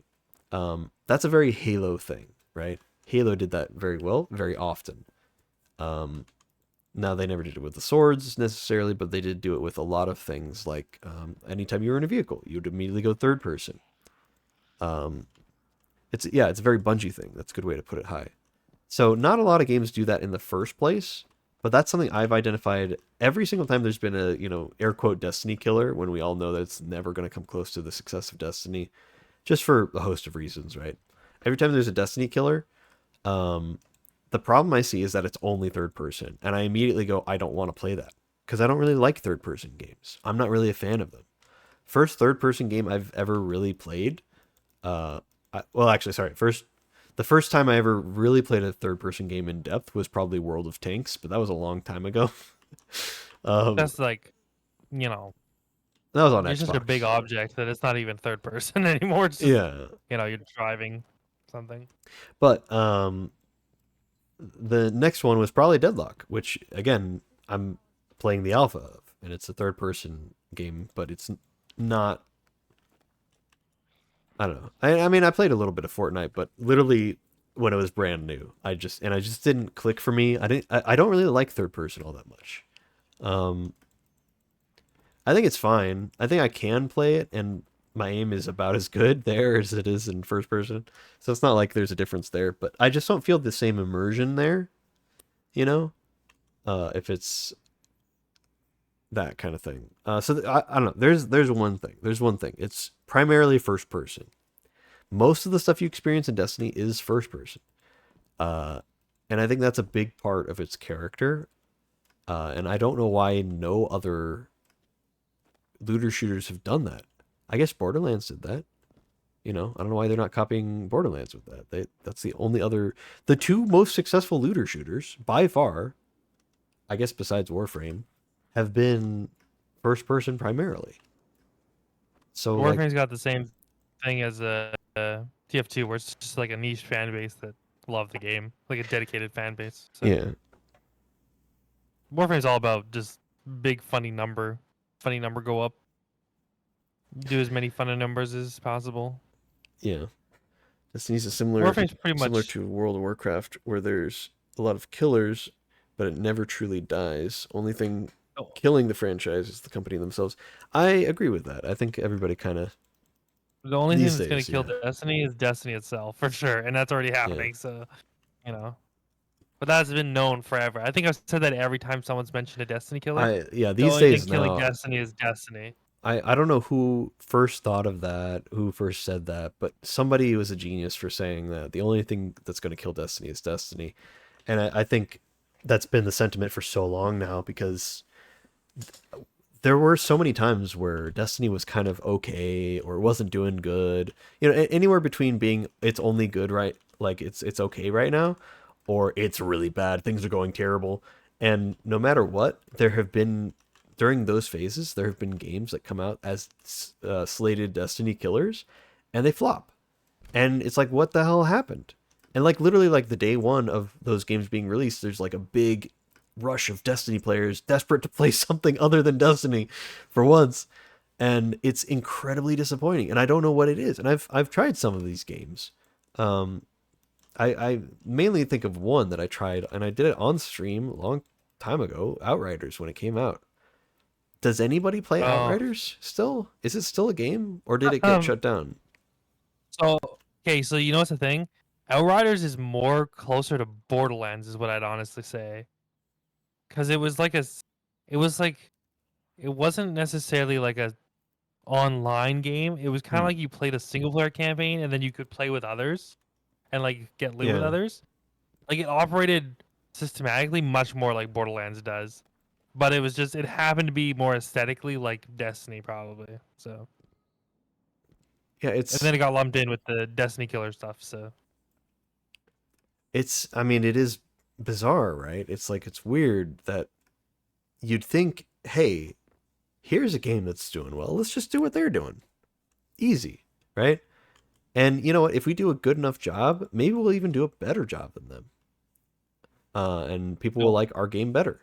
And I think that's what like Fortnite was. I think at first it was a matter of, oh, you know, it's just a little game mode. I mean, how it came out was, this is just a little mini game mode within our, you know, zombie survival game. I guess I'll make a quick battle royale and, you know, whatever.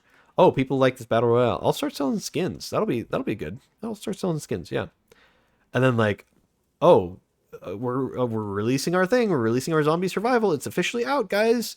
Nobody buys it. Not a single person actually cares. I had one friend who actually cared about the zombie survival thing, and he was excited for it, and I played it with him a little bit. I could not care less, dude. I'm like, this is so boring. Like, it was so uninteresting to me. And now Fortnite is almost exclusively multiplayer. It is almost exclusively, you know, competitive, in at least in the fact that it's PvP. But, you know, they've released more stuff that is more PvE oriented now that they have the audience. Now that they have people, and they've released stuff that's bigger and you know, I mean, they're doing like concerts and stuff. Like it's you know, they're doing lots of crazy stuff. But they took the formula of, this is a first, you know, this is a third person battle royale style thing. Let's do that. And oh, hey, we did a pretty good job. People like it. Let's do an even better job. Let's keep adding to it. Let's keep fixing things. Let's keep changing things. I've never heard anybody complain about the meta in Fortnite. Maybe I'm just out of the loop. Oh, you don't know. You do not know. I think that's just yeah, you're not part of the Okay. the talk. I'm just out of the loop, so I won't make a comment about that. I don't know. And you know, then you know, there was Apex. I kind of thought Apex was going to be kind of a here and then gone kind of thing. I thought it was going to die like Outriders. I'll be honest. So the fact that it's made it as far as it has is kind of impressive to me. I thought Fortnite was going to be the one and only. And I thought Apex was really good when it first came out. I played it when it first came out. But I don't know. It became pretty clear to me after a pretty short amount of time that I just don't really like battle royales all that much, and so it wasn't going to be for me regardless. But I did like Apex. I think I liked the charm of Fortnite a little bit more. But Apex was still kind of cool in a different way. And I think they've both solidified themselves as different niches of the same genre. Like Fortnite's more of a silly, fun, let's just hang out and do whatever. And of course they have the tournaments and whatever, and their own professionals and whatever, you know, Ninja and you know, whatever 16-year-old happens to be the best at you know, playing in that particular week of the tournament. Whatever, you know. I'm glad that there's a game like that. But you know, it's kind of a sillier, less serious thing, and Apex is, I think, a bit more of a serious, like, focus, like, no, we're straightforward, whatever, right? I don't know. In the same way that I don't know. No, really? Apex is kind of like not silly, but like they're definitely lean into the this is a competition kind of thing. Well, yeah, that's I what think I'm saying. mostly in the lore that I see, like or like a competition, like as in you're gonna get sponsors and stuff too, and like you know have fun while you guys are out there killing each other. But like I think the lore is usually more like oh this person has a horrible backstory or like these people are fucking Well, that's actually what murderers. And that's what I'm saying is like Fortnite's like a more yeah. lighthearted battle royale. It's like a sillier. Fortnite's like transcended. It's more than just like the game of a battle royale. It's more like a multimedia fucking platform essentially, or like a multi-game thing. Like they have what is it, Lego Fortnite, which is like a PvE survival mode. Yeah. Like that took up where the Save the World kind of failed. They have Fortnite Stadium or I forget what it's called, but it's like Rock Band in Fortnite. Yeah, I mean they're just doing everything now. And I mean that's emblematic. Now. That's emblematic of just success. You know, when something works, you just run with it, and then when you can do whatever you want, you start doing whatever you want. Well, And then yeah, that's mostly just because they own the engine, right? So Yeah. they're like, well, let's make use of the fact that we own the engine and like do interesting stuff with it. Yeah. Like development wise. And that's, props to them for making such a successful product. And I mean, I can't hate on Fortnite. I think it's great. I think a lot of people get cringed out by, all the kiddos, all the Gen Alpha and younger Gen Z that are playing and grew up playing it. But honestly, like, if there was a game that I played when I was a kid that made me want to dance, like literally dance, like, I feel like I would have had a much happier childhood. Not that I had a bad childhood or anything, but like, come on, man. Like, I've never once thought about dancing as a child. And I don't know, that kind of self-expression is really good for a kid. And so for a video game to outright encourage that and for kids to copy that and start doing it in public, you might cringe at it at first, but it's really, really important for development. And I can't knock them for being that kind of thing. And I'm glad it's them and not some horrible degenerate company that's like, all the YouTube Kids style stuff that's like really degenerate, Mr. Beast style, content. It's gift card giveaways and things. I don't know. There's definitely some shady stuff going on, and I don't know. There's a lot that goes into it. No, I know what you mean though. Fortnite literally changed the gaming industry. Fortnite did a lot for the gaming industry, both good and bad, for sure. I agree with that. Yeah. Whether you or like you made a good point of like so like I think the reason that you like Apex and like kind of like Fortnite, right, like or that you appreciate them for what they are is they both are they have an identity for themselves, right, which is why we like Destiny too. Like it, as much as it's like the content or like the actual like systems of the game is like kind of dying or whatever, like it's not as staying up over the ages. Yeah, the game still has an identity, which is why people like it a lot, right? So yeah, it's got clear themes and stuff. So, like Destiny's all about hope and like being hopeful for stuff and like being a hero, right? Stuff like that. So. Yeah, and I think that's something that's always been nice about Destiny. Like Helldivers. I just didn't really care for the theming of it. I know it was supposed to be silly and funny. It's supposed to be more like a party game. I almost rack it in as a party game. Yeah, it's as close to a couch co-op as you can get without actually having split screen, You're just there to have fun with friends, even if you can take it seriously and do the harder stuff. So I don't know. I can see it being successful, and it's had a bit of a bumpy history so far already as well. I know there was some drama at one point. Mostly Sony being weirdos, but Sony's been weirdos. Yeah. I don't know. It's not really the devs doing anything. It's just Sony being wackos. But I think you bring up a good point though with the themes of hope and stuff. Like it's very key to Destiny. I think and I think that something like Helldivers never appealed to me because there wasn't any of that. It was very cynical, like capitalist propaganda kind of thing. But like, you know, obviously, like Starship Troopers, like this is a parody of, you know, hyper capitalist society. So we're gonna poke fun at that, and but you know, Yeah. get people on board, you know, for the alliance, or you know, whatever the, you know, for the what's For the democracy. for democracy, yeah. Yeah, Alliance and the Horde are See, sorry, different things. this is another thing that Helldivers does good too, right? They openly acknowledge that their game's not for everybody, Yeah. and they said that's okay at the beginning because that's kind of how you're supposed to make games. You're not supposed to like target a bunch of people. You're supposed to like there'll be like you don't like the style or the comedy style of. I think I talked to you about Borderlands one time. It's the same Oh yeah, reason I you really like don't like the cringe. Borderlands. You Yeah, don't like Helldivers, right? it's like the thing I didn't Obviously, like not about exactly the same, but like that idea. yeah, and I think the thing I don't like about Helldivers is that it's like I'm a pretty cynical person, but I don't know if I really want my game to be that cynical. Um, I don't know. I think I ought to try it sometime, but I also think I've kind of missed the bandwagon. You know, I think I was really busy with stuff in real life and then also Destiny at the time. And then when the hype died down, I was like, "Oh, I can't. I can't play it now Like because I missed the opportunity." Like I said, I don't I know. kind of see it almost as more like I usually almost take it more as like a like it's like Lethal Company almost in my mind at least. Yeah. It's like there's no point to play the game, right?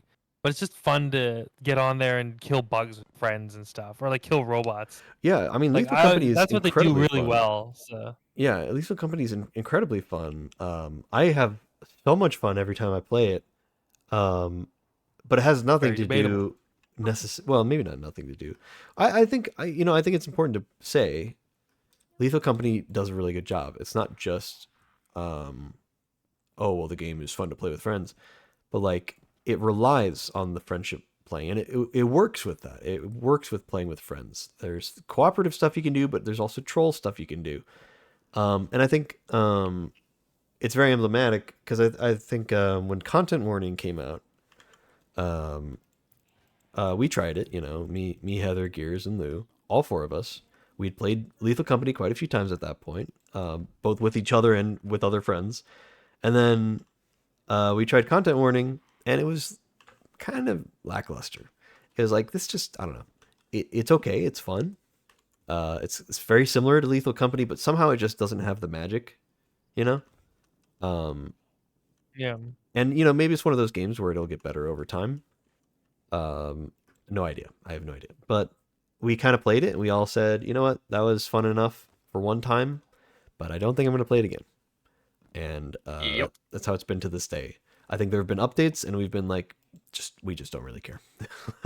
But Lethal Company, just recently the car update came out, and we played it recently. I want to play it again. I want to keep playing more. But you know, it is a game you can easily burn yourself out on if you play too much.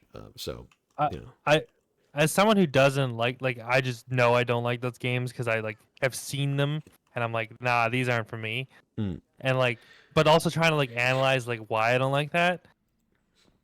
And that's the reason I made the comparison to Helldivers, because I like realized while I was playing Helldivers, I'm like, this is probably the reason I don't like games like Lethal Company every time I've watched someone play. There's no point to play it, right? Like, but that's not bad. There's a lot of people that like those games. Like I know a lot of my friends like them, but it's because they value different things in games, right? Like I don't know, I can't describe what exactly I want, but like it's something I get out of Destiny and like the end games like what's another game I've been hooking onto? I guess like Stardew. Like something that's like actually like a decent or like a deep experience.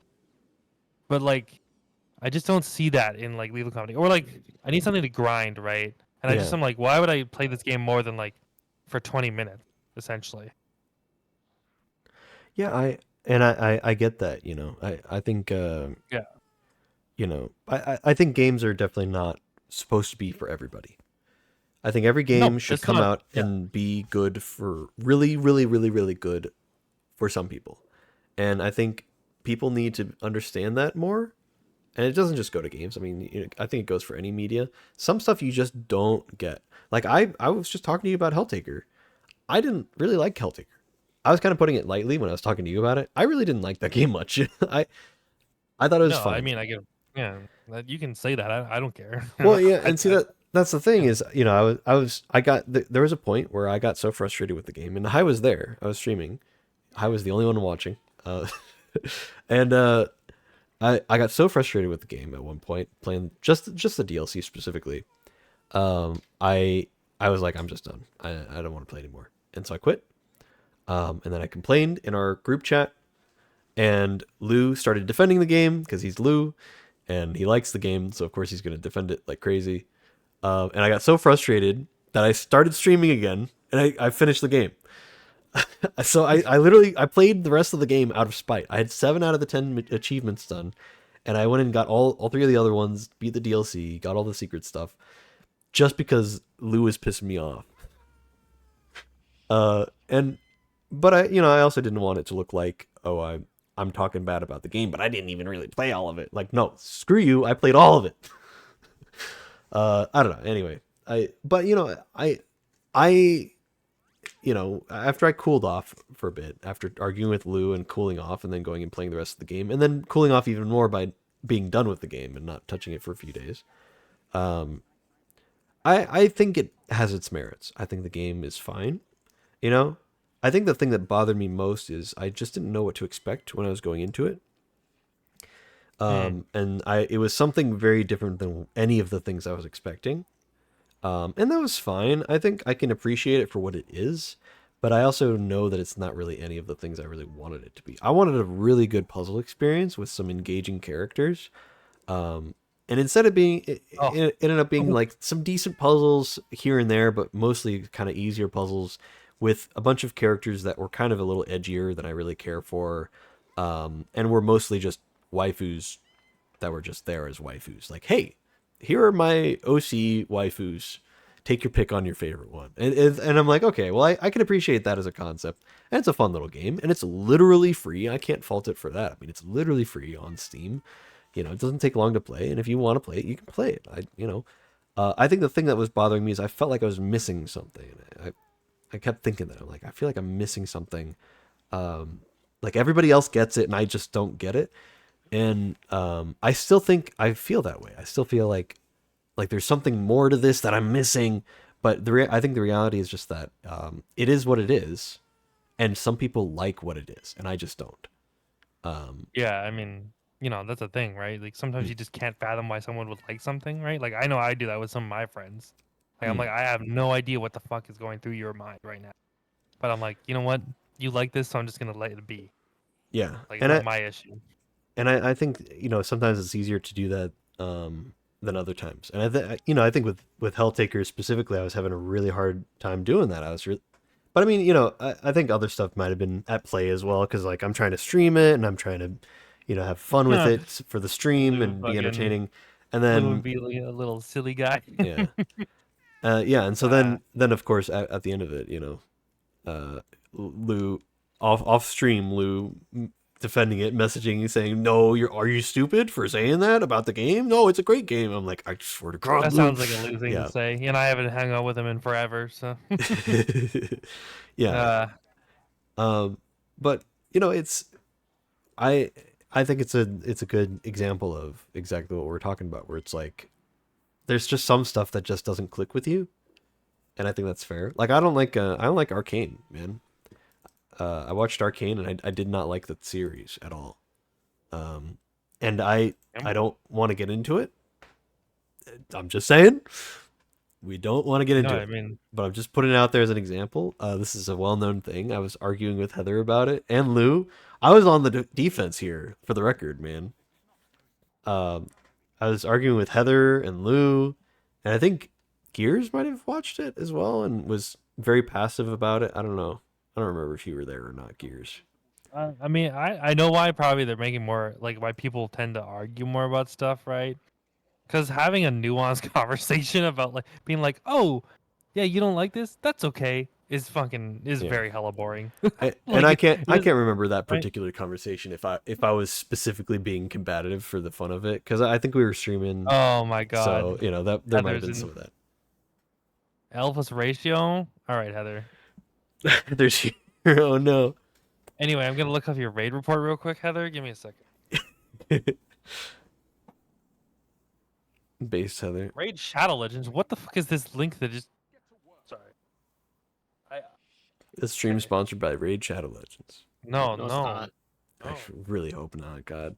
If I ever take a sponsorship, it will actually either I'm in dire straits and I need money and you need to send me money right now or I'm going to like die.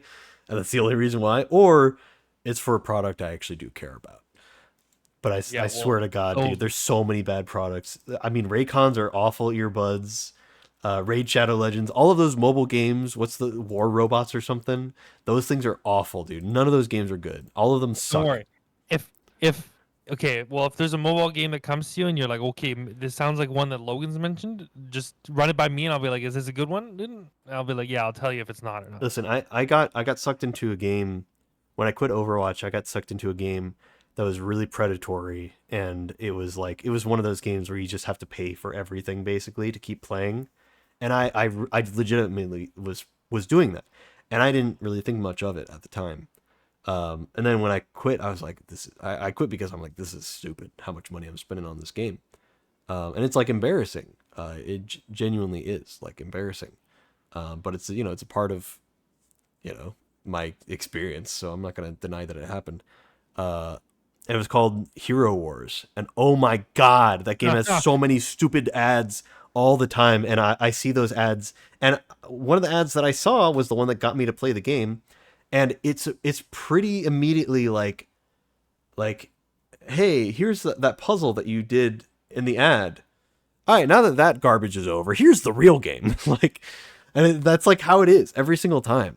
It's so bad. It's the ad with the towers. Yeah, for me, it was one of the pull the pin games, right? That's what I thought it was.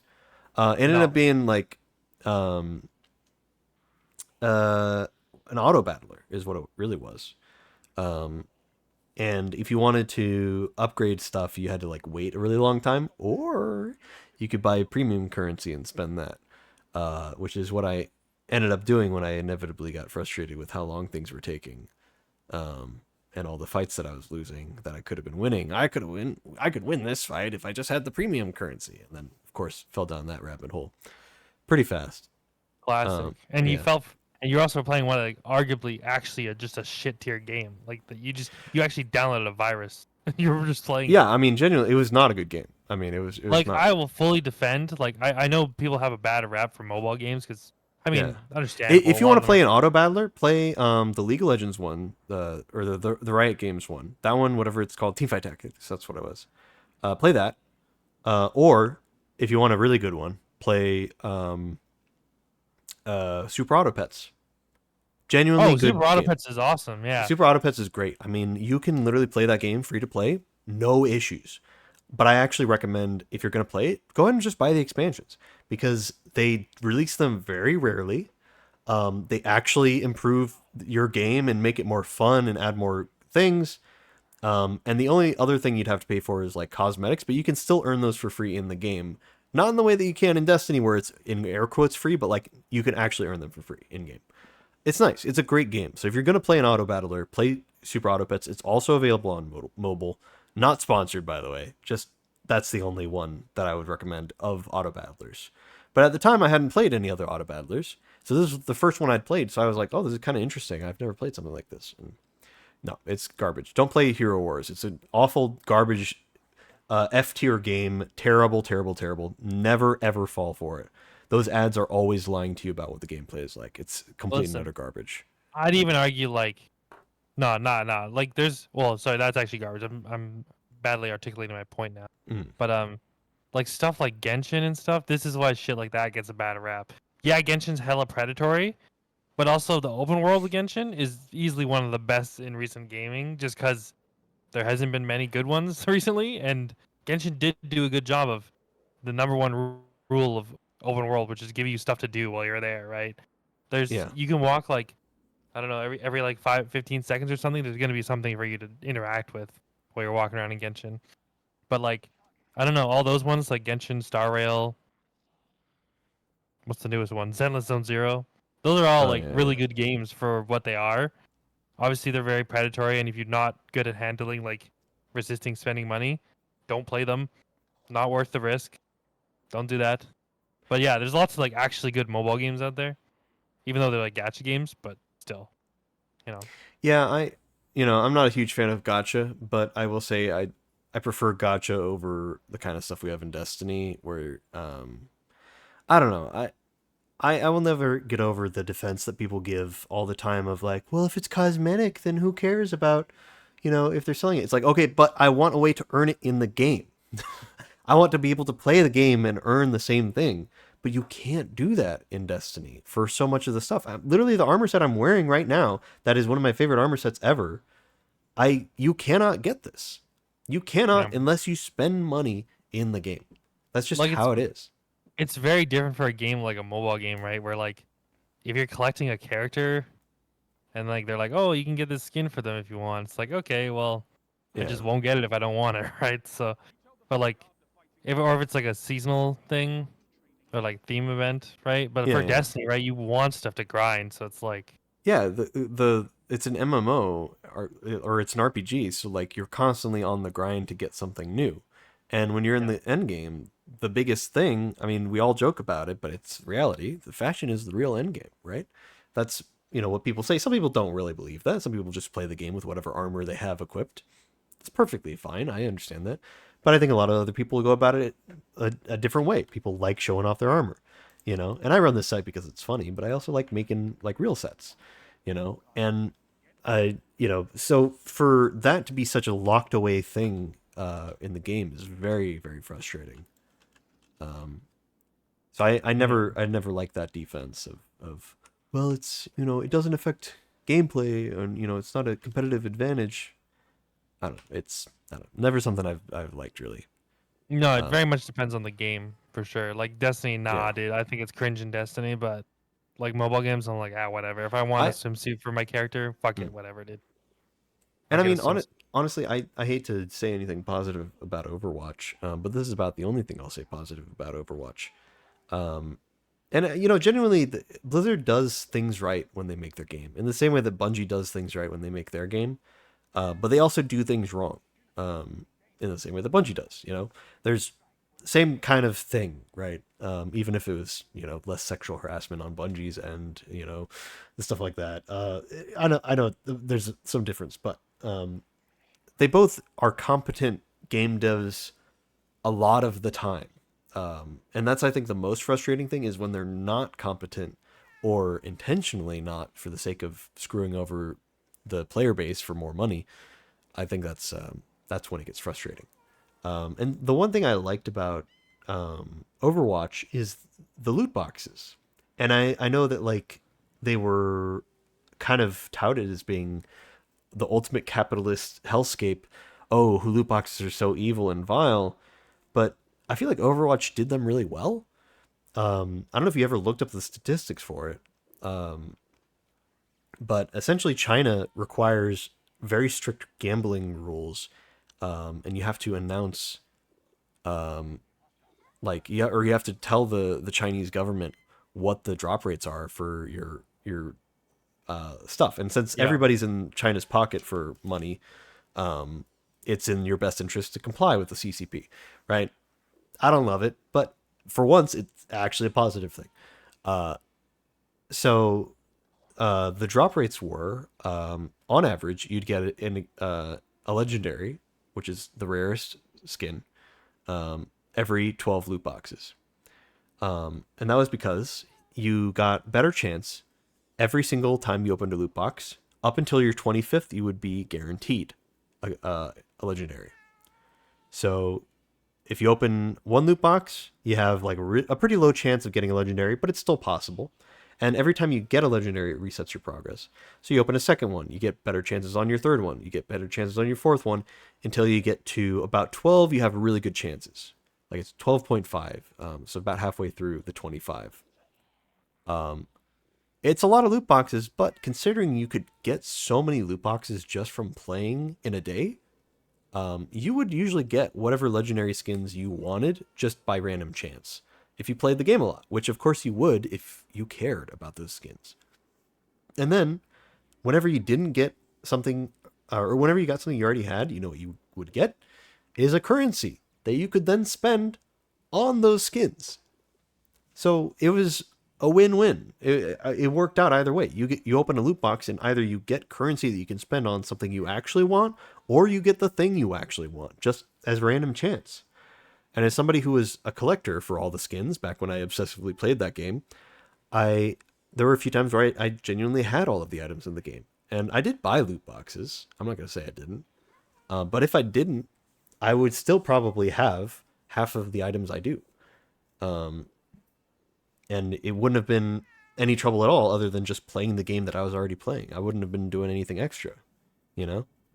It was a surprisingly good system, and some games did it better than others. I think Overwatch did a fine job.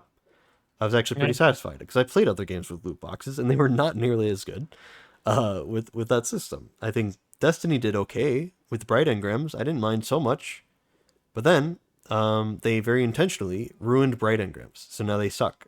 They don't give you bright dust. Bright dust doesn't buy you as much stuff anymore.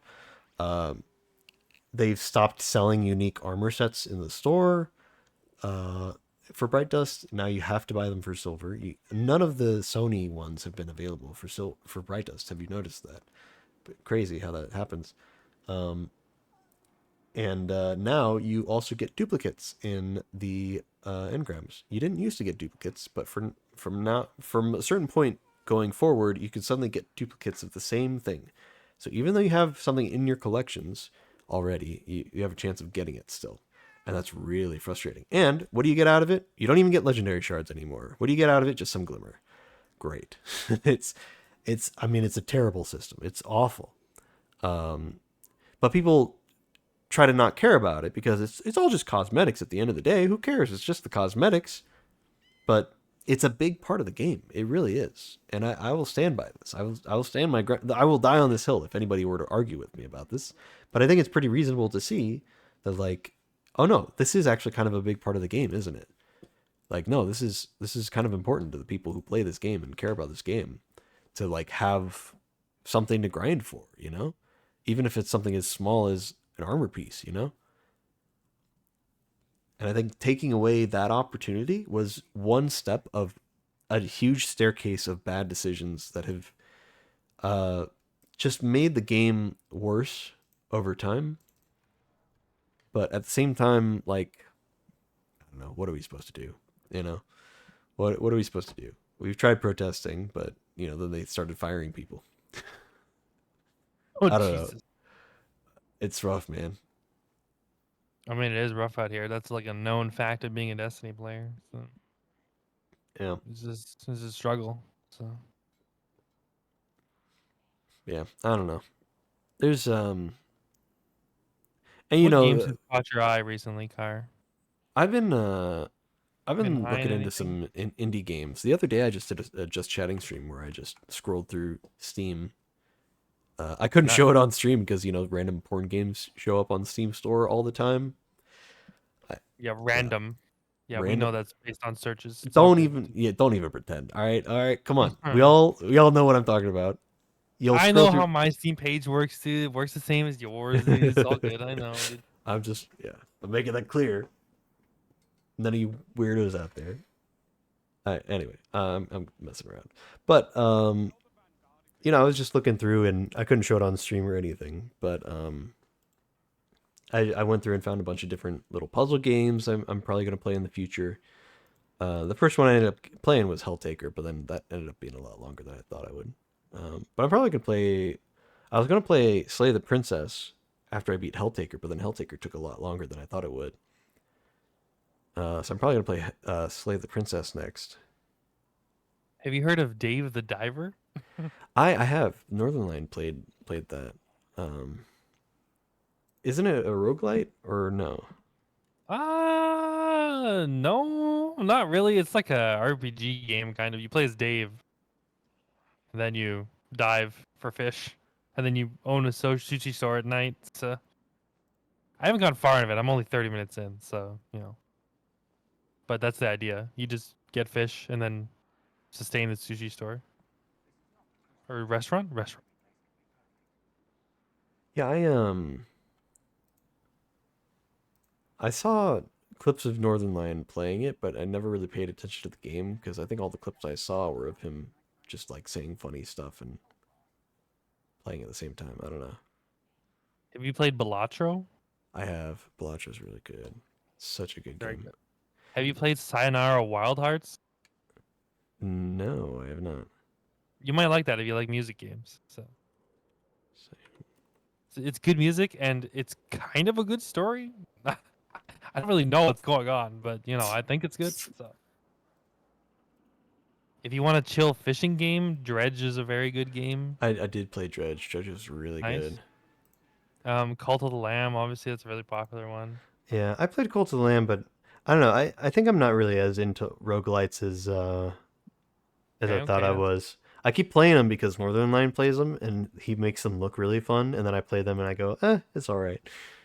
But Yeah, I doesn't played sound Cult like of the you're Lamb, but it got a little grindy for me towards the end, and I never ended up finishing it. Celeste is another great game overall. Yeah, but that one's hard, isn't it? Ugh. Yes, it's a uphill battle for sure. Yeah, I've thought about playing Celeste, but man, I am that and Hollow Knight are both like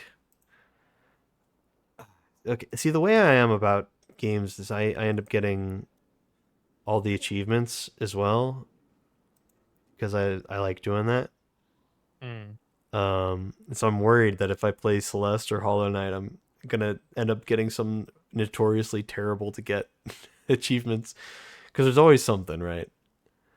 If you liked the old Mario's, like the old 3D Mario's, so like Odyssey and Galaxy, A Hat in Time is really good. If you haven't played that, I've known of that game for a long time. I don't it is a know. very good platformer.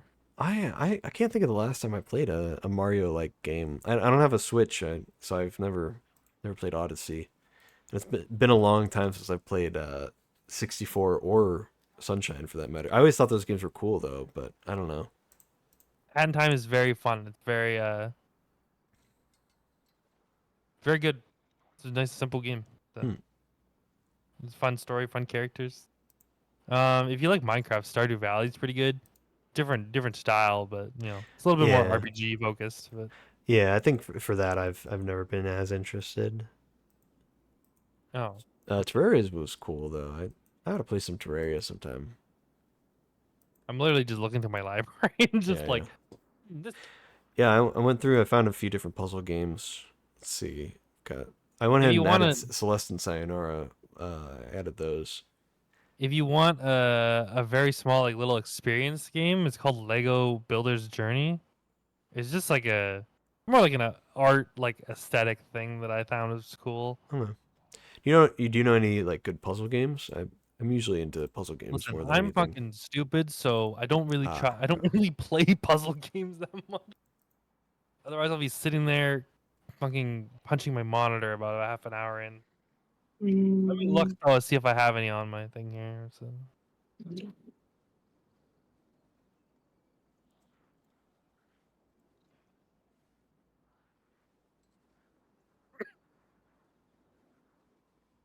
Katamari Damacy reroll. That's a funny game. Oh yeah, I mean, I played the original, and then started playing the sequel that when they added it to Steam, but I need to get back to that. I didn't really play much of it yet. It's so fun though. It's got a great soundtrack too. Persona is always a fun game to play. Persona 5 especially. It's a long game, but it's a great game too. Early Carnum streams had those. Yeah. Yeah, Katamari was a long time ago. I think that was Yellow Hat era. I was still wearing the yellow hat. That was a long time ago. Or maybe Crypt of the earlier than that. Necrodancer. If you like, wait, this isn't a. I forget. Hold on. Crypt of the Necrodancer was like one of the first roguelites, if I'm not mistaken. It's actually a rogue-like, which is even scarier. Yeah. That's a big. Oh. I don't know. I honestly don't know the difference between the two. Roguelite means there's cross progression. So let's say you die, right? But you got some currency during the run that you can use to upgrade your account, right? That's a roguelite. Usually there's something so I get helping it. you. I get the right? term. So it's like light as in it's not as heavy. It's Yes. it's like a DS light, Or it's not fully what it's supposed to be, right? But roguelike is like it is the thing. Yeah, okay. based on some game called Rogue. Yeah, back that's in the day. what I've always assumed is there was one game called Rogue, and everybody was like, "Oh, this is like Yep. Rogue, so it's roguelike, whatever." But Again, the rules are like vaguely varied. They like bend it a lot. But okay. the general idea is roguelite. There's some sort of progression you can do to like help you along the way. Roguelike, you lose everything when you die. So, Yeah, if you like action games, I really love Monster Hunter. Monster Hunter's great. I Like thought about a World is Monster really Hunter, good. but it's a little grindy. I've always been of the mind that if I play Destiny, I really shouldn't be into any other RPGs at the same time, especially not Well, guess MMORPGs. what? So Guess what about Destiny? You got yeah, tons of time well, now. yeah, yeah. Monster Hunter is definitely one of those games where you can just play it, save, come back later, right? It's like a single player game, but you can play with friends. Hmm. Hi-Fi Rush, if you want just like a story action game. So Hi-Fi Rush is great. I know the name, but I can't think of what it is right now. What's that? Let me look it up. It's just like an action hack and slash game, but to the rhythm. So if you like music, very Oh good. yeah, yeah. I saw the art and immediately was like, oh yeah, I recognize that. I've seen some cool stuff from that. It looks interesting. I don't know. Oh, there actually is a puzzle game on my computer that I like forgot about called Terra Nil. So Terra Nil. Terra and then space and then NIL. It's like a chill. You're trying to depollute the environment or whatever. I couldn't complete one level for the life of me, but you know I'm sure more puzzle oriented you could probably do. Oh, this is like it's like a city It's planner very almost. kind of. You have like tools to do different things, right? But then you're trying to put yeah. It's kind of safe. Interesting. Baldur's Gate, if you haven't played it, that's a big one, but you know it's really good. Well, see, I'm just interested in the sex scenes, and I wouldn't be able to stream it, so you know. I think people have I'm streamed it kidding. on Twitch. I know. I'm just trying to get a reaction out of people right now. That's all. I mean, that didn't even phase me because I I was I like, okay, know. that's a little weird, but it's all good. Everybody's answering so earnestly. Oh, it doesn't show that much. It's You know, I oh no, mean, like all right, all right. I'm trying to be funny here. No, I don't think I'm very interested in. That's all. That's the only real reason. I just don't think I really care much for Baldur's Gate. I know it's good like a with big friends. It deal. was like, I think it's one of those things where it's just like we were talking about, where like this just isn't going to click with me, and I think I can just tell that at a glance without really looking into it. There have been some games where people are like, no, you really got to try it, and then I finally tried it. I'm like, you're right, it was great, I loved it. And then there have been other things where people are like, you really got to try it, and then I'm like, fine. And then I do, and I'm like, yep, this is exactly what I thought it was, and I knew I wasn't gonna like it, and I don't like it. You know, but I'm playing for the sake of my friend or whatever. But it's very fun if you like D&D and you like thinking a lot. There you go. It plays like D&D. yeah, I think I don't know. I think it's interesting. I just don't think I care for it as Do you like much. Tetris? Not really, no. Okay, never mind. I You know, won't, the I whole won't mention reaction that one. time thing. I'm not so good at that. So Do you like rhythm-esque games, right? uh, Not like full rhythm games, but like games like let's say like an FPS game that works to the rhythm, right? Kind of, or like gives you a bonus for playing to the rhythm. Have you ever played those? I don't think so. Okay, well there's a cool one if you like metal music called Metal Hellsinger. I haven't beat it, but it's pretty fun. You know, you just get like Okay. it's like Doom, but if you're playing to the rhythm at the same time. Oh, It's hey, kind of hold what on. Hi-Fi Rush is. I should just play Horny Suika, Wet Watermelon. Oh fuck, true. You could just do that too. I could just do that. Oh my god.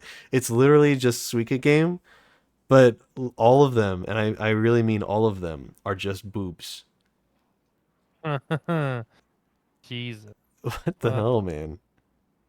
I saw that on my Steam too. Yeah, what the hell, man? I'm just... Why is it always the front page that has like 5... Like you can look at every other category and occasionally you'll come across a porn game, like whatever, fine. But like the front page, you just scroll down and it's like new and trending, half of them are porn games. Like, what is happening, dude? Yeah, the store is breaking a little bit. Yeah. If you put Sayonara Wild Hearts on your list, Mm. my only warning is if you have any form of epilepsy or like struggle with flashing lights, it's a lot of flashing lights. Oh. So, like, I do not, but yeah, that's good to know in case I'm streaming it. yeah, like I think it'll be fine. You just got to disclose that there's a decent amount of flashing. It's a lot of color. Um,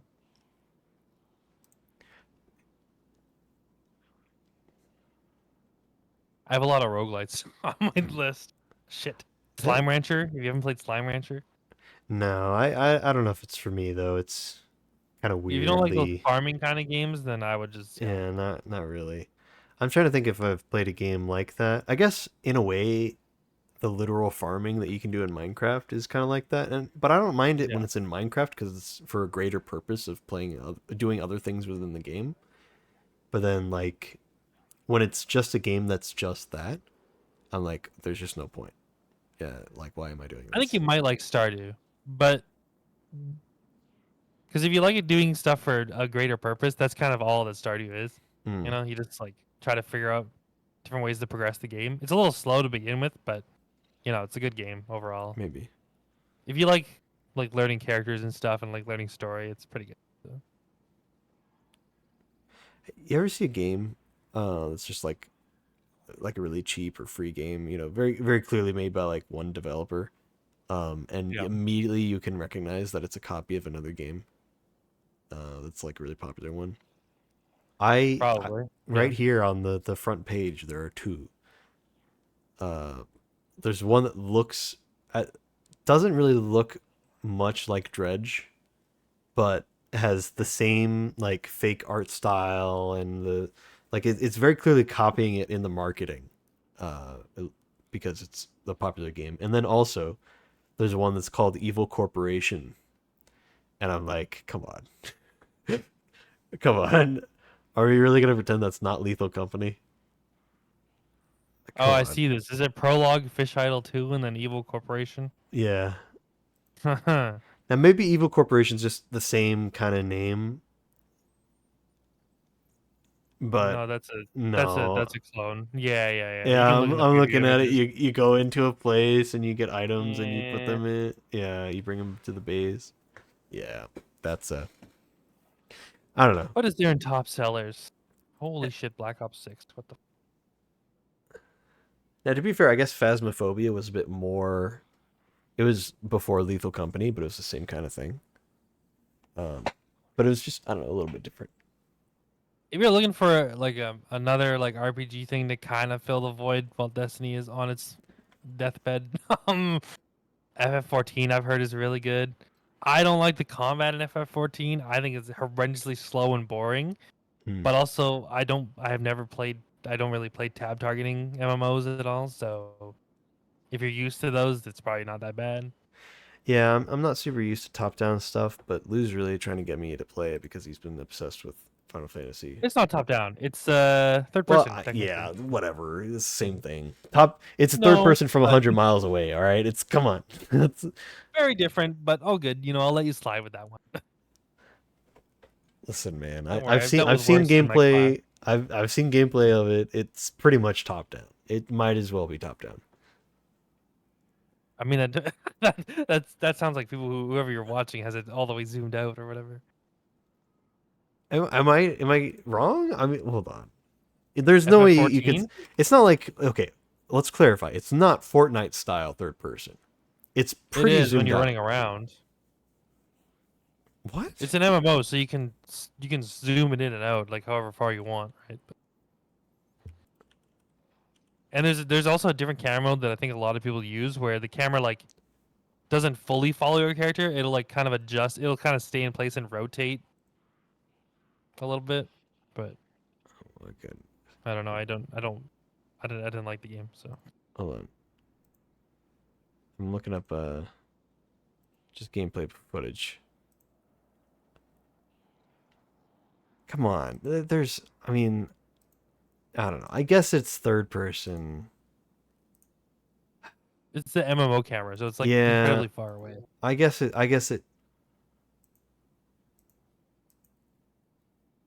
it is more third person than it is top down. But it's so close, man. No. I don't know. No. It feels like I would walk. understand it better if it was top down. Maybe that's why I was just kind of thinking of it as being top down. Because there's just so much clutter on the screen every single time that I've seen a screenshot from Lou. It's either his waifu that he's meticulously crafted, or doing some pose and some outfit he loves, or it's like the most incoherent mess of screen clutter and particle effects that I've ever seen in my life since I played Overwatch. And it was never that bad in Overwatch, even compared to this. FF players will fucking tell you that waiting for cooldowns is the most exciting, exhilarating gameplay they've ever seen in their life. Yeah, I don't know. I get it. I get it. I'm not gonna knock it. No, it's an MMO. When I I've was played playing it, similar things, but the best part when I was playing it was there's so much stuff you could do. Like there's like communities for everything. There's people who just make stuff. There's people who do the raids and stuff. There's people who literally sit around and talk. I'm like, why don't you people just like do this elsewhere? And I don't know. Like it's just interesting. yeah, I think found it interesting because there's people watching. I think that's probably the biggest thing about it is that it's probably, besides World of Warcraft, it's probably the biggest MMO right now. So because of that, if you're looking to do a specific thing in an MMO, if you want to fulfill a specific niche in an MMO, it's probably the best option. And World of Warcraft has been around too long. There's too much of a history, and if you are just trying to get into it, then you're probably gonna have a bad time. But Final Fantasy is a lot more like you can get into it still. I imagine. Now maybe 5 years down the line, not so much. But yeah, I don't know. Also, I've never cared about any of the Final Fantasy stuff. Lou has been assuring me up and down and left and right that no, it doesn't have anything to do with the story of the previous Final Fantasy games, and I'm like, but why? It doesn't. No. Why would they name it? Why would they name it that? If it's a different game. Oh well, no. Every FF doesn't like. They're not all connected. They're like very disjointed. If it was really the Final Fantasy, why are there 14 of them? It's not final. It's just another one. There's a whole lore behind the name Final Fantasy. I don't want to get into it 'cause I'm sure you whatever, already man. know it. I don't care. Well, FF14 High does have references to other games, but it's not connected. It's like I'm sure you know High that it's like, it's kind of like references stuff, but it's because it's in the same universe, but not really, or whatever. Like, kind of, I guess. So I grew up in a household that didn't respect Final Fantasy whatsoever. We never cared about it, and I'm not about to start. All right, that I may. Okay. I was gonna. I don't know. I was gonna make a joke that maybe wasn't the best. But I'll say something similar. I may have grown out of a lot of things in my life. All right, I may have grown up in a lot of different ways, but this is the one spot where I'll remain childish and not caring about Final Fantasy at all. Unless I happen to start playing with Lou, that'll be the exception. But I kind of doubt that that's gonna happen. Still. Nah, if you like Destiny, I feel like, fucking, if you like really like the Destiny combat and like you're really attached to it, you'll just hate FF's combat. You'll actually you'll fall asleep probably while you're playing it. Yeah, I think I'm just gonna. It would have to fulfill a different niche in my brain.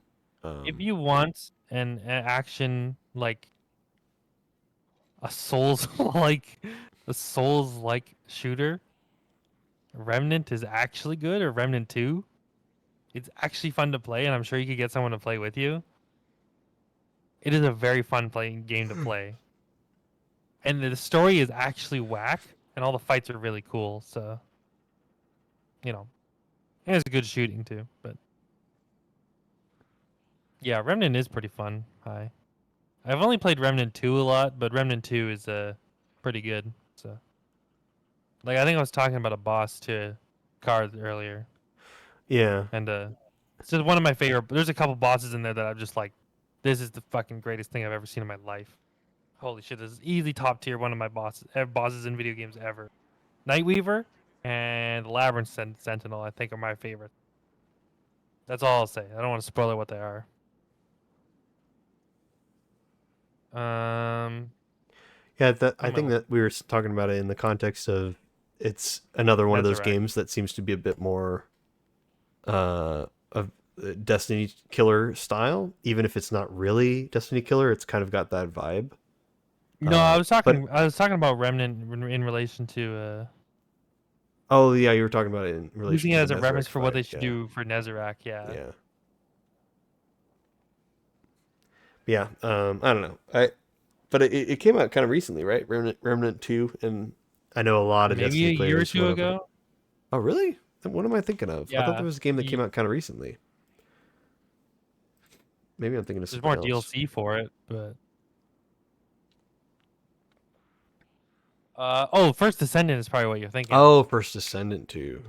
Yeah. Or the is first it? No, it's just one. It's Just it's First like Descendant. a. Oh, okay. It's like Warframe, but if it was like. A gacha game kind of. And like animeified a little bit. So like instead of the robots being hot, it's robots with slightly more human features being hot. No, dude, I want them to be hot robots. Bro, some of the Warframes are a little bit too hot for comfort, so you know. I like the compromise they did in Destiny. I think it's a comfortable level of robot hotness. You know? For the What, Exos Ada at 1? least. Oh. I think yeah. it's like it's not too weird, but it's like, yeah, you know, there are hot robots in here. I try not to look at some of the frames in Warframe. They're just a little bit too attractive. Sorry, now I'm ousting myself as someone who likes Warframe a little too much. Shit. Okay, yeah, First Descendant definitely looks like a Destiny killer. They're literally like heavy ammo bricks on the ground. What the hell? Listen, don't look at it too long. It's kind of cursed. It's literally like if someone was like, "This game would look better in Unreal," and then they did it, and then I don't know. It's like Warframe, but if it was in Unreal Engine. So the environments are kind of bland. Okay, there we go. No, never mind. There were like 5 different scenes in a row of like the most bland, like non-decorated looking gray environments, and then it started cutting to some greenery and some nicer stuff. I'm like, okay, never mind. starting area is disgusting for sure.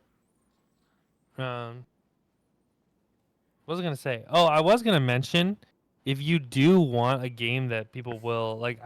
I've noticed because I was in like a little phase after I played Monster Hunter World for a bit there, where I was watching I was trying to delve into Monster Hunter streams and like find people who are new, right? Because that was the thing that was big for a while. They were just playing Monster Hunter. There is just a lot of people that will jump in and be like, "Oh, you want help or whatever." Big mix of backseaters and people who are actually just like you need people to hunt with and stuff, right? Like helpful players. Yeah. So if you are looking for, this is like more like a little meta talk about stream engagement. You know, lots of people love Monster Hunter, right? Just saying. But if you don't like it, there's no point in playing it. So, right? I know that. I know you. I heard a light bulb go off in your head, dude. So. That and also I kind of got distracted reading Steam reviews of First Descendant, so I'm a little distracted. But I did hear what you said. Yeah, like I did notice a lot of, at least the streams I was in, lots of engagement. People love seeing people progress through that game. There's something about watching people get better at that game that's just like, it's like watching your child grow up or something. It's crazy. I think I've always had a bit of an admiration for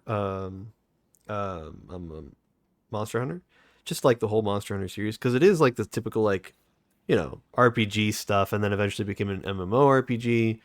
You know, depending as the series went on, and but it's always had like a bit of a Dark Souls element, somewhat adjacent to like Shadow of the Colossus, which I've always thought was a cool game.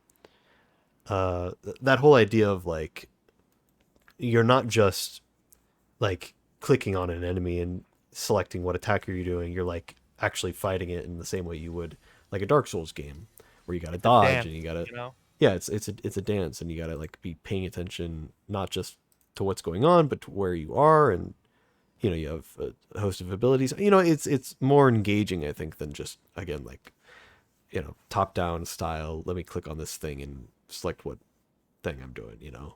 Oh, I played it right after I played Final Fantasy as well, and I was like, this is a breath of fresh air. Holy cow! Yeah. I think if Final Fantasy was as popular as it is, but had the gameplay of Monster Hunter, I'd be a lot more interested. I think that's the reason why. Is I think for some reason with Monster Hunter, there's something else keeping me back. I think it's just maybe the I I think don't you're know. worried about the grind thing, but like the grind's not that bad. Yeah, I think that's been it for a while too. But I think it's just the style is a little too anime. I've never been super into anime games. I okay. Here's where I stand with anime stuff. I'm a VTuber, like literally, but I don't really like a lot of anime adjacent things. Like I like anime. I will watch, a lot of them, not all of them, but a lot of the popular animes, right? I will watch more niche things. I really like it, but a lot of adjacent things to it, like anime music, um, anime, uh, um, oh my god, like subcategories. Like I don't really care about like anime music or like Vocaloid stuff or anime games. Um, I don't even really like wearing anime shirts. Like I don't know. I'm part of the community just because I watch anime, but you know, uh, I think I know what you mean though. You don't like the yeah, very overtly kawaii stuff, or like the overtly anime-esque stuff. yeah, We almost weeb levels, right? yeah. I'm not. I Waifu don't culture, know. waifu culture. That's kind of what it is, right? Waifu culture for sure, yeah. But also But I like will. the cute anime sidekick character trope, the little animal creature, Oh, I you love know. Paimon from Genshin Impact. I just don't care, I mean Paimon is at least like not I know she's not human, I guess, but she's like human-esque. But I mean like the little animal characters, like that kind of thing. Just I don't know. I have no interest in that. A lot of that kind of stuff. I Um will say, I think you're thinking Monster Hunter is a little bit more anime than it actually is. It's very much just like an RPG game. Aren't there literally like anime character, like anime cats or something? And then like I mean, they just look like cats in the game. They don't look anime really. They're just like cats. I don't know. Yeah, they literally look like cats most of the time. Monster Hunter Rise looks a little bit more anime. Monster Hunter World is a little bit more realistic looking or grounded looking. Hmm. And then Stories is literally animeified. So you might be thinking of Stories and Rise, Hmm. but World is definitely like grounded, gritty look kind of. And World, yeah, no, World is not anime looking at all. And then like Wilds, the new one coming out, is kind of a little bit more lively looking, but not anime. Hmm. Still like RPG kind of. I don't know. It's hard to, because even like I mean Final Fantasy 14 is very anime. Um, but I can see how somebody could look at that and say it's not very anime. And I'm like, I don't know what you're looking at, but it definitely No, see, is. I'd argue FF14 is very much more anime than. Okay, so Yeah, in Monster Hunter is comparison, way more grounded than you'd think. okay. Well, that's good to hear the comparison because again, I was like, well, Like, are you just saying it because you're not, looking for it, or are you actually I mean, I couldn't care right? less if you play it or not, but Well, yeah, yeah. I'm just saying, yeah, like as someone who's played it, it's definitely. I mean, I can see why you would say it's anime, right? It Mm. definitely has a lot of animation related stuff that's like anime esque, but And it's made in Oh, we're- Japan, so it has certain vibes about it. I think that's maybe more of what I've seen, where I'm just like, it's just got the anime vibes. Um, Yeah, Rise is the anime one. Like the newest one is the anime-esque one, and I'm Hmm. sure like Lou and all them probably. I think we were playing it for a while there, back in the day, or when okay. it came out. But I think you would like World more. World's very aesthetically pleasing, kind of like it's like you're in a world with people. Ironically, considering the name. Very, very. Fuck. I remember I thought about it when I got to the DLC. It's very not thematically pleasing, but like the DLC area makes you realize you're like, oh my god, I'm actually kind of immersed in like hanging out in this area and like hanging out with hunters and stuff. Hmm. It is a hard game sometimes, but like early game, if you have played a video game ever, you shouldn't struggle against that. Maybe you'll struggle against the menus, but like that's the hardest boss. What is it, like localization issues or? No, just some of them are. It's just horribly organized sometimes. Oh boy. Like the menu names don't make sense sometimes, but it's not like a translation issue. It's just like, what, why? Weird. That's the biggest issue though. But like after you play it for like maybe an hour or two, you're like, okay, I get where to go. Interesting. If you can navigate the vague ass Destiny menus, you're good. Yeah, I mean, I think they've gotten more complicated over time, but Yeah, Destinies aren't even that bad, I'd yeah, say. So.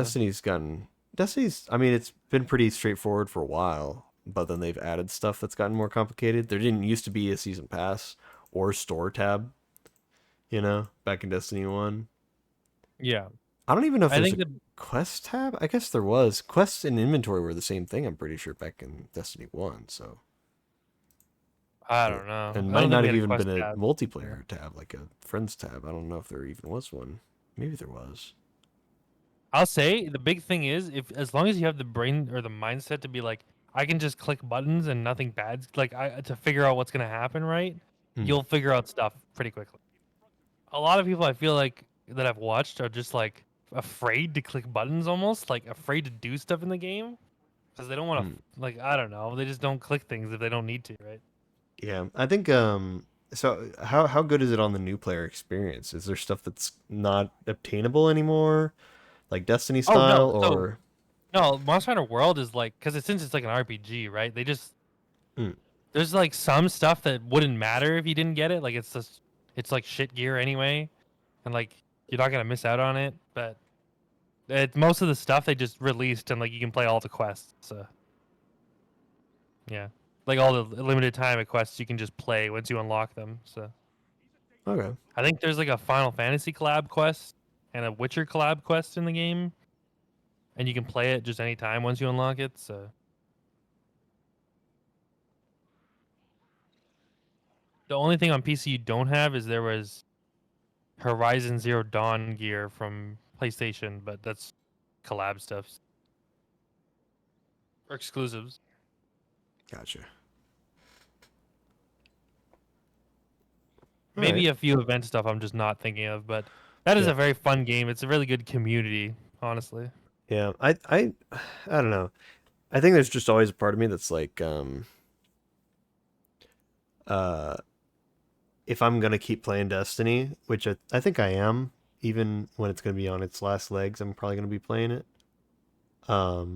If they ever announce, hey, we're gonna fully stop updating the game, but we're just gonna leave it on life support like Destiny 1 is right now, if that ever happens, I will probably just stop playing. But like, or if they just fully shut down the servers, of course. But I think until that point, as long as they're putting out actual expansions and stuff, I'm probably going to keep playing the game. And so it's just, I don't know, it's hard to convince myself to be like, yeah, let's play another MMO. Yeah, let's just add another one. Let's just do more grind, That's the thing. Now I think you're conflating this as an MMO. It's not really an MMO. It's more of an RPG, like where you're just playing alone, right? Because those two aren't always connected, Like Skyrim's an RPG, but it's not an MMO. So this Wait, is so just Monster kind of Hunter's a not online? Or it is online, but not all the time. Like you're playing a single player game most of the time, but you Oh. can invite people into your game, kind of. Oh, okay. Like you host the lobby in Monster Hunter, right? And you can either make that private and then just post quests for yourself and do them, or you Nice. can have people in your lobby who can join your quest and stuff when you post it. So Is there anything like the tower where you can like just randomly yeah, meet there's a people? gathering hub. So Okay. but like I don't know. most I feel like if I were to quit Destiny, I would want something a bit more MMO like, though, is the thing where it's like, I don't know, no, I think you'll be like less of if a you focus on the solo play. I don't really like single player games all that much. yeah, High brings up a good point. World co-op when you're beginning is fucking horrendous. Like it's the worst. Trying to play the story with people is so bad. I don't understand why, but like, they just make it incredibly hard in World. Weird. You can't join someone if they haven't seen the cutscene in the mission. So I don't know. But yeah, in the next one in Rise, you can just play with people in the story. So I think it's mostly because the story cutscenes are like in-game rendered, so it's like hard to do multiple. But I definitely would keep it on your radar if you're like looking. If you're like, okay, I'm just want to play a different game at this point, Yeah. like a different grindy game. So Yeah, I think Monster Hunter's always been kind of higher priority as far as like, you know, if Destiny ever gets so slow, or if I ever just fully quit Destiny, that'll probably be my replacement MMO kind of thing. But at the same time, now you're yeah, saying it's kind of not really much of an MMO, so I'm like, maybe not. I it don't know. almost makes up for it by how lively the community is, right? Like people will just join your lobby. Like if you Hmm. like give them the passcode for the, or not the passcode, but like the join code for the lobby, and like say, hey, we're doing an open hunting lobby or whatever. Fucking people will just find you somehow. Hmm. Interesting. Like you can make it as lively as you want. Essentially, it's probably a better way to put it. I feel like at that point they should just make an MMO. Like the Well, next except one it's a should whole just be an different like way MMO. to I don't program know. the game. Well, it's back in the day, like you could only have like 4 people in a lobby at once. Back in the old Monster Hunter. But Worlds you can do 16, and I'm sure Wilds is going to be something crazy like You do you could do 16. 32 or Wow, something. okay. Yeah, there's a formula and it's been working for ages. That's literally what Monster Hunter is, and that's like the beauty of it. They actually just don't care about anything that modern gaming does, Hmm. at least so far. I do feel like it would do wonders for them if they just made it more MMO like, in the sense of like, yeah, you can just join people and like more easily, and you can have like clans and things. I don't know. We I don't think know just what they're doing incorporating for some of that. Wilds, so that's the thing. Like they Yeah. could be doing that for Wilds, which is the next. For their sake, I hope so, because I feel like that's like probably the most unapproachable thing, because there are probably people who try to join the game who don't know somebody like you who can just tell them, oh yeah, here's how you do whatever. Like they just join the Yeah. game and they're like, I don't know what I'm doing. And a game like WoW, it's pretty easy to find a clan, and it's pretty easy to, just find other players to play with, and to encounter other people, and to ask for help in the town center, and whatever. You can do that kind of stuff and meet new people, and it's pretty obvious how to do that. But I don't know, with it being kind of like a more niche system, even if people will join and help, if people don't know that others will join and help, then they won't post about it. They won't, like, it's like the whole Destiny thing where it's like, yeah, you can play with other people, you can meet new people in the game randomly, but more often than not, you're probably going to LFG.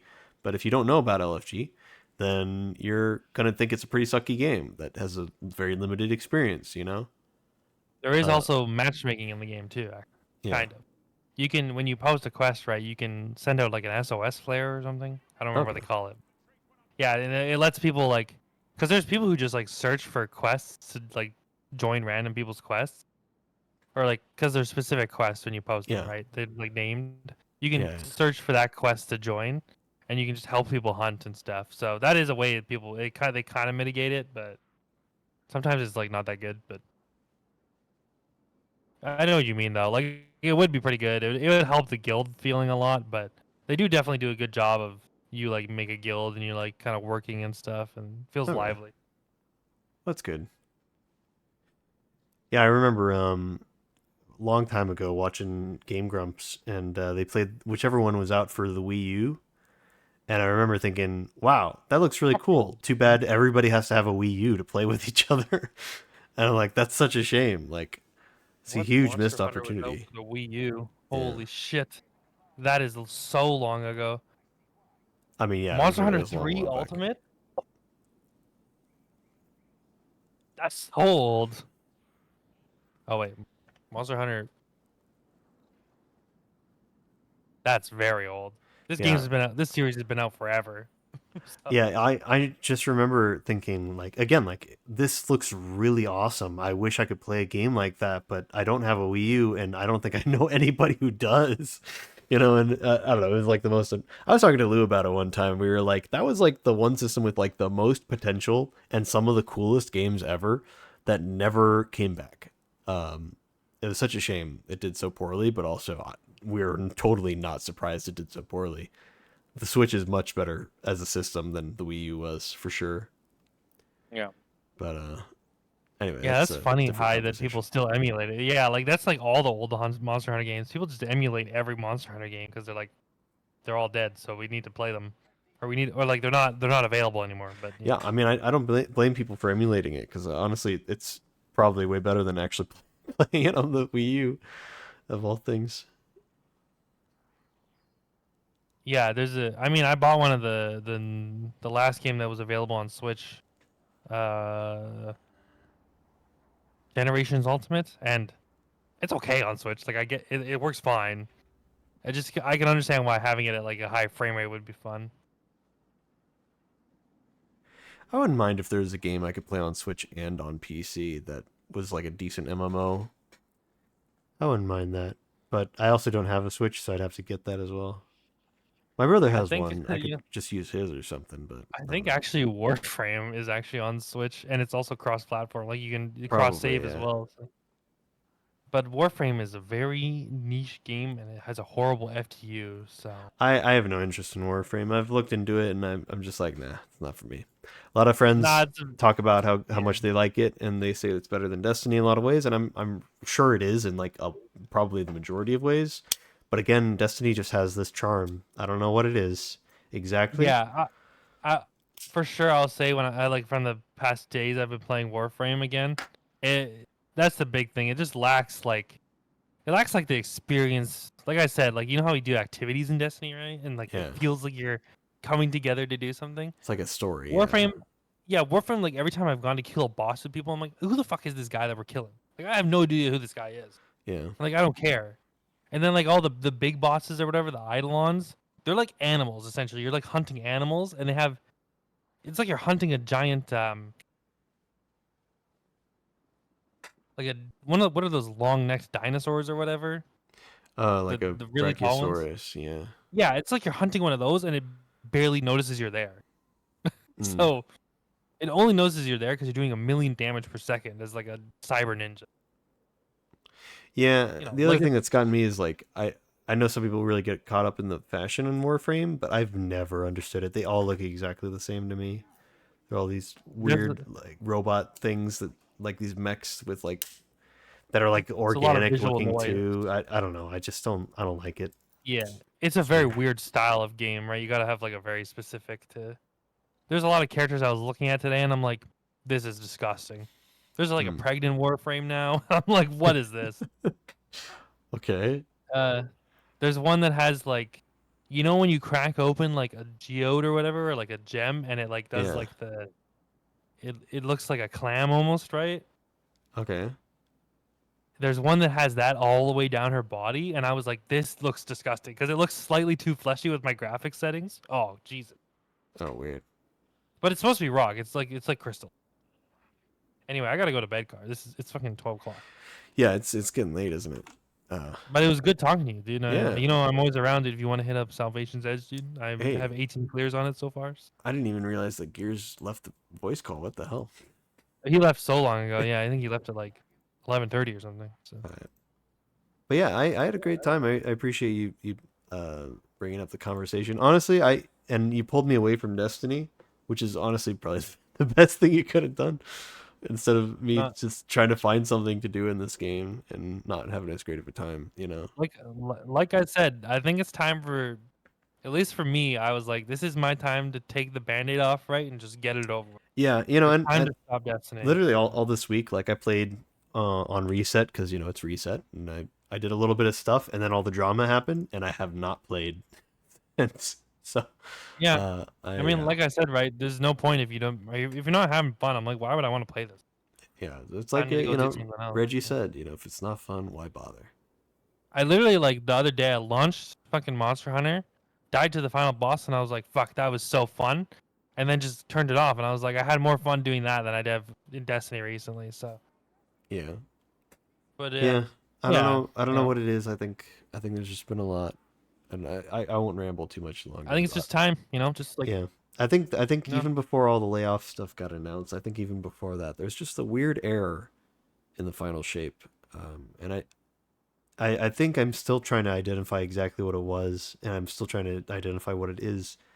But I think there's just a strange fatigue, a strange like exhaustion, and I don't know if it's just me or if it's the whole community.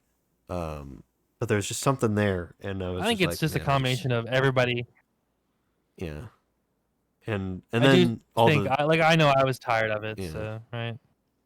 It's like when there's like a content creator and you always hated them and you're like they're so annoying. I don't know what it is. People are like, why don't you like them? And you're like, I just don't like them. And then like a few years down the line, they're like outed as a pedophile, and you're like, yes, I knew it. I don't know. It's like that weird like Yeah. this isn't necessarily a good thing, but like I feel vindicated in this. I feel like I'm waiting. It felt like I was waiting for the bad thing to happen, you know, and I don't think I knew that's what it was at the time. But then the like layoff stuff happened, and I'm like, oh man, yep. Now I have a reason. Now I have a reason to not play. But I don't know. It sucks Listen, because I want to say it's like I still want to say it's like my favorite game, and I still want to say I love playing it. But it's tough to say that and then not play it at all. You know, it's I weird. think, I mean, it's like playing, it's like saying like one of your favorite games was like a retro game, right? Like when someone asks you what's one of your favorite Mm. games of all time, you could say like, oh, I used to like Sly Cooper or whatever, right? Like something like that. You don't Big play fan it of Mega anymore, Man. You but know, like, yeah, whatever. yeah, but Yeah. like that's what Destiny's going to be eventually, right? It's just weirder because, I mean, it's in our current time, right? And like you and me are like, I think we're both about the same age, like 25ish, right? Or Yeah, I'm 26ish. 26. Yeah, Yeah, so like we grew up on this game essentially for the whole 10 years. that's So true. like, Yeah. you know, it's just weird saying right now, okay, I think it's time to put the game on the back burner and be like, Yeah, do other stuff. it's gonna be a classic in our eyes, and eventually, you know, we're probably gonna be some old men playing some other game in the future and talk about like, well, you know, the first one I ever played that was like this was Destiny, and I love Destiny. It was good, probably my favorite game ever, and I'm sure there's gonna be some better game along the way that we're just gonna not even bother with, probably because we're old men at that point. That's my guess. I've definitely had to come to terms with, like, I'm in game development school right now, so my Hmm. whole class is just nerds. Like we all play games, right? Hmm. Originally, I was the guy, like the butt of the joke was that I play Destiny, and that's like my only game, right? Yeah. And like I constantly mention it to them. But I've come to terms with just saying like, yes, one of my favorite games is Destiny. Unironically, like as much as I say it, but like it is true, right? Like it's part of my life. Like I mean, if you were to press any of those guys, um, I'm sure you would find some embarrassing game that they hold very highly, way higher than they should. You know, whether it's some like weird porn game or just something that's just like a little off the wall. Like, what are you doing, man? Like, what are you doing playing this? What, you really think this game's good? Really? You know, some specific niche thing. And you know, maybe they're just not as open about it. And I'm not going to say that Destiny's necessarily on par with that kind of thing, but I think it's fair to be like, hey, I like this game, and I'm not, you know, I'm not going to be weirded out by, you know, liking this game. It is. I think there's no shame in that. You know. yeah, I think it's just like the public perception of Destiny is like really bad, right? Like people Yeah. who in the gaming circle know it as like this doomed train that's been going on for like 10 years now. But like, you know, realistically, it's just another game. And if you like talk, I think a lot of people don't like having nuanced conversations, like I said, right? So it's like, you know, if you just say like, oh, I don't know, I played it for 10 years and like I enjoyed Yeah. it for the first few, and then it was nostalgic, and then it I had its mean, ups and downs, right? if you came up to me and you said, "Hey, I have a magical device that will wipe your memory and send you back to exactly how old you were when Destiny first came out, and you can have the choice between playing. Right now, you get the choice, but like in that moment, you're going to think that you're just making that choice on your own. But right now, you have the hindsight. You can look back, but when you go there, you're not going to remember all of this, right? You get to experience it all fresh. You get to do it all back. You can do it all again. But you have to choose between either Destiny or some other game, right? And I feel like you could list any other game, and I would pick Destiny every single time. I would not pick League of Legends. I would not pick Overwatch. I would not pick, Valorant. I would not pick, any game that is, top 100 most played games on Twitch right now. Despite, that being better for my stream analytics, I'm sure if I played that, it's just not as good for me. I don't care. It doesn't mean anything to me, but Destiny did. And it has for all these 10 years, and well, okay, not all these 10 years. There, I took that gap between Red War and Beyond Light. It only came in here and there along the way for like Forsaken and stuff. But besides that, like, I've been here, man. This has been part of me. And I'm not gonna say I'd take anything else over it. I think this is my. You could say it's a guilty pleasure game, but I think this is also just my game. This is just for me. It is a game a lot of people identify with, I think. So, it's a big community. Or I guess it's a small community actually, but a tight community. It's a tight community that has had big audiences come in and out in waves, over the years, I think anytime there's something new announced, anytime there's a new expansion, anytime there's new stuff, there's another wave of people that come in, and some people stay because it suits them, and some people go because they realize it's not what they thought it was, or it didn't quite check all the boxes like it does for me. It depends on a lot, but yeah, I think at the end of the day, it's what I always say. It's like it's a lot more niche of a game than I think people think it is at a glance. But for sure. So, but yeah, I'll let you go, man. we could keep going forever. So yeah, I'm sure. Yeah. Well, we can go forever until Destiny actually is canceled for sure. Oh fuck! I'm sure. Fuck that. I'll sit in the tower the whole time just doing the stupid petting the cat emote. And, Jesus, no, man. What the? But yeah, like I said, hit me up if you ever get an itch to a Salvation's Edge. Dude, I'm always just around, like lurking, doing stuff. So. All right, yeah. If I'm ever playing and you're online, I'll hit you up for Salvation because I need to get the red borders, man. I need to get them. I need to get the exotic. Dude, I want them, bro. Dude, I still need all the red borders, dude. Or a couple. Yeah, and I got to do a few more Sherpas to get the Sherpa emblems still. So yeah. Anyway, I'll see you. Oh shit, dude! What the? All right, see ya. Well, that was fun. I think that was good.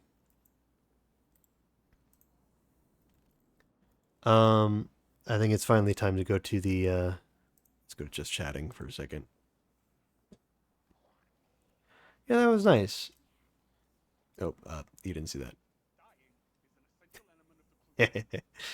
Anyway. I forgot that it doesn't extend very far downward.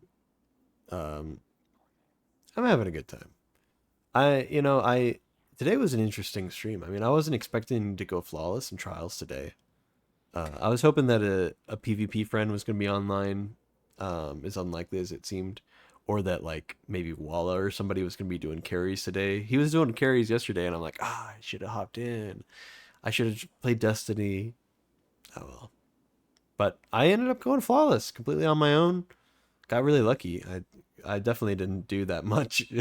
Teammates did a lot more work than I did. Yeah, I don't know. But yeah. I had a good time though. After that, got the story caught up. Interesting stuff going on with Saint 14.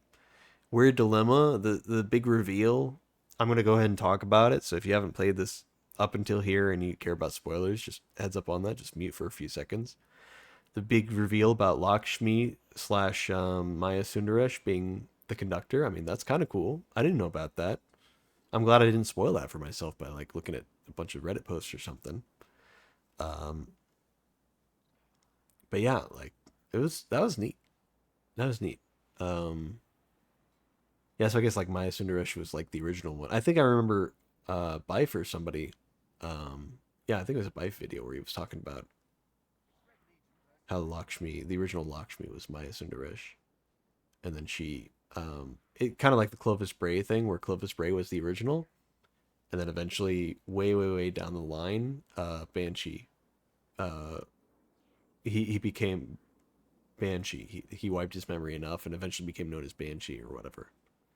And now Banshee 44 is the current guy. So there was that whole thing. Also, like Fellwinter and like Rasputin. So like Rasputin was a guy, the AI, and then had an exo version of themselves, kind of, who was like almost like a son, and that was Fellwinter. Yeah. Lots of cool stuff about that. Anyway, so it's a similar kind of thing, I think, where Maya Sundaresh was the original one, and then she ascended in the Vex plane, but then like another version of herself split off or something, and eventually became Lakshmi. I don't know.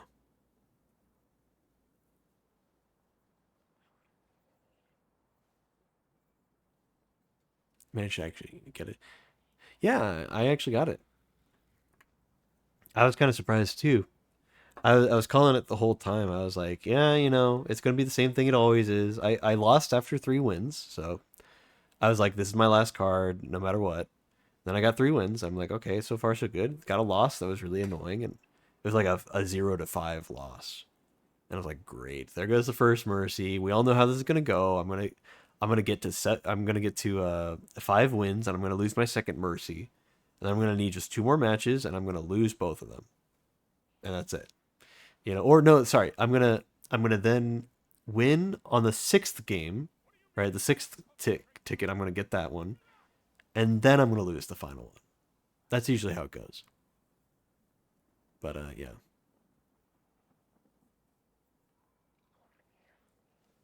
I don't even know who Maya is. 226 copies of her in Vex Network. She was a researcher from the Ishtar Collective on Venus. Yeah, she was like researching stuff. She was one of the people who founded the Neomuna people, and also that one strike where at the end your ghost goes, "Who's Atzad? And what is Oxa?" And sometimes he says, "And who is M Sund 12?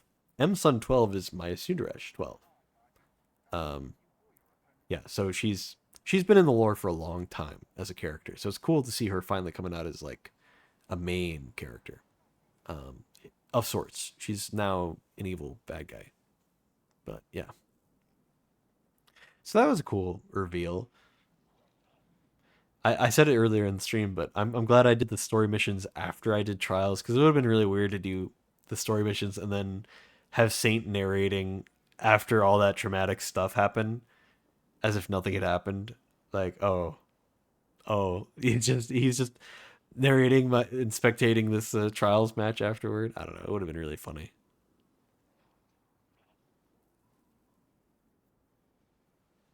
Kind of evil when she was alive. Yeah, well, in the audio logs, right? She was her partner, I think. Whatever her name was.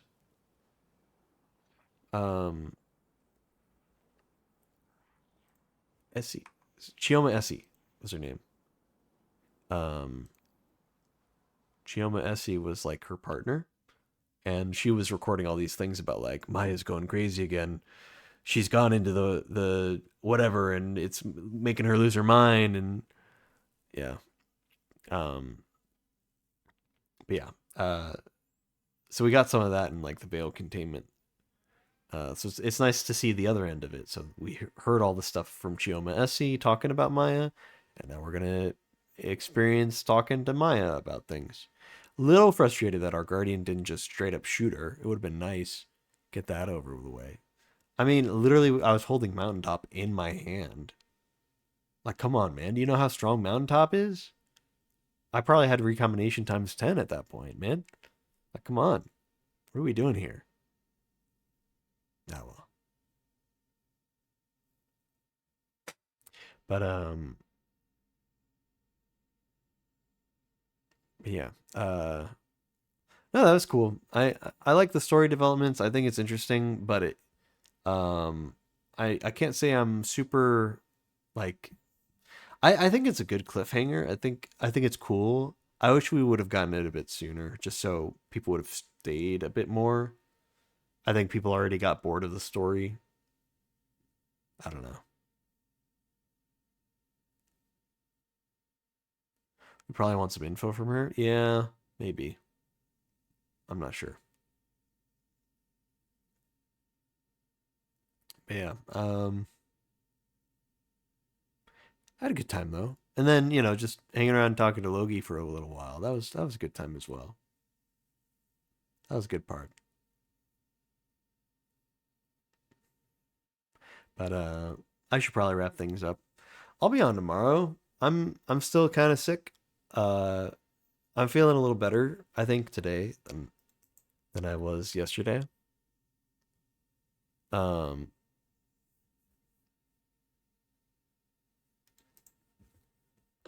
see. I might play Destiny. I don't know. Probably not, considering I kind of did everything I wanted. I went flawless in Trials. I caught up with the story. I could do the raid. I haven't done the raid this week.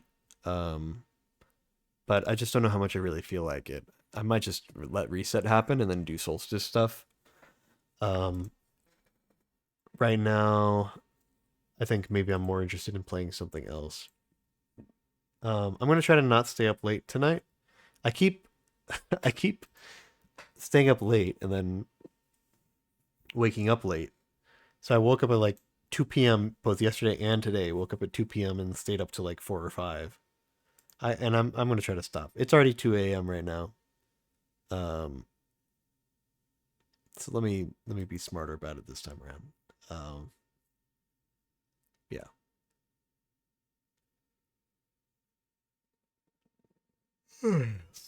Now I'm getting eepy. It's good for a break day before reset. Yeah. Yeah, you know, that's good. I agree. You know, I the only reason why I have tomorrow off in the first place, I mean, I am sick, but I wasn't planning on having it off otherwise.